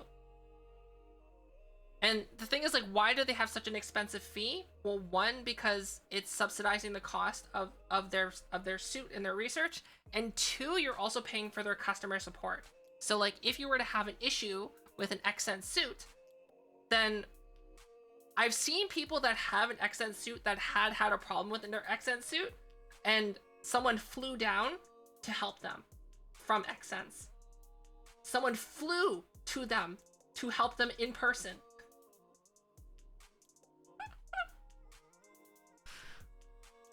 Hi, Duck. And I'm gonna guess that if you buy a perception neuron, you're not gonna get any of that kind of support. No one's gonna fly down and help you. Especially since they have no additional fee, it seems. So basically, as soon as you buy it, you're SOL, outside of the warranty, basically. Whereas, like, with Rokuko, it's... I think outside the year, if your suit breaks, they'll still help you. You just gotta pay for the replacement parts. Which are not too unreasonable in price. I don't know how much it costs to replace a sensor, because I haven't had one break. But the cables, like, they're reworking it as they told me, but the cables are like $5 a pop. But they're all covered within the 1-year warranty.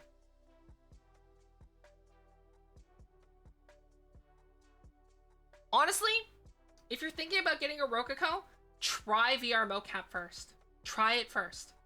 And the easiest way to try out virtual, like VR motion capture is if you don't have a VR headset, but you want to see real life people using VR motion capture, just go in VR chat. Load up VR chat, you can load it in desktop mode, and then just look for a full body user. Some people there are using 10-point tracking. And then you can see like what VR 10-point tracking looks like. What is the VTuber app? It is, if you type in !YouTube, I have a tutorial on how to make your own. We just filmed an updated one, which will be uploading sometime soon.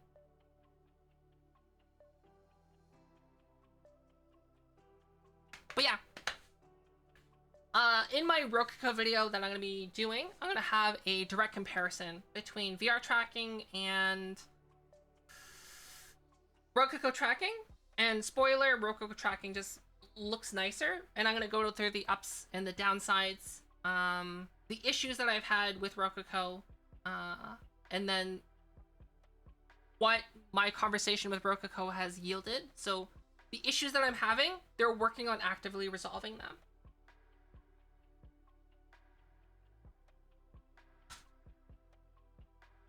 Let's say I'm broke and want to get a decent video editor, DaVinci Resolve. That's it, DaVinci Resolve. To give you like a full context, I have Adobe Creative Cloud. I have a subscription to Adobe Creative Cloud. I have Premiere Pro and After Effects, and I still use DaVinci Resolve.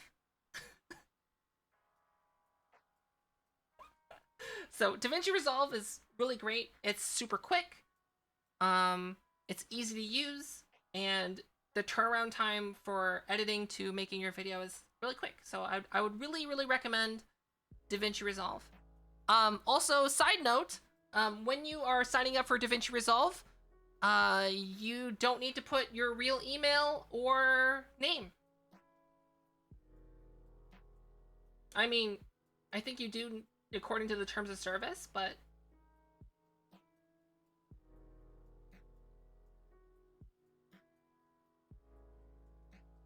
you know.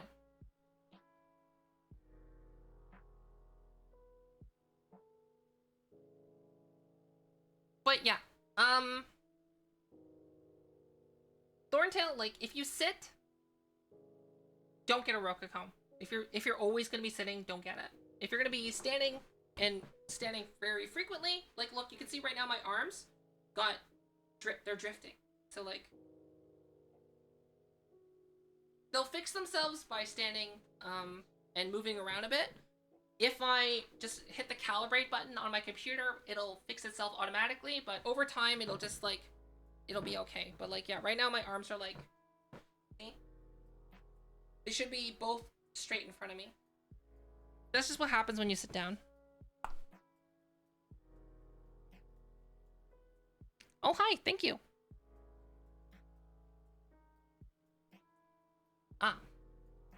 Yeah, standing and walking is not so bad. Give me a sec. Let me recalibrate.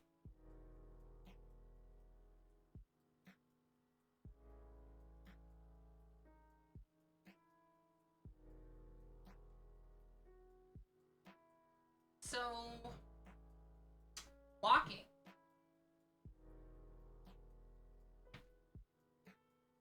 Where is the power cable for this?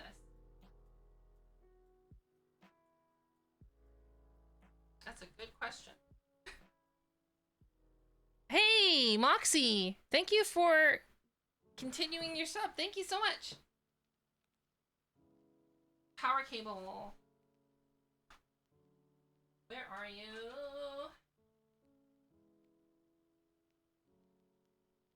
Is it back here?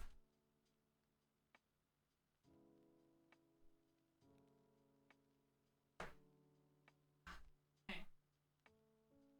I'm repurposing the Xbox one. Oh, okay.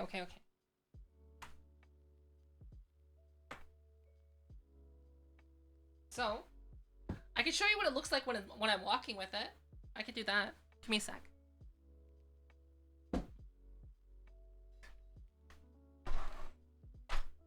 Where is my remote?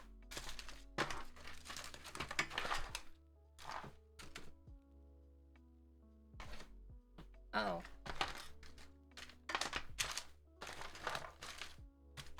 Remote? Ah! Is it on the ground? Hold on, I'm trying to find my remote.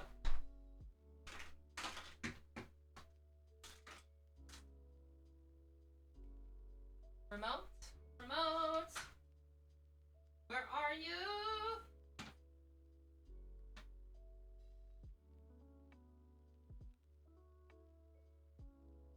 I don't know where I put it.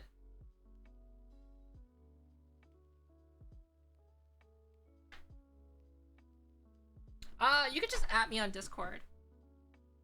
I have worked on a lot of models before, especially ones with tails. So, I mean,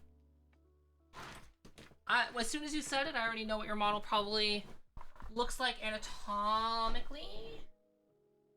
Yeah, I don't know where my remote went.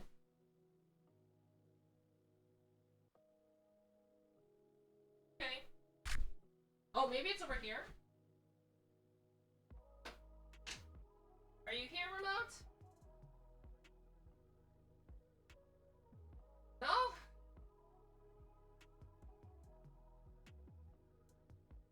Remote? Are you in this? No?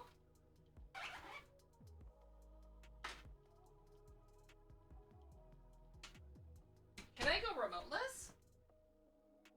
I don't know. Okay, we're gonna try. Oh.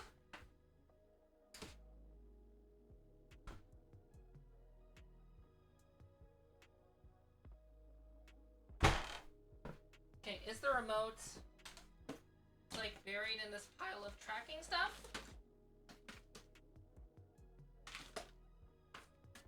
It is not? Okay.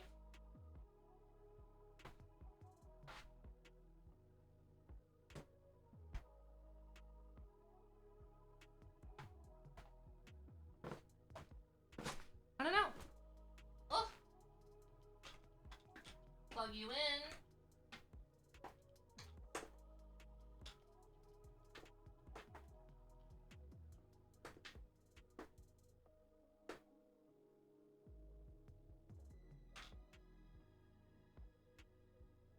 Okay. Hello? Oh! That is not the right cable.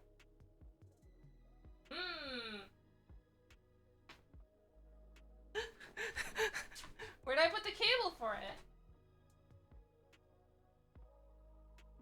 I don't know.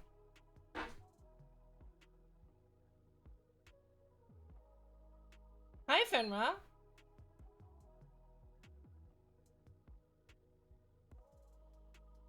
I don't know where the... Oh, it's right here. I'm an idiot. Wow.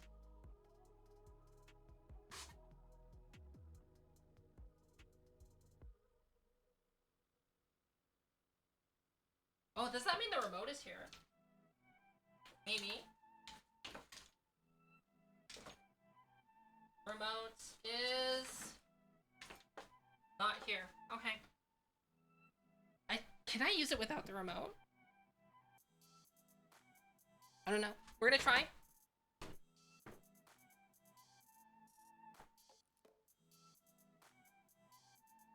I've never used it without the remote before, so I don't know if you can.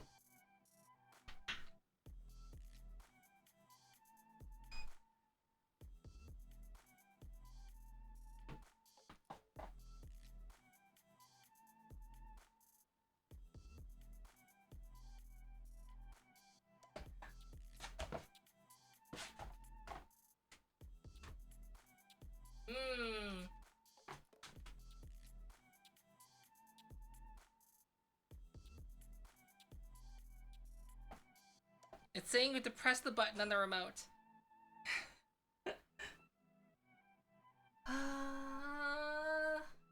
Do I have a phone app? What do you mean a phone app?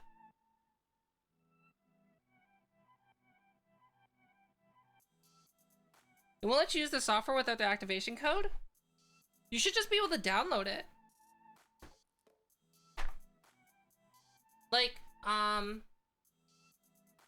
I think in my video, make videos free or something, where I'm like that, I cover it, but like, I'm using DaVinci Resolve right now.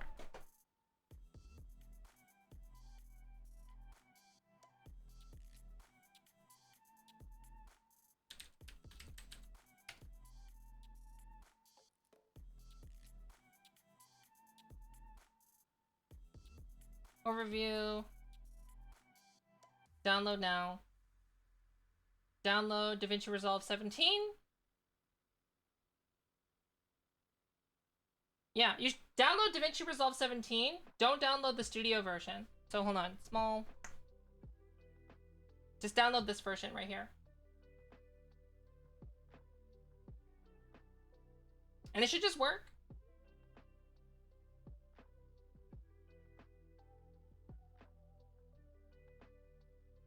I'm not sure why it's asking you to activate. I'm looking for my remote. I don't know where I put it.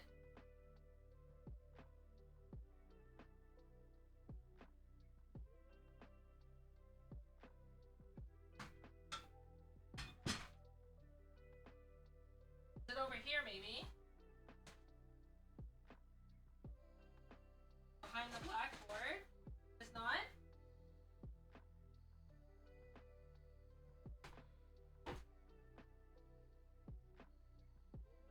Oh yeah, we filmed making an Unreal Engine VTuber app. Give me a sec.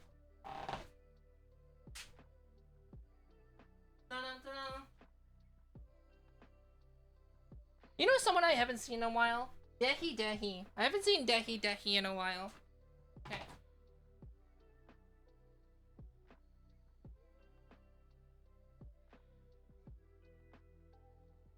Sunglasses.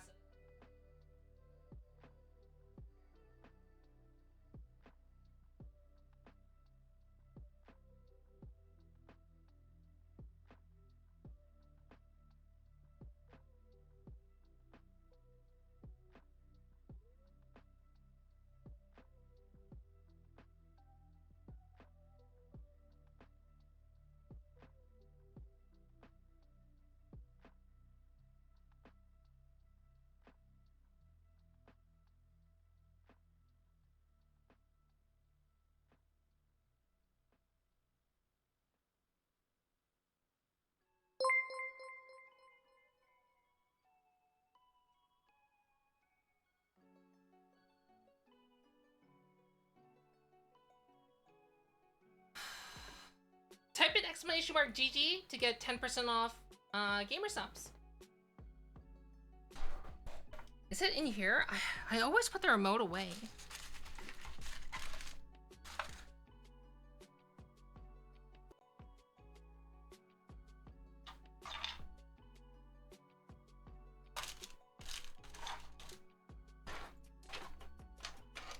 Right?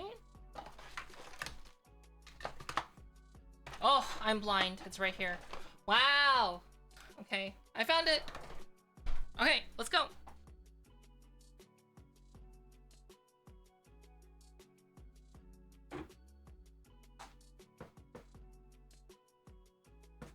And this is what it looks like when you're walking, I guess. I didn't recalibrate, so my legs might be a bit off. Let me recalibrate. Up.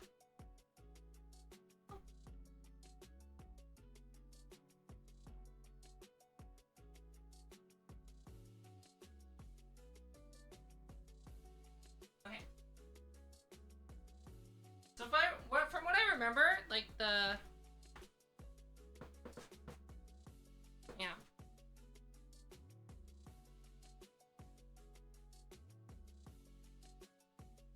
So like this is what it looks like to walk in in a motion capture suit, I guess. I guess I could exaggerate my walking a bit. And then I can increase the speed. I think this my treadmill interferes with the Rococo suit a bit, because you're seeing the drifting, right? So that's another issue with Rococo, is that it does have interference issues. So I believe right now the treadmill is interfering with it.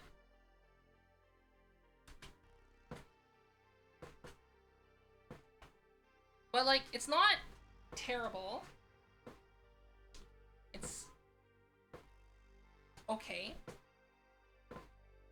And I'll say that the VR tracking is pretty decent, but this compared to the VR tracking will be a lot more positionally accurate, but it won't look as smooth, I guess, is the best way to put it.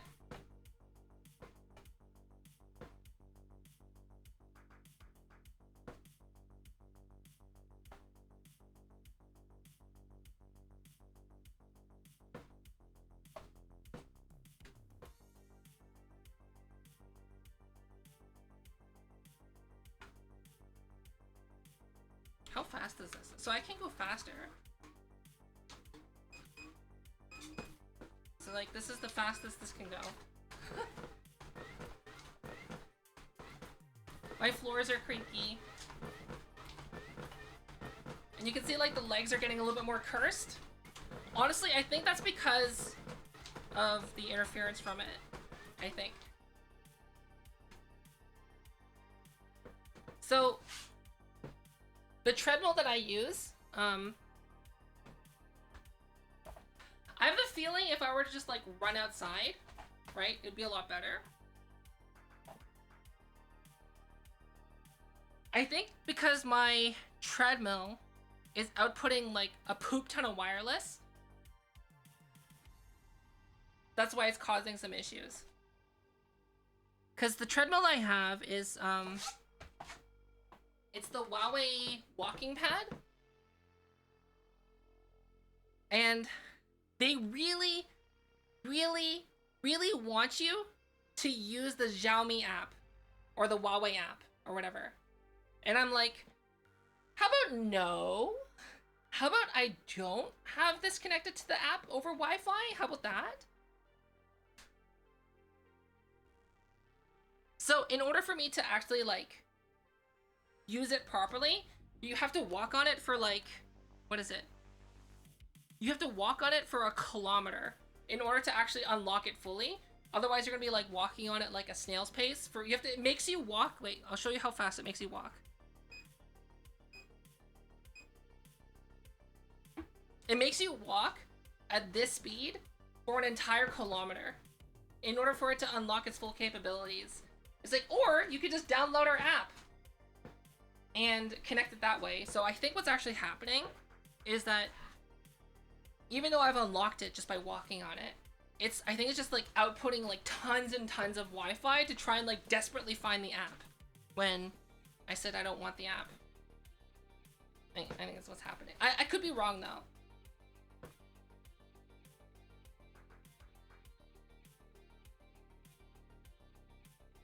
But it, like in reality, would someone be running when they're streaming?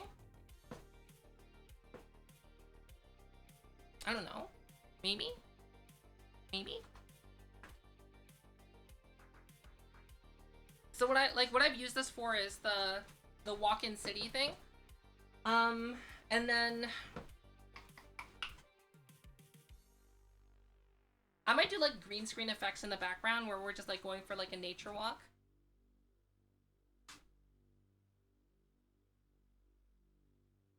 You might be trying to keep their cardio up. Maybe. Oh yeah, you can. I guess you can kind of see how fast this moves me. See? Whoop.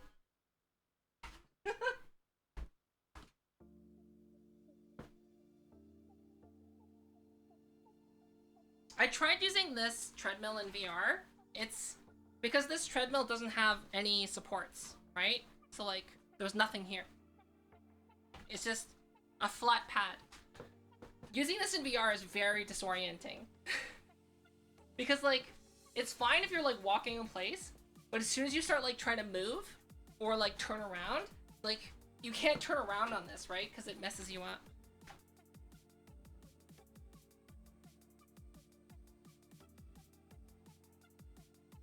I don't mind walking while streaming. It looks weird though, right? Because I'm not like moving in real life. Wait, do I have a better camera angle? What does this look like on this one?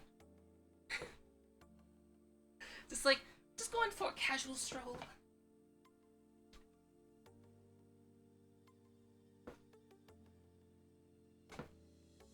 You got it working? Great. Yeah, DaVinci Resolve is awesome. Kind of think about DaVinci Resolve like, it's like After Effects and Premiere Pro together.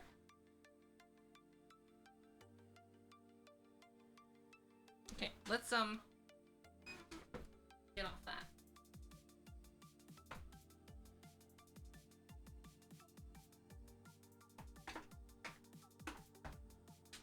Bum, bum, bum, bum, bum.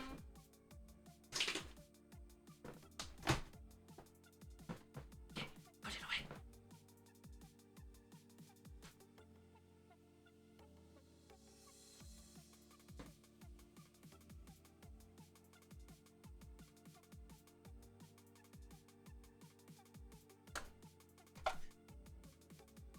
Oh, DaVinci Resolve. There's a little bit of a learning curve. A little bit. But like, once you get used to it, you'll love it. At least I think so.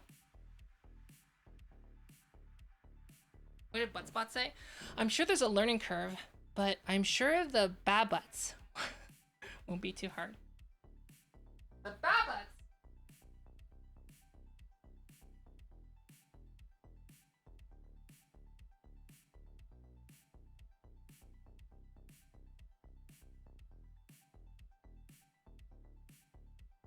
Really?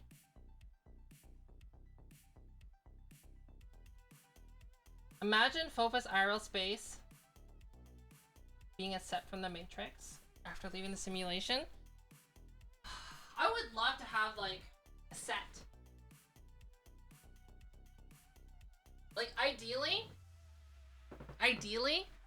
I would like to not have a computer in this room at all and have it like outside of the room and just have it like have the displays and all the connectors and stuff routed in through optical. That's like what I would love, but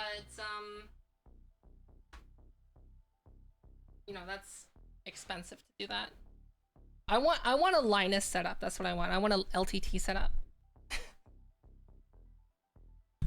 And I also would like to not have carpet. I hate carpet so much. Like, why do people get carpet? It's so bad. Why don't I have a set? It's because I just don't have the money to do it, basically. Like, Sly and I just, like, last month calculated our monthly costs, and, it's very high. It's very high.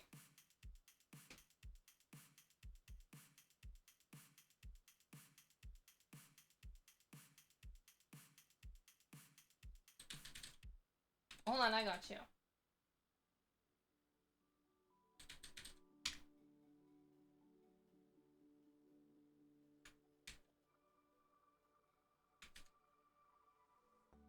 Oh my gosh, what is this?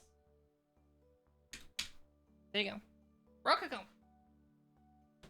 And like, if you do end up buying,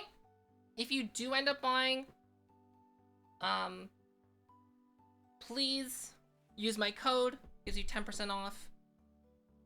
Helps me out.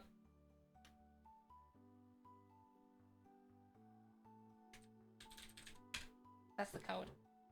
But if you can wait like a little bit, I would recommend waiting. Wait for my video, because it's gonna be like a nice compiled my experiences in the last 6 months of using it. I think it's gonna be. I think mine might be one of the better, more nuanced videos out there. There's a lot of old videos that I've seen of people doing Rococo, and there's some other people. I don't think there's okay. I'm gonna like start like patting my own back and like, you know, like giving myself my own medal by saying like I don't think there's a lot of people out there who have used the Rococo suit for as much as I have used it in the short amount of time that I have had it, and as also who have used different motion capture systems. I think the only person I can think of off the top of my head would be Matt from Cinematography Database. But like, I don't actually know how much Matt actually used the Rococo suit, to be honest.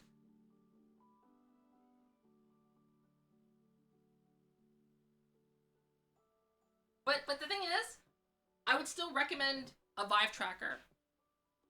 Like 100% Vive tracker. Vive tracker system is like the best bang for buck. And the thing is like with Rococo suit, right? If you decide to not do VTubing, what are you gonna do with the Rococo suit? Nothing. If you buy VR, what are you gonna do with that what is like, if you buy VR, what are you gonna do with the VR, like you're using VR motion capture, what are you gonna do with it afterwards? Oh, play VR, right? It's multi-purpose.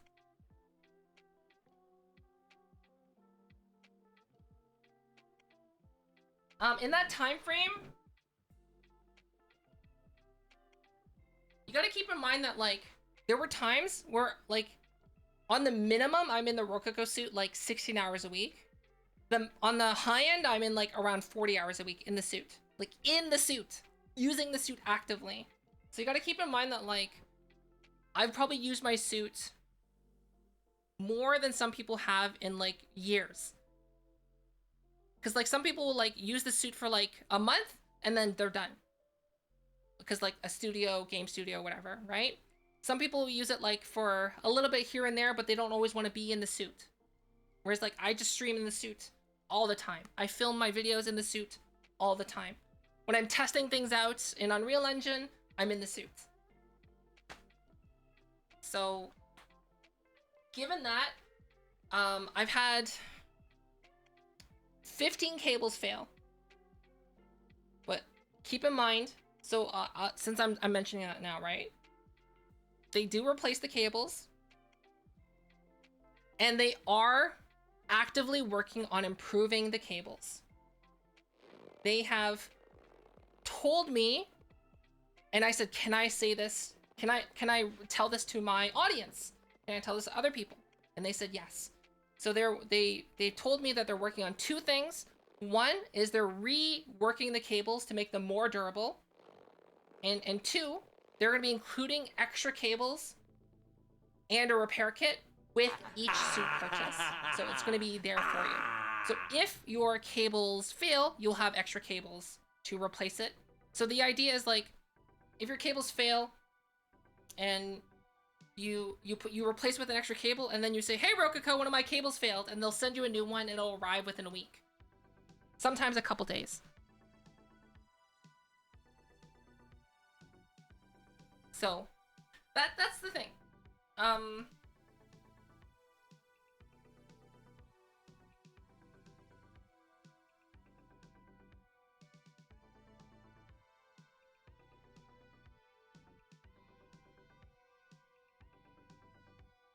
And then I know some people that have had Roku Suit for a lot longer who haven't had any cable failures.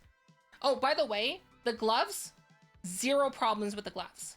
Gloves have been awesome. I love the gloves. Gloves are perfect. I have 0 complaints about the gloves. 0. Especially compared to the other gloves that I've used in the past. Gloves, awesome. Suit, cable issues, they're working on fixing it, which is what I'm satisfied with. That's why it took me so long to, you know, get the video out despite having it for so long, is because 1, I wanted to make sure that I had enough time and experience in the suit, because not only am I putting my own word behind it, because I think that makes a huge difference, right? Because, like, if you get sponsored by someone and then you're telling everyone, oh, this is great, and then it turns out to be terrible, you know, that's on me for recommending it to you, right? Yeah. And 100%, if they don't resolve the cable issue, I'm gonna call them out for it. Sponsored still or not. I'm still sponsored with them until next January. I'm sponsored for a whole year. So if their cables, they don't fix the cables, or they do fix the cables and it's not to my satisfaction, I'm gonna, 1, first talk to them in private and be like, yo, the cables still suck. If they don't resolve the issue, I'm just gonna, and they'll be like, well, too bad, haha. Then I'm gonna call them out on it.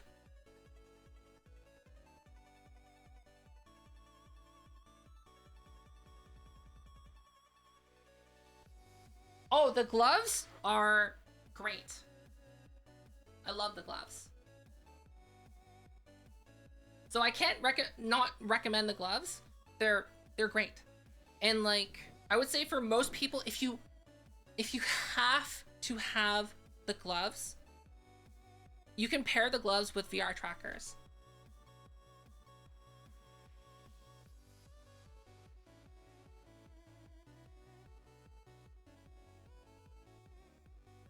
Yeah. Well, the thing is, even then, like, there's nothing else in its category. Like, there's Perception Neuron, which I have my own opinions on. And it's also more expensive, by the way. There's Xsense, which you can't really get a solid price on, and is also more expensive. And it might have a more expensive, you know, subscription fee.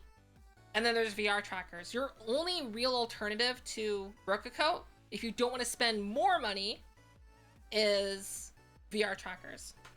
And that's it.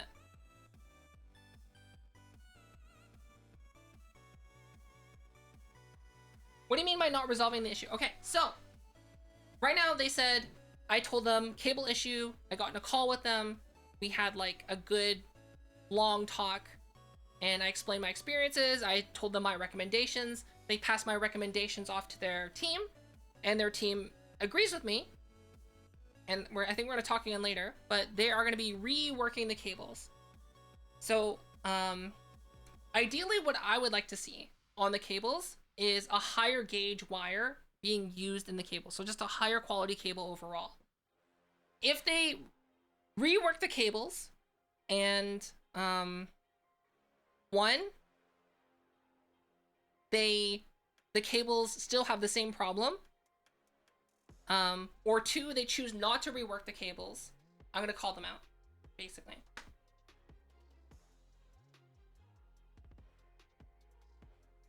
What exactly fails in the cable?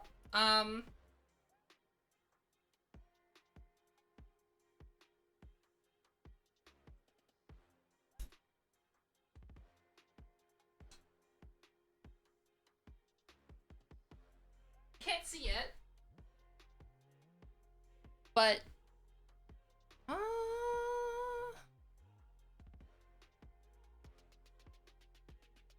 hold on.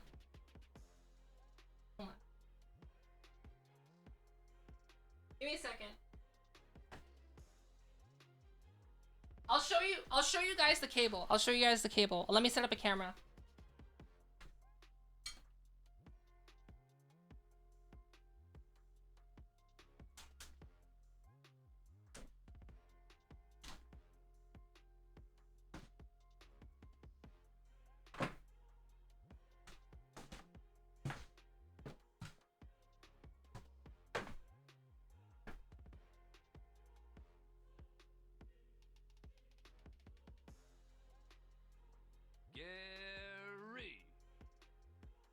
Just give me a second to set up the camera.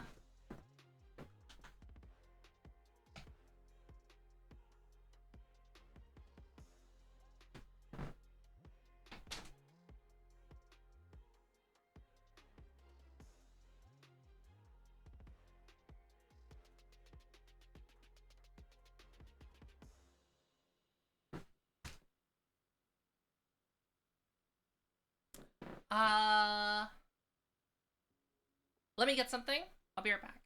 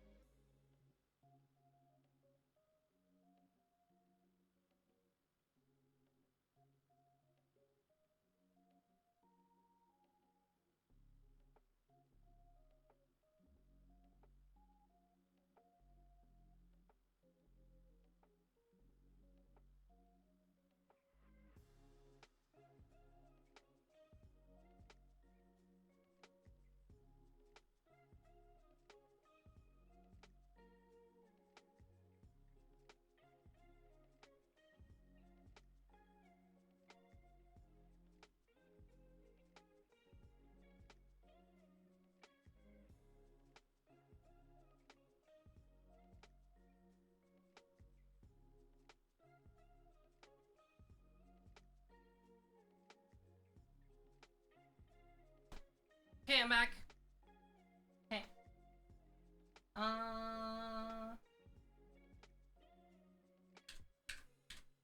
Give me a second.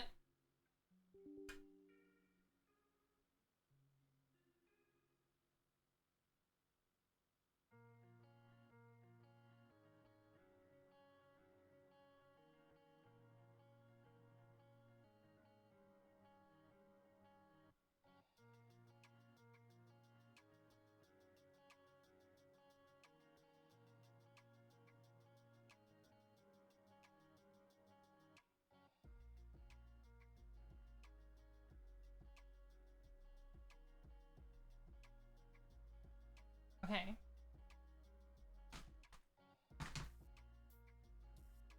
Oh, okay, camera's not on. Give me a second.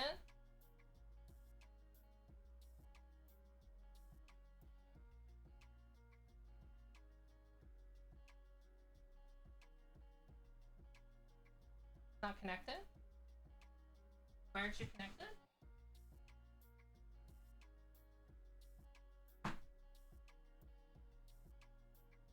Oh, it's on. Okay.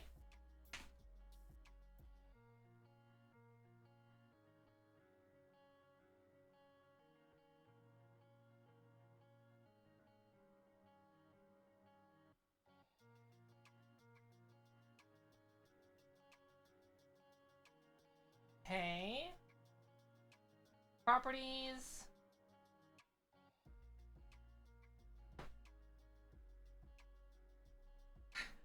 Why can't I see anything? Okay.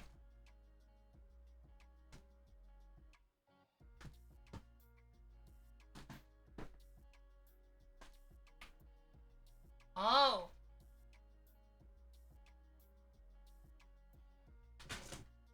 That's why. Okay, give me a second.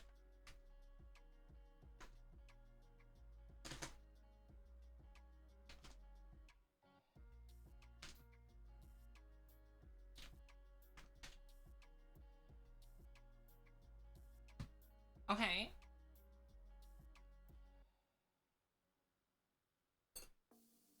like wondering why I can't see it.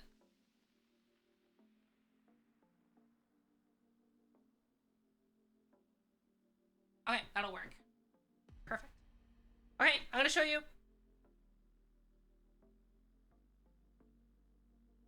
Okay.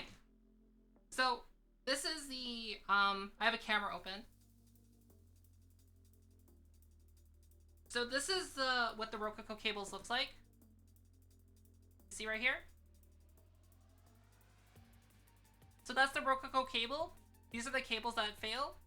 So this is a failed cable. You see? So like, look how thin those cables are. So there's 7 cables that are inside, and what ends up actually happening is inside the red part, that's what fails. Ooh!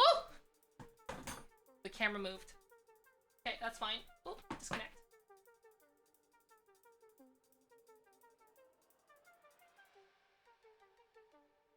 Almost had a hand reveal.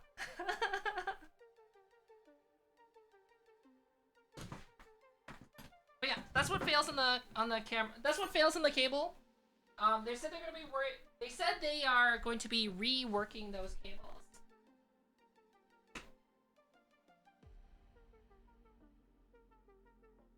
But like I said, there's a lot of people out there that are using the Rococo suit right now, and they're not having any issues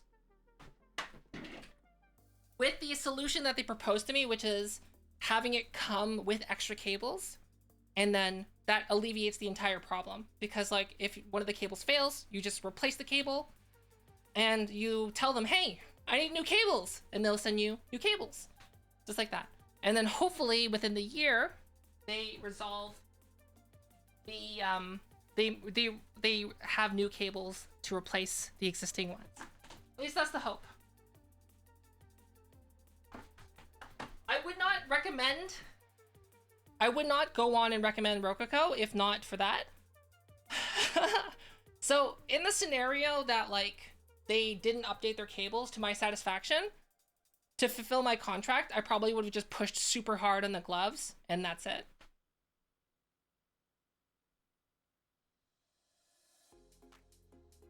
Or just like release like videos on like, this is what you can do with a Rococo suit, but not like directly recommend it.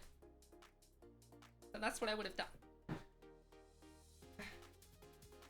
But I'm confident that Rococo will solve the problem. They have a very good track history with customer service. Like, really good.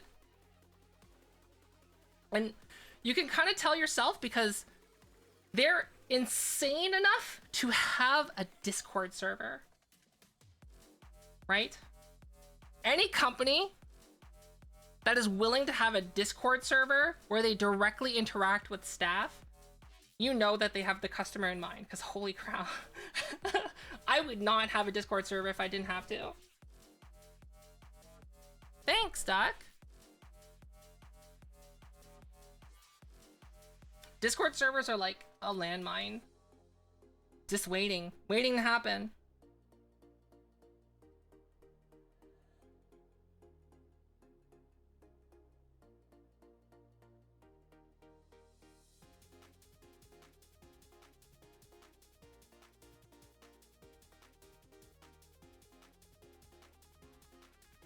Okay, see you, Paper. Have a good meal. Today's your birthday? Happy birthday.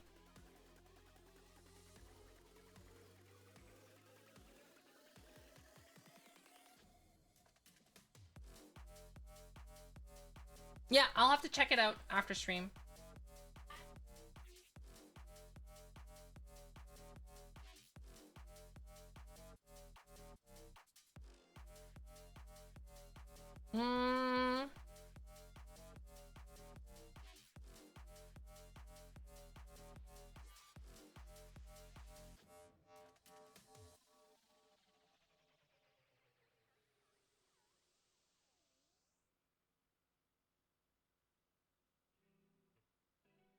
I don't know what I'm seeing.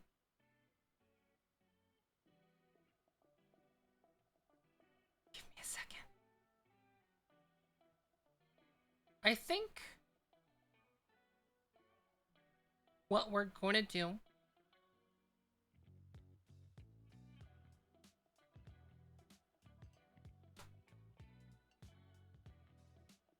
I'm not sure if it matters at all, but when I say like I'm sponsored and partnered with Rococo,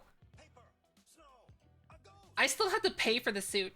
I just got a discount. That's it. Because I'm not large enough for them to send me a suit for free.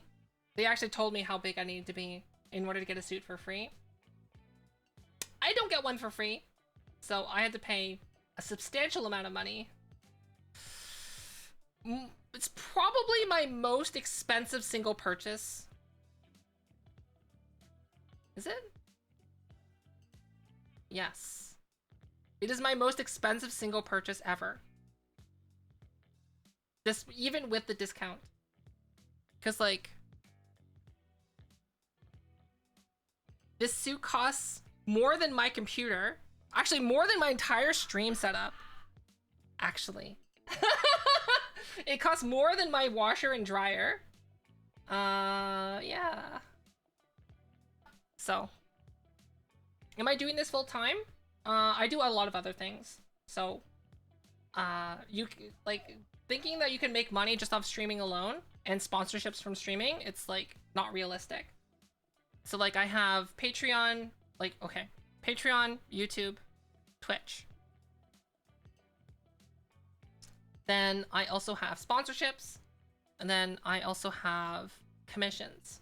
Then I also sell 3D assets on my store. If you type exclamation mark store, I think. Oh, I think exclamation mark shop. Yeah, there we go. If you type in exclamation mark shop, like, that's another way I make money, basically. What would change if I end up making more money in, okay, commissions? I don't think that's something I'm trying to move out of, just because it literally takes up so much time to do commissions. If I can make money in any of those more money in any of those other fields, then probably what's going to happen is there'll just be an increase in video quality on YouTube, and that's about it.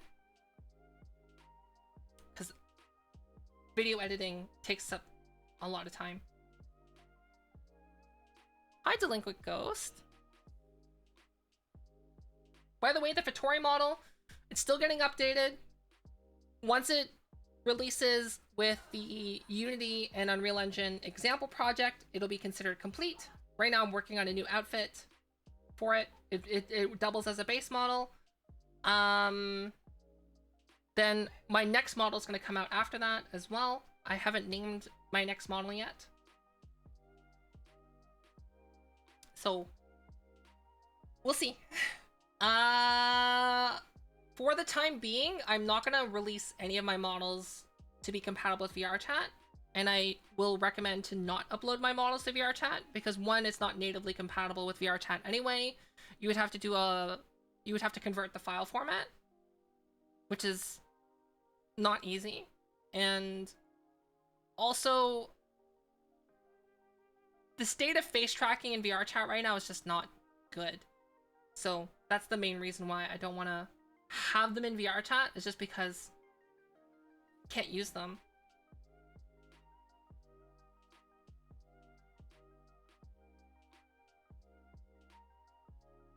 Oh, thanks.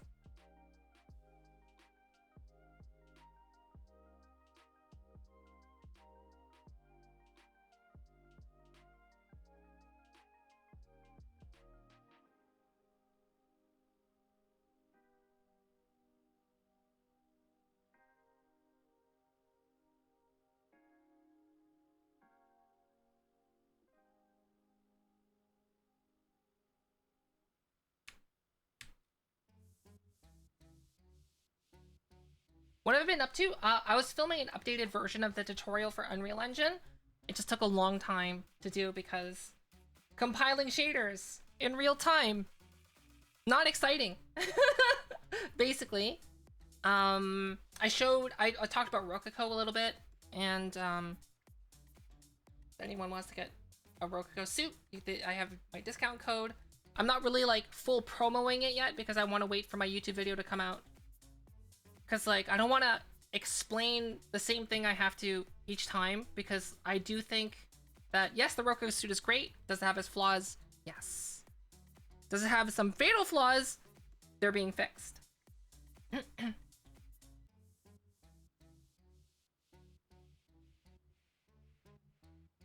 To be a VTuber, you should check out my YouTube channel. I have a YouTube video on no camera VTubing with a 3D model. So check that out. Oh, Victor! Thank you for the resub! Hi! Hello! I'm doing well. Hopefully you're doing well.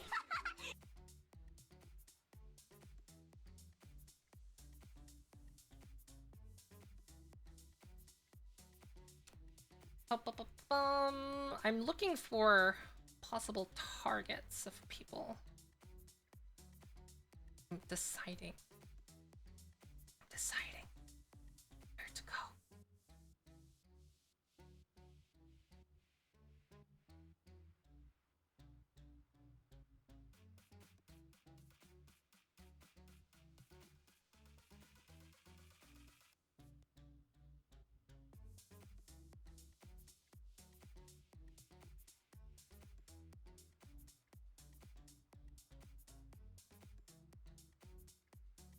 I don't know who this person is, but their model is breaking terms of service, and I don't think they realize. I will not say who they are.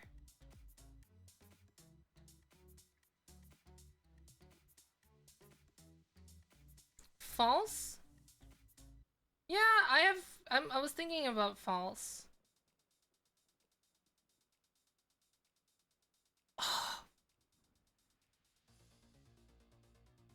There's someone. Okay. I know where we're gonna go. I think. Do I know this person? Do I follow them? I follow them! Okay.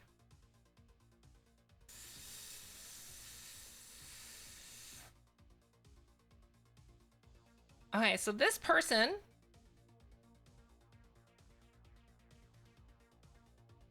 Hi, Zozo. This person is a live 2D rigger. They're working on a really spicy looking model. There's it's very, very spicy. Like spicy.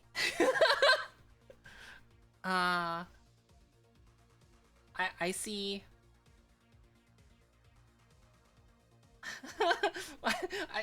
Oh.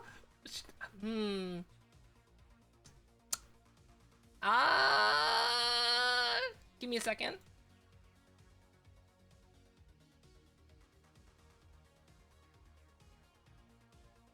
Who's this?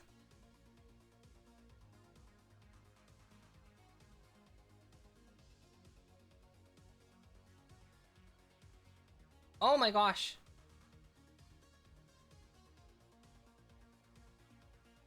Okay. Never mind. I'm like, look at this person. Well, maybe not.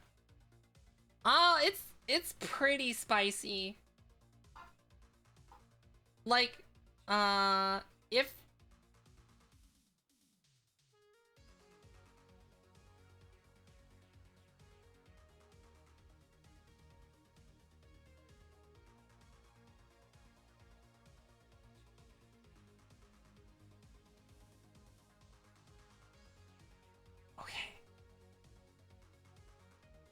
They have a shirt that is animated, that has physics, and the shirt drifts below center point on the booba. And I'm like, but there's no, since it's a 2D model, there's no nippies, because they obviously didn't draw it on.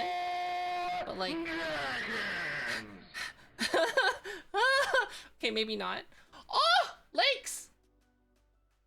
Hi! How was your stream? Hello! Hi everyone from Lakes' stream. I'm Fofamit. I'm a virtual content creator here on Twitch. Hello! I'm known for doing YouTube tutorials on how to become a VTuber in virtual production. I'm also known for making my own app in Unreal Engine. That's where I am right now. I'm full body oh, kick the pickles! Kick the pickles! Bah! Welcome. Can we get a shout out for Lakes, please? Oh! So if you don't know who Lakes is a fellow virtual content creator on Twitch. We're about to see them in a moment. They do workout streams, but they also do comfy hangout times in stream as well. So be sure to check them out. You can see them right here. It looks like we're seeing some of the comfy times. See? Hi, Lakes. Hello. Hi, hi. I have a microphone in my forehead. Boop, boop, boop, boop, boop. Hi.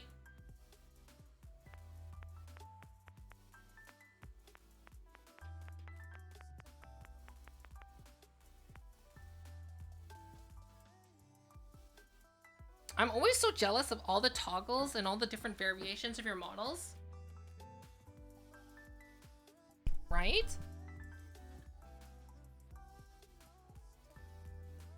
Whoa!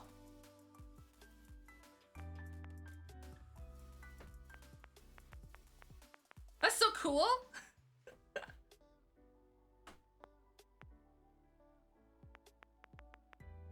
That's on a public model? Wow.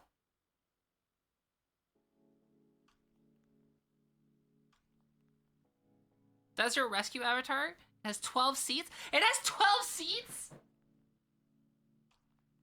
You're just like, okay everyone, let's go!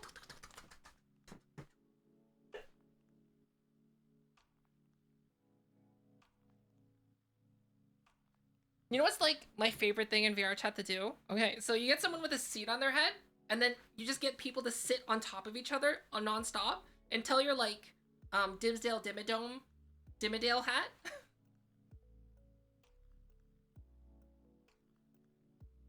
Right?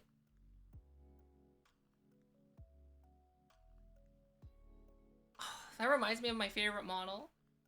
Someone has a Dimsdale Dimmadale hat, like model, that has a hat, and they have a toggle that just makes the hat go up to infinity. And you can sit on it.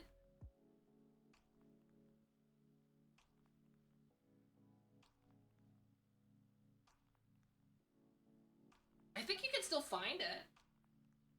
Maybe. Oh, also, Lakes, earlier we were talking about, while we were waiting for, like, shaders to compile while filming the tutorial, what are your thoughts on, keeping a model private? So, what do I mean is, like, considering how prevalent model ripping is, how worried are you on that? So, like, if you were to ever have, like, a custom model that's, like, that's you, that's cut, like, for you, would you be hesitant to use it in VR chat? Given that you have such a large community in VR chat that, you know, you see frequently?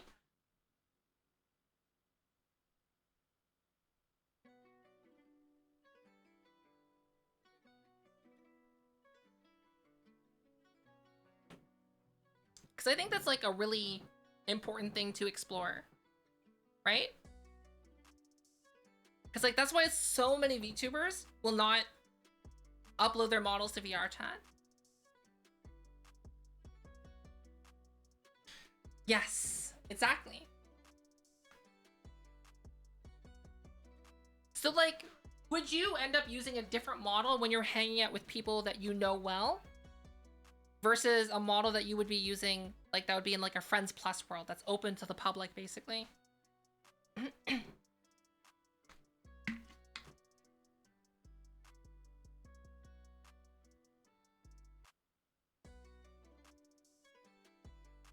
Or would you just use the same model?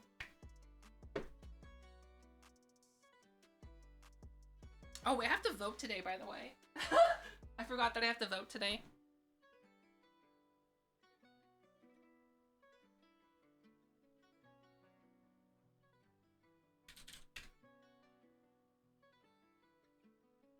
So, like, My stance is that I do have a private model that I have of this uploaded to VRChat that I'm only going to use in like private worlds where I know everyone that's going to be in there.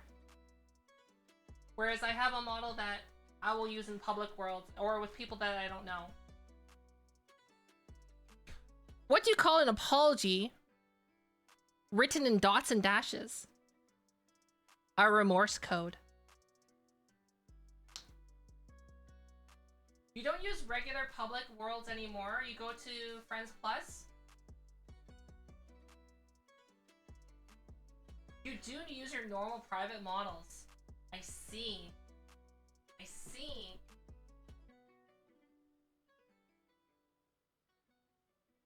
See,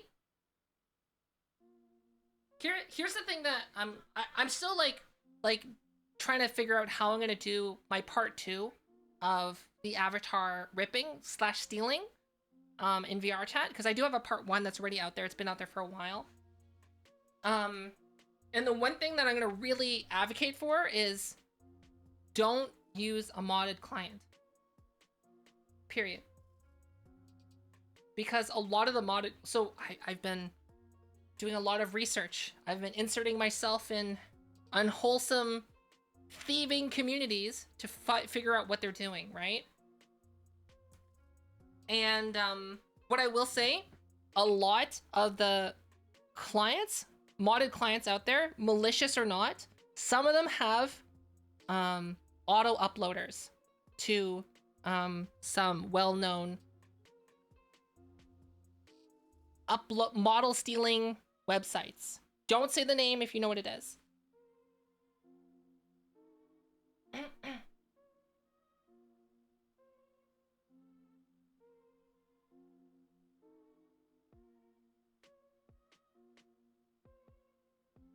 No, I'm not making a tutorial on how to rip. I'm just gonna say to tell people how to protect themselves. And like, how to protect yourselves is basically like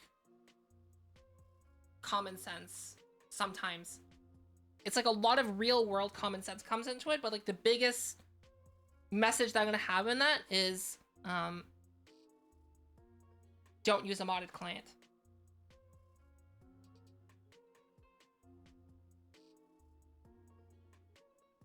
Yeah, exactly. People just friend request out of nowhere. And the thing is too, here's the thing. What I found out is like some of your friends who might be ripping models and not even realize it. And the reason is because the modded client that they're using just for like some quality of life improvement features might have an auto uploader built into it and they don't know it.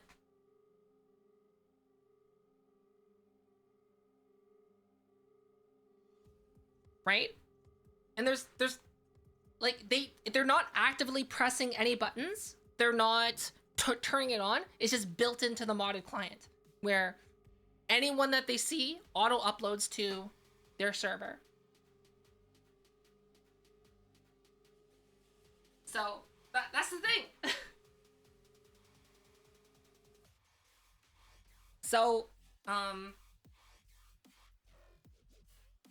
now that I know that's the case, I'm gonna start going through my friends list, and I'm gonna be logging, like, since I can't use a modded client, right? I'm gonna be writing down who I'm with, and I'm gonna be using specific avatars in those instances that have a stamp on them, just so and then I'm gonna check the website to see when they've been uploaded, and from there I'm just gonna start weeding out my friends list that way. It's like some people don't know that they're ripping models, which is insane.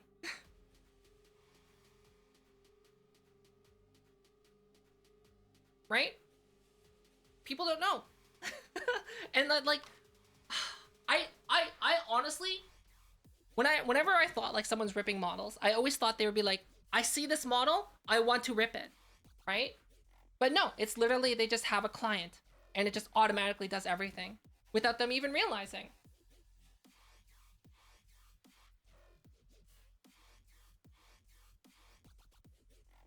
Yeah. Yeah. So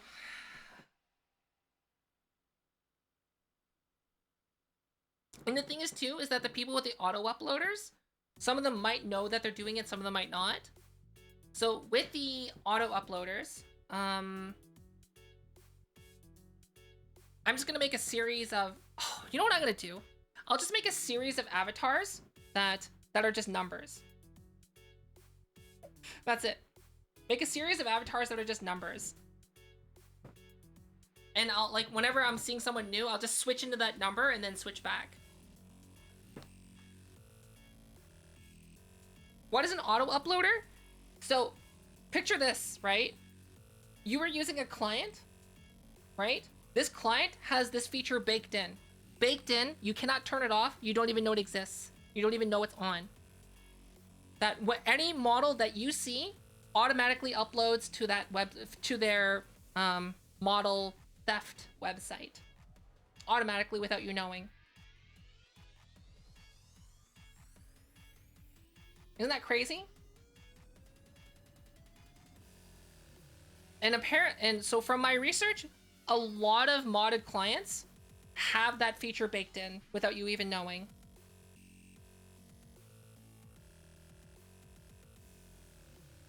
A lot of them do. And the thing is, I'm not going to raise a stink about a particular client because it's more than one client that has that. And I have not used the client. I have not ever downloaded or used a VRChat modded client. I just know people that do use it, that have used it. I've witnessed it. And I'm not going to say which clients do it and which ones don't, but because using a modded client is against the terms of service of VRChat anyway, so you should be using it.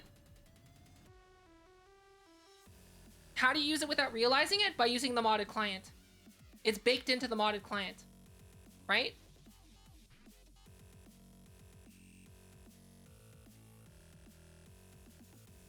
That's how. So, like, basically imagine this, right? You have a pizza that has cheese on it, right? You're eating the pizza that has the cheese already in it. You might not realize there's cheese on it, but there's cheese in it. Or, like, for example, another thing, red gummy bears. Red gummy bears, right? Did you know, without even realizing it, when you eat red gummy bears, you're eating insects? Did you know that? You didn't realize that you're eating insects, but you are. All red gummy bears have insects in them.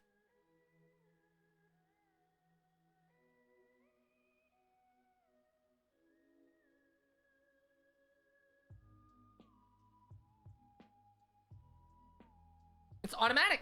You have no way of turning it off. Basically, you're like, I want red gummy bears. You eat it, you're eating insects. Yeah, it's what gives them the red color. So what gives them the red color is a special insect that they crush and make it red. Just like how whenever you're having artificial vanilla, so artificial vanilla flavor, you're probably having beaver anal secretions. So artificial vanilla is usually derived from beaver anal glands.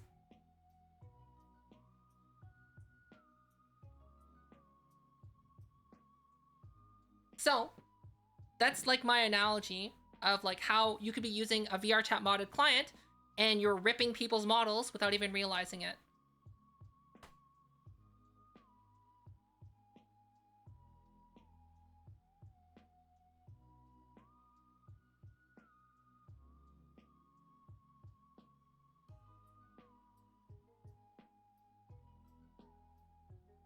Right? So here's a PSA out there before the video comes out is one, getting caught using a modded client in VRChat will get you banned.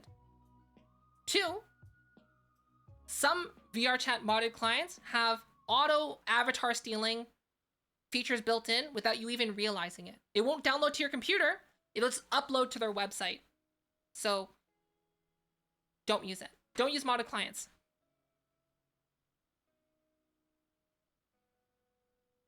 Modded clients are, they seem like they're good, but they're not. And it's like a lot of the times you don't know what's in them. It's like, think about it this way, like, why would you download, like, would you download a random, like, someone sends you an exe, right, an executive file that will run on your computer, like in Discord, like some random stranger sends you a file that runs in Discord, like, hey, wanna run my program? Wanna run my program? I got lots of programs right here. You want some of my programs? Got lots of programs just for you, right? What's the difference of downloading it from some random site? Because someone on VR chat told you, this is what I use! Cloudy! Thank you! Thank you for the resub. Thank you so much.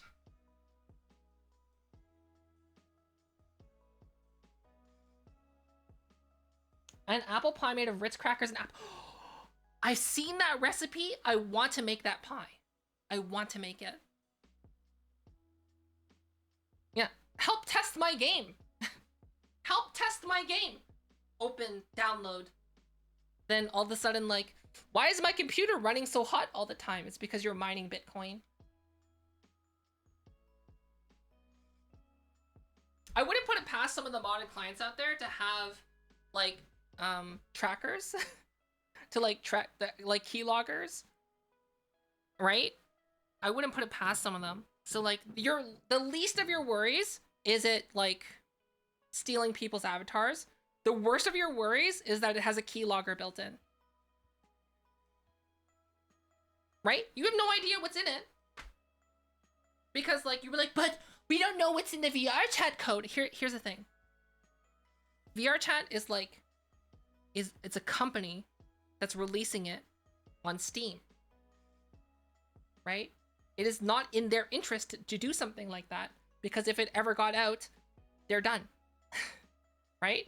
Just like, think about it right now. DuckDuckGo is pretty much done. DuckDuckGo is done. Why? Because someone did some research in the DuckDuckGo and they're like, whoa, DuckDuckGo says they don't track any of our internet stuff, but in reality, they just let Microsoft track everything.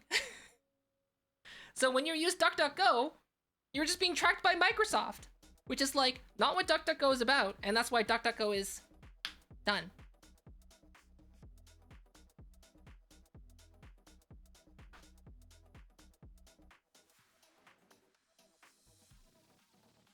DuckDuckGo is literally like using Bing. You're using Bing now.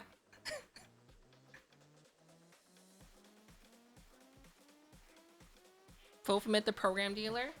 Hey, want to buy some programs? I got some good programs for you. I got this program that will download more RAM. Yeah, DuckDuckGo is DuckDuck gone.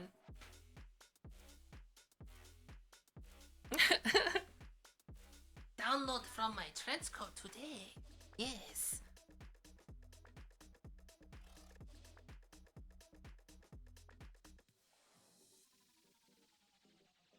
You know, as much as I know, as much as like people are gonna hate this opinion, to preface, I'm not a fan of any company, right?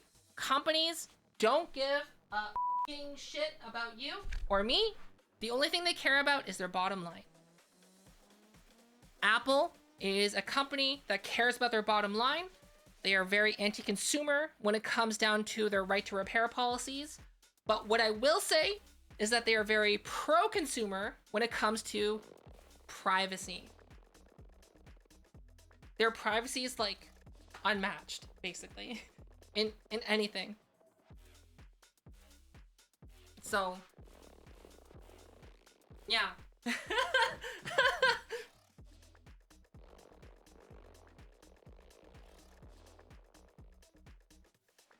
Which is insane, right? Why is it taking Apple to do this.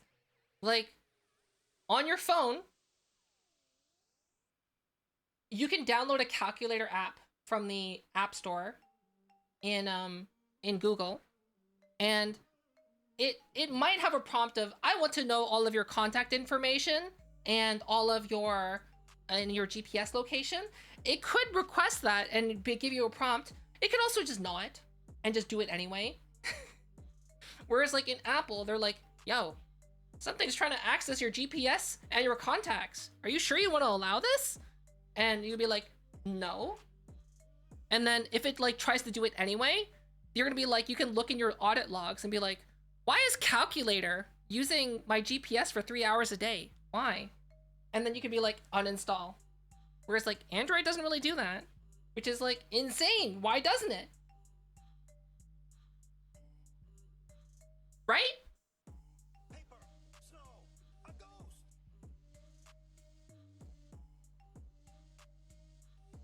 Hi, Teletora. Hello. Hi.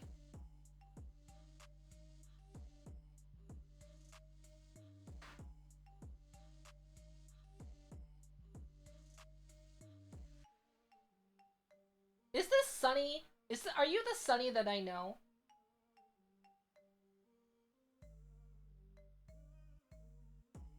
Are you? I can't tell because you have nothing on your Twitch.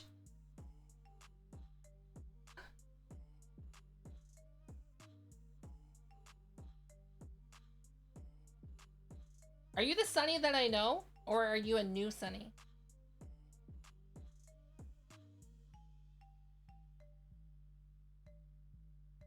Did I find a raid? I forgot. I got caught up and talking about Avatar ripping. Ugh. And like, as much as I want to share like how Avatar ripping works, because like I think it's really informative and important for people to know how easy it is. It's one of those things that's like, it could bring more attention to people who want to do that kind of a thing. Do you know what I mean? Because like, unfortunately, it's not as simple as like lockpicking lawyer, where lockpicking requires a lot of skill to do. Whereas like, ripping a model requires 0 skill, 0 brain cells. Oh, same Sunny. Yeah. So it's all, like, the videos are always going to be about best practices on how to prevent it, and what people should be doing, what should people be advocating for, and how I'm protecting my own model, basically, which is making my model super annoying to work with if you rip it.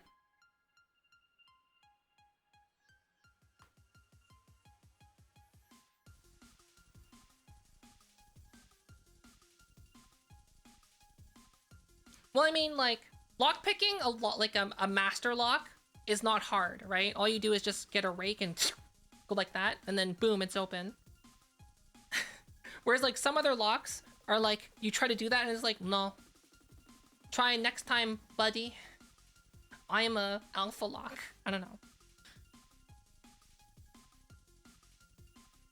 V model legalities? We're talking about the ripping problem that's in VR chat.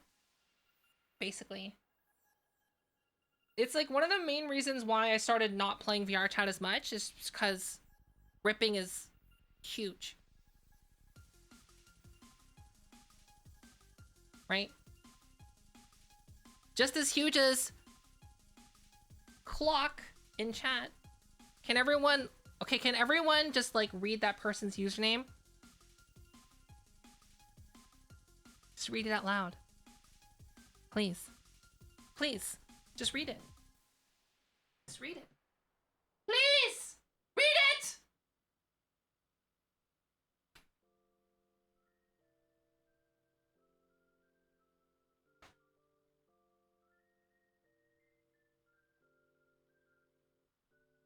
Hey! Woo!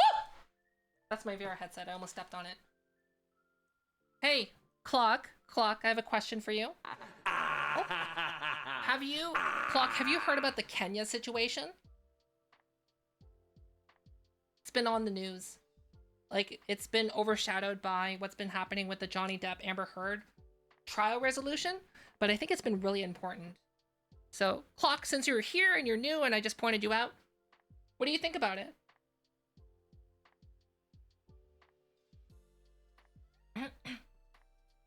Does this mean we're not going to be clubbing in VR chat? Oh, I forgot about that.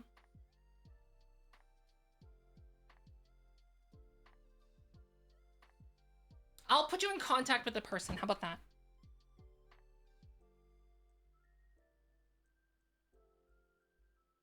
Clock, have you? Did you answer my question? I'm asking. You have no idea? You don't know about the Kenya situation? It's pretty important. It's like a worldwide matter right now. Like, huge.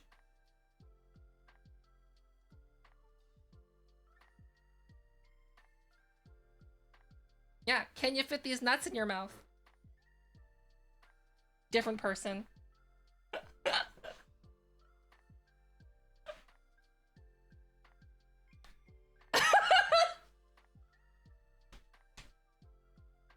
Bum, bum, bum, bum, bum. Got you.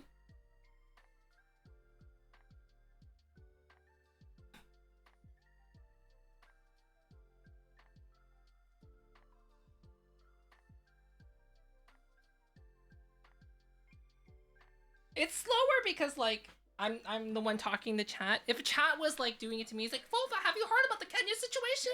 Yay. And I'll be like, what's happening in Kenya? Can you fit these nuts in your mouth? Like, you know what I mean? It would be faster.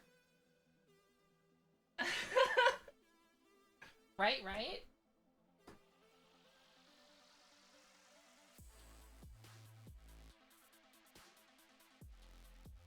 Oh! I just figured out why my VR was like that. I see. Now I need to move up because I'm in the ground now. Did I hear about... Wow. Thanks. Wow. Nice. Nice try! You cannot get me, for I am impervious. Ho ho ho ho. Ho ho ho.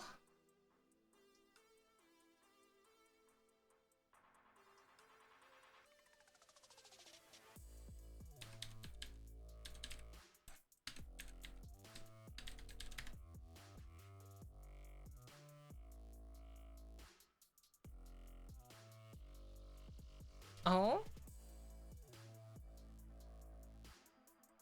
Swedengate trends on internet. What is the debate of why social media has turned on the Swedish people? Sweden, the European Union found a center of massive debate on post-social media about Swedes not feeding their guests. Kick off massive online debate.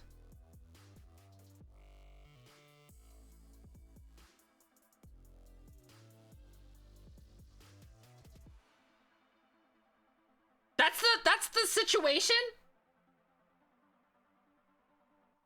That's it?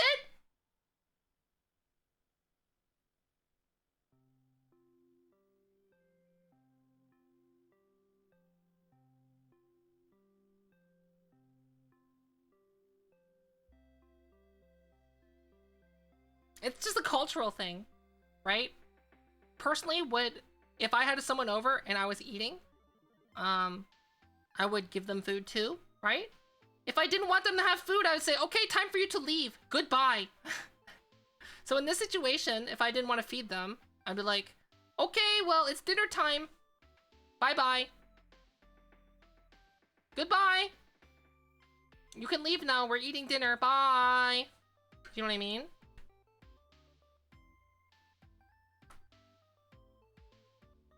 Yeah, it's a little awkward. See, like, whenever I invite someone over, I just assume that if they're coming for dinner time, that I'm gonna have to feed them. I don't relate to this. Well, it's a cultural difference thing, right? That's all it is. It makes sense to me, right? It's just a culture thing.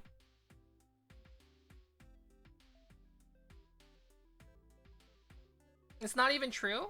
What, is fake? Well, to be fair though, it could still be a cultural thing because in Japan and Korea, it's cultural to not wear shoes on the inside of your house, right? But there are some Korean people who wear shoes inside the house, right? And like, that's all they've known.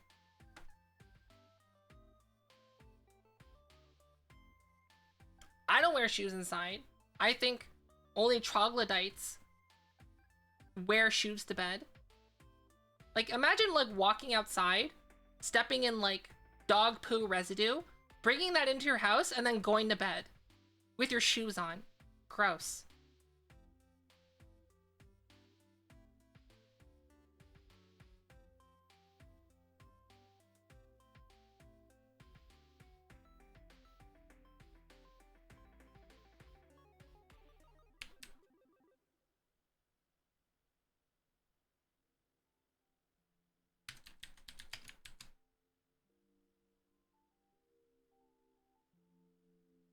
Refuses to take his shoes off?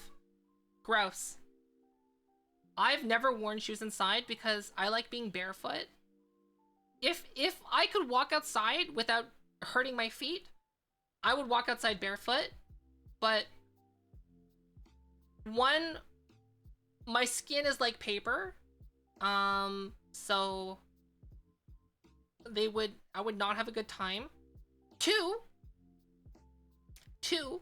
if I step in poop by accident, I don't want that shit on my foot. 3, if I build up the calluses on my foot, I don't want to look like I have crusty feet. Right? No one wants crusty feet. Crusty feet are gross. So, I wear shoes outside. Because I don't want to step in something and hurt my foot, step in something and make my foot gross, or have massive calluses. I don't wear inside shoes. My hands and my feet are like always super hot. Like, to give you an idea, my hands are always like 38 degrees Celsius. Which is like, if the rest of your body was that temperature, you would be having a serious fever. Like my forehead and my body is not that temperature. Just my hands are always like 38 degrees.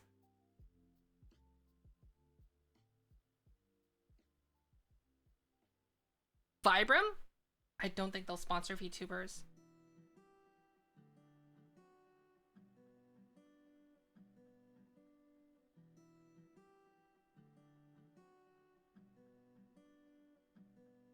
It's just my hands. Just my hands.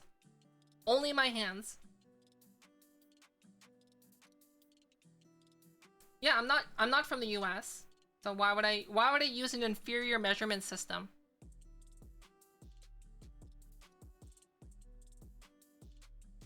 Like, imagine using miles? Miles? Yards? Fahrenheit? I moved to Canada. I'm a dual citizen. So I have dual citizenship of Korea and Canada. So I have Canadian citizenship and Korean citizenship. Oh, I actually got in like a lot of trouble when I was leaving Korea because I have a Canadian passport, but I don't have a Korean passport. And they almost detained me at the airport because I didn't have a Korean passport. And I'm like, but I'm flying to Canada. And like, yes, but you're leaving the country and flying, you need a Korean passport. And I'm like, but I'm leaving. And they're like, yeah, it's rules are rules. And I'm just like, so like eventually after like an hour, they're like, okay, if you don't have passports next time, you can't come back. I'm like, okay. So I have to get my passport if I want to go back to Korea. I have all the identification and everything. I qualify for it. I just need to go in and get it taken, a picture taken. basically. Yeah, Korea's messed up a little. Like, okay, here's the thing. You'll hear people ragging on countries all the time. Oh, my country's bad about this, or good about that. Like, whatever, right? Every country has their ups and their downs. So, like, every country has their positives. And every country have their negatives. It's just some countries have more negatives than positives. North Korea. But, you know, for the most part, most places are pretty okay. Right? Like, so for example, Korea's pretty monocultural, right? They're pretty close-minded for the most part. However, like, everyone's pretty friendly. Cost of living's really low. So there's that. Whereas, like, Canada, everyone's pretty open-minded. Cost of living is super high. And, you know, we also get, like, the disadvantages of not having a monocultural society. So in Korea, the standard is to conform. So the downside is, like, if everyone in Korea is like, we don't like the color purple, then when you walk outside with the color purple, they're like, what's wrong with you? Why would you wear the color purple? You're disgusting. And everyone will say that. And people will be like, Mommy, why is that person wearing the color purple? Are they disgusting? Right? Whereas in Canada, people don't give a crap. Like, everyone can be everyone. But the downside with everyone being a non-monocultural society is that everyone, like, you open yourself to just, like, having more varied opinions. And sometimes those varied opinions aren't very good. You know, like, people that are like, like, people who don't believe in vaccines, for example. Like, they're entitled to have their voice. But, like, them having a platform to preach misinformation is dangerous. But because of living in a multicultural society, you know, you have the benefits of being free and not being subject to ridicule, but at the same time, you open yourself to having more extreme opinions, like, cropping up.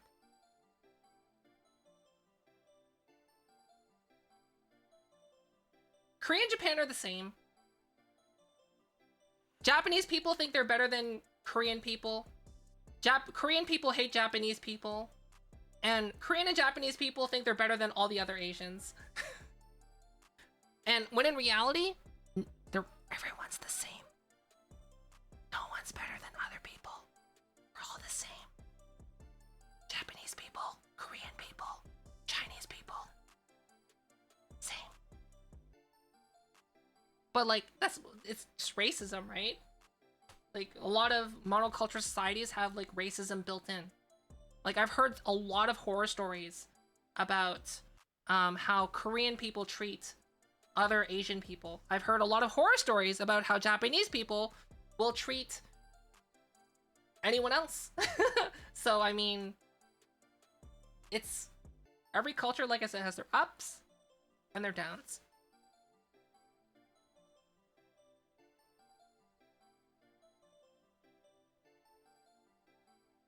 Right? So, like, oh, for example, Iceland has really amazing social support, quality of life, and overall happiness, right? It's like one of the happiest places you can live in if you live in Iceland. Like, you're amongst the happiest people in the world. Downside, if you want to make big cash dollars and become rich billionaire, Iceland is not the country to live in because they have basically a super high tax rate.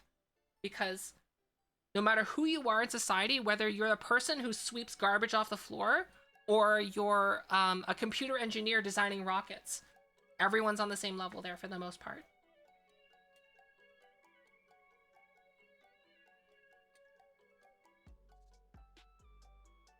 The thing is, like,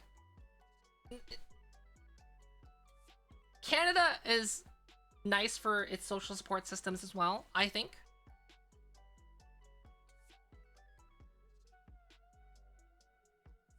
Oh my gosh. And yeah, in most countries, university is free. In some of those countries, university is free. Imagine free university. Wow. Wow. Imagine graduating from free university you have trouble finding a job, so then you get to go to university again for free. Wow. Wow. Isn't that like a fun concept? Canada has free university? No. Canada does not. But Korea doesn't have free high school. High school is not free in Korea. Isn't that wild?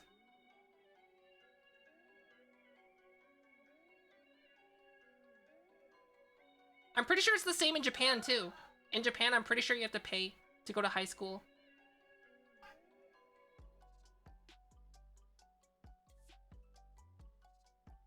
I'm pretty sure it's the same.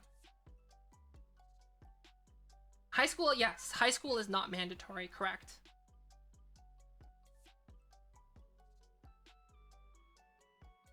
But, like I said, the cost of living in Korea is super low.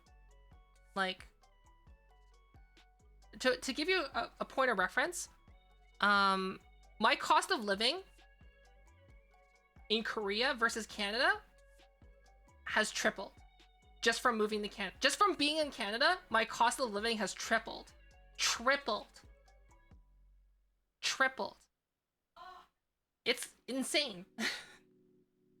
So, like, in South Korea, we were able to, like, save a lot of money. And, like, right now we're burning through that money.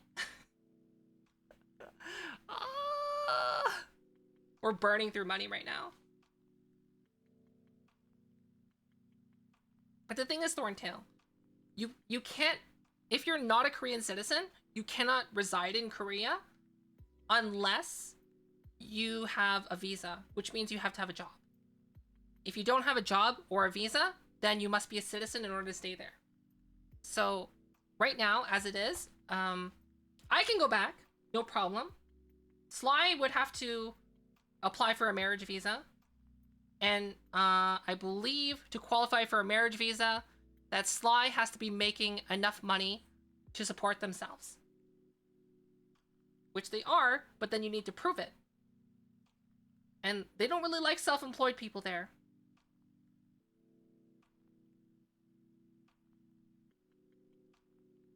No. Canada is 3 times the cost of South Korea. In Japan and Korea, you would need to sign up to be a VTuber on paper. You would need to sign up with a media corporation, and you would need to be part of a conglomerate like SBS, or I don't know what they have in Japan.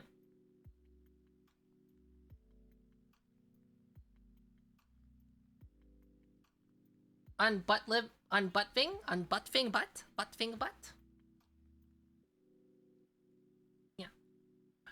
Like, South Korea was honestly great.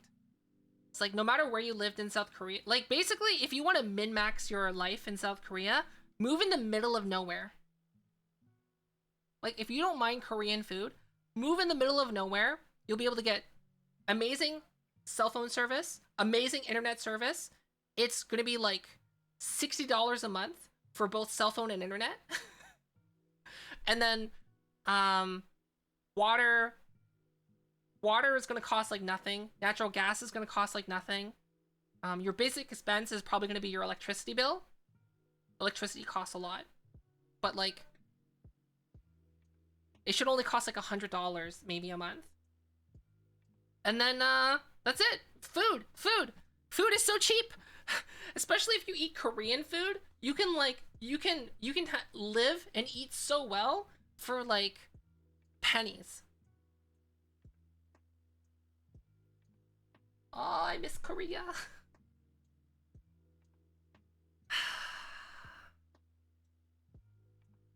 I miss it a little bit.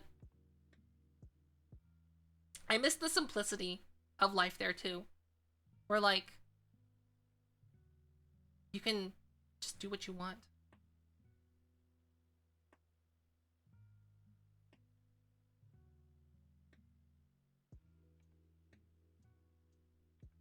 See, the thing is though, right, is, I don't know, this could be my bias from being Korean, right? From what I've heard, if you move to rural Japan, your experience as a non-native person, so like you're clearly not Japanese or you're half Japanese, it's like you're more likely in Japan to experience some form of direct negative racism from what I've heard. I could be wrong. But from my experience in Korea, it's a coin flip. And for the most part, most Korean people like foreigners. A lot of the negative parts of the racism comes from them just not knowing and being ignorant, right? Because like South Korea is more exposed to Western society than Japan is, and that's the only reason why. So like for example, like Korea is just like they're exposed to a lot of Western society, but they don't really understand a lot of it. So it like 10 years ago they had a famous celebrity do blackface as a comedy skit, right? And everyone in Korea's like, oh, so funny. And everyone in the world's like, yo, that's not cool, bro. Lay off on the racism. And Korea's like, what? That's racist? I'm sorry. And then they just don't do it anymore. Right? So like, it's just a lot of the things come from misunderstanding and ignorance. And they're more open to having their mind changed kind of because of just because of Western exposure. And to highlight this difference in another way is if you go to Japan and you don't know how to speak Japanese, you're gonna have a bad time, a really bad time. If you go to Korea and you don't know how to speak Korean, you'll get by. You can get by quite well because Korea relies on a lot of borrowed words. Like, a lot of borrowed words.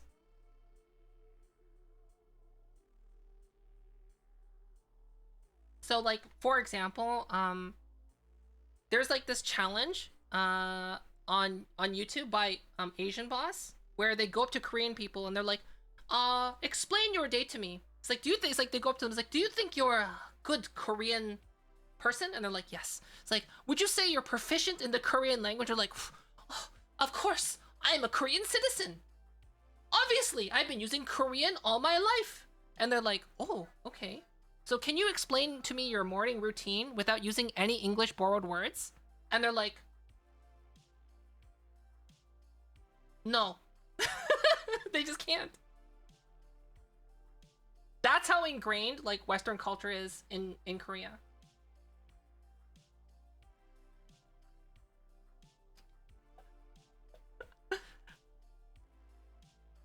No. The answer is no. Or some of them tried. So they're like, someone's like, I wake up in the morning and I clean myself in the bathroom. Then, after cleaning myself in the bathroom, I go downstairs and eat a meal.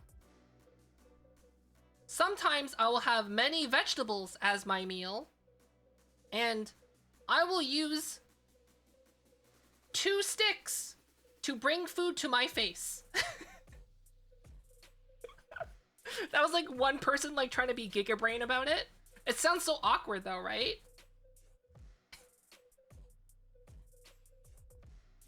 It's like you eat salad with the chopsticks, and you eat salad with chopsticks. They're like, yes, of course, all the time. Can you explain in more detail how you clean your body? No.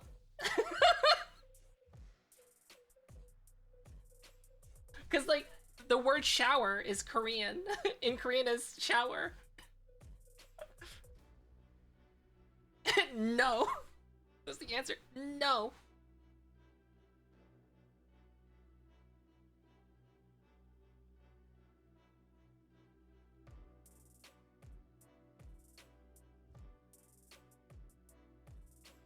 Yeah, Korea has a lot of loan words. So like,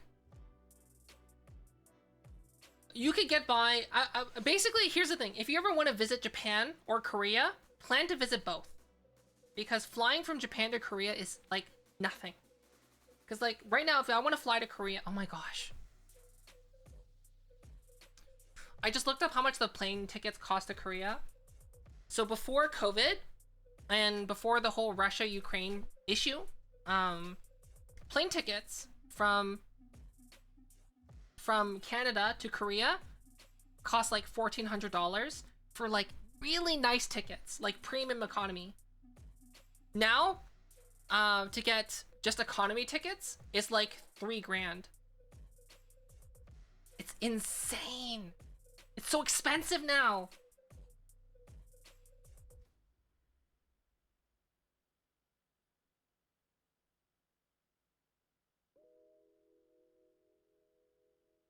So, but since you're spending that much money, if you go to Korea or Japan, traveling in between them is so inexpensive. So back when tickets cost $1,400 to fly to Korea, it cost $50 to, at that time it cost $50 to fly to Japan and back. $50. Isn't that crazy? So like, I don't know how much it would cost now, but it would still cost not that much.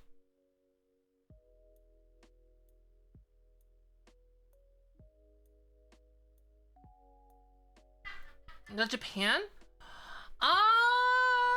It depends. It depends on what part of Korea you go to.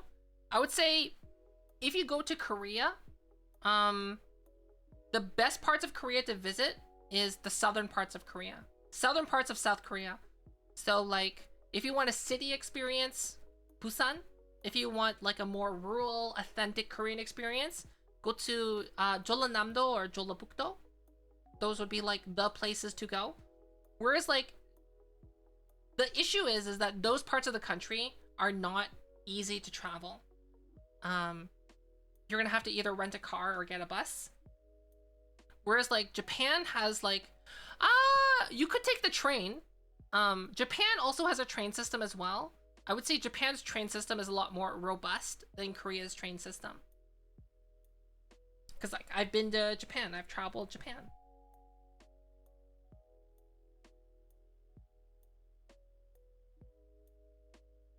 Where they're heading in that, yeah, Train to Busan. So the Train to Busan was filmed in I believe Gwanyang in Jeollanam-do. That's where it was filmed, which is cool. I got to visit both places where it was filmed and where they were heading.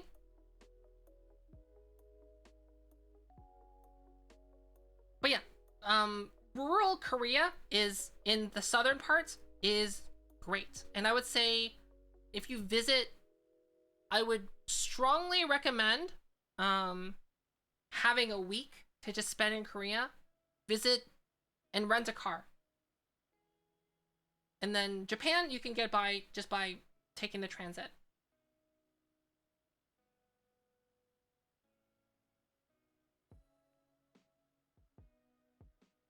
No, Japan has a very robust train system. Very robust. Like, you can get anywhere in the country almost like at any time with the train system. Whereas in South Korea, the only parts that you can get around anywhere is like, the main issue with South Korea is South Korea has had a division where the eastern part and the western part didn't get along for the longest time. So what you'll notice is that the South Korean map is like an upside down Y shape. Like, and Busan and Jeollanam-do, they don't connect by train. Even though if it did, it would solve so many problems. But they can't get along amongst themselves. They're like, eastern part, they're just stuck up country hicks. And then the western part is like, they're stuck up rich hicks. Rich snobs. I don't know. It's dumb. Imagine if America had that. Yeah, America did have it, and they decided to stop using the rail line. That's basically it. Canada and Japan had pretty decent rail systems, and then they got rid of it. And you know what's crazy right now is that there's some oh my god. There's tech companies right now that are like, Oh, we're tech companies and we're pitching a revolutionary system. It's a series of smart trucks that have stations to charge at automatically and they're self-driven. And I'm like, so you're describing a train. You're describing a train, but as a truck on the road. Great. And they're like, and these trucks will eventually have their own special road. That's a truck! That's a truck! That truck is a train! It's a train!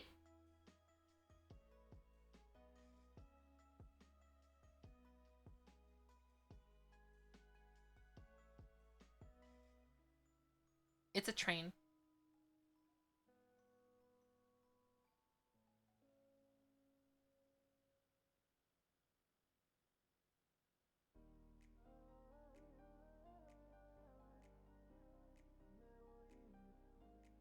It's a train. It's just a train. Yeah, trains are like the future. They're so smart, and I don't understand why don't we use trains. The issue now is like with all the land sold, it's like you have to like go through so much hassle now to build a train because people are like, this is my property and I don't care. Because like here's the thing, if I had a house and I liked where I was living and the city is like, hey, move, we're making a train here, I'll be like, F you, I'm living here, my house, right? That's what I would do. I wouldn't give them anything. It's my house.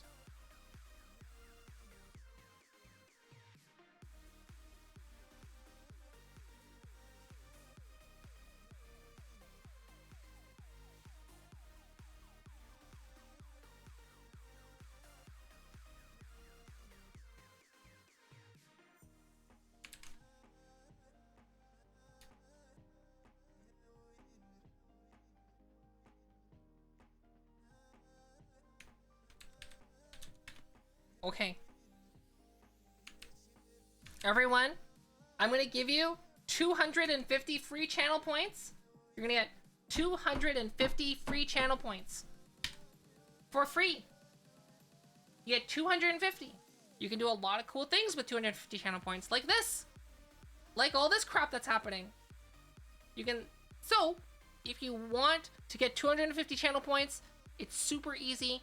All you gotta do is just stick around, hang tight, and we're gonna be visiting Versus. Versus is doing just chatting right now. They are a fellow VTuber. They're a VTuber. And it looks like right now we're talking to their little guy on their head. I'm not sure exactly what's happening, but thank you for tuning in today for Developer Thursday, where we did some Unreal Engine developer work earlier today. Saturday, I'll see you Saturday. That's next time I'm streaming. And if you want to make the raid a little bit more exciting, please copy paste the raid message, and we'll make it a little bit more fun, because it's always fun when people start spamming a bunch of stuff in someone else's chat. See you in 2 days. Bye bye. Bye bye. Bye. Bye bye. Bye. Bye. Bye bye.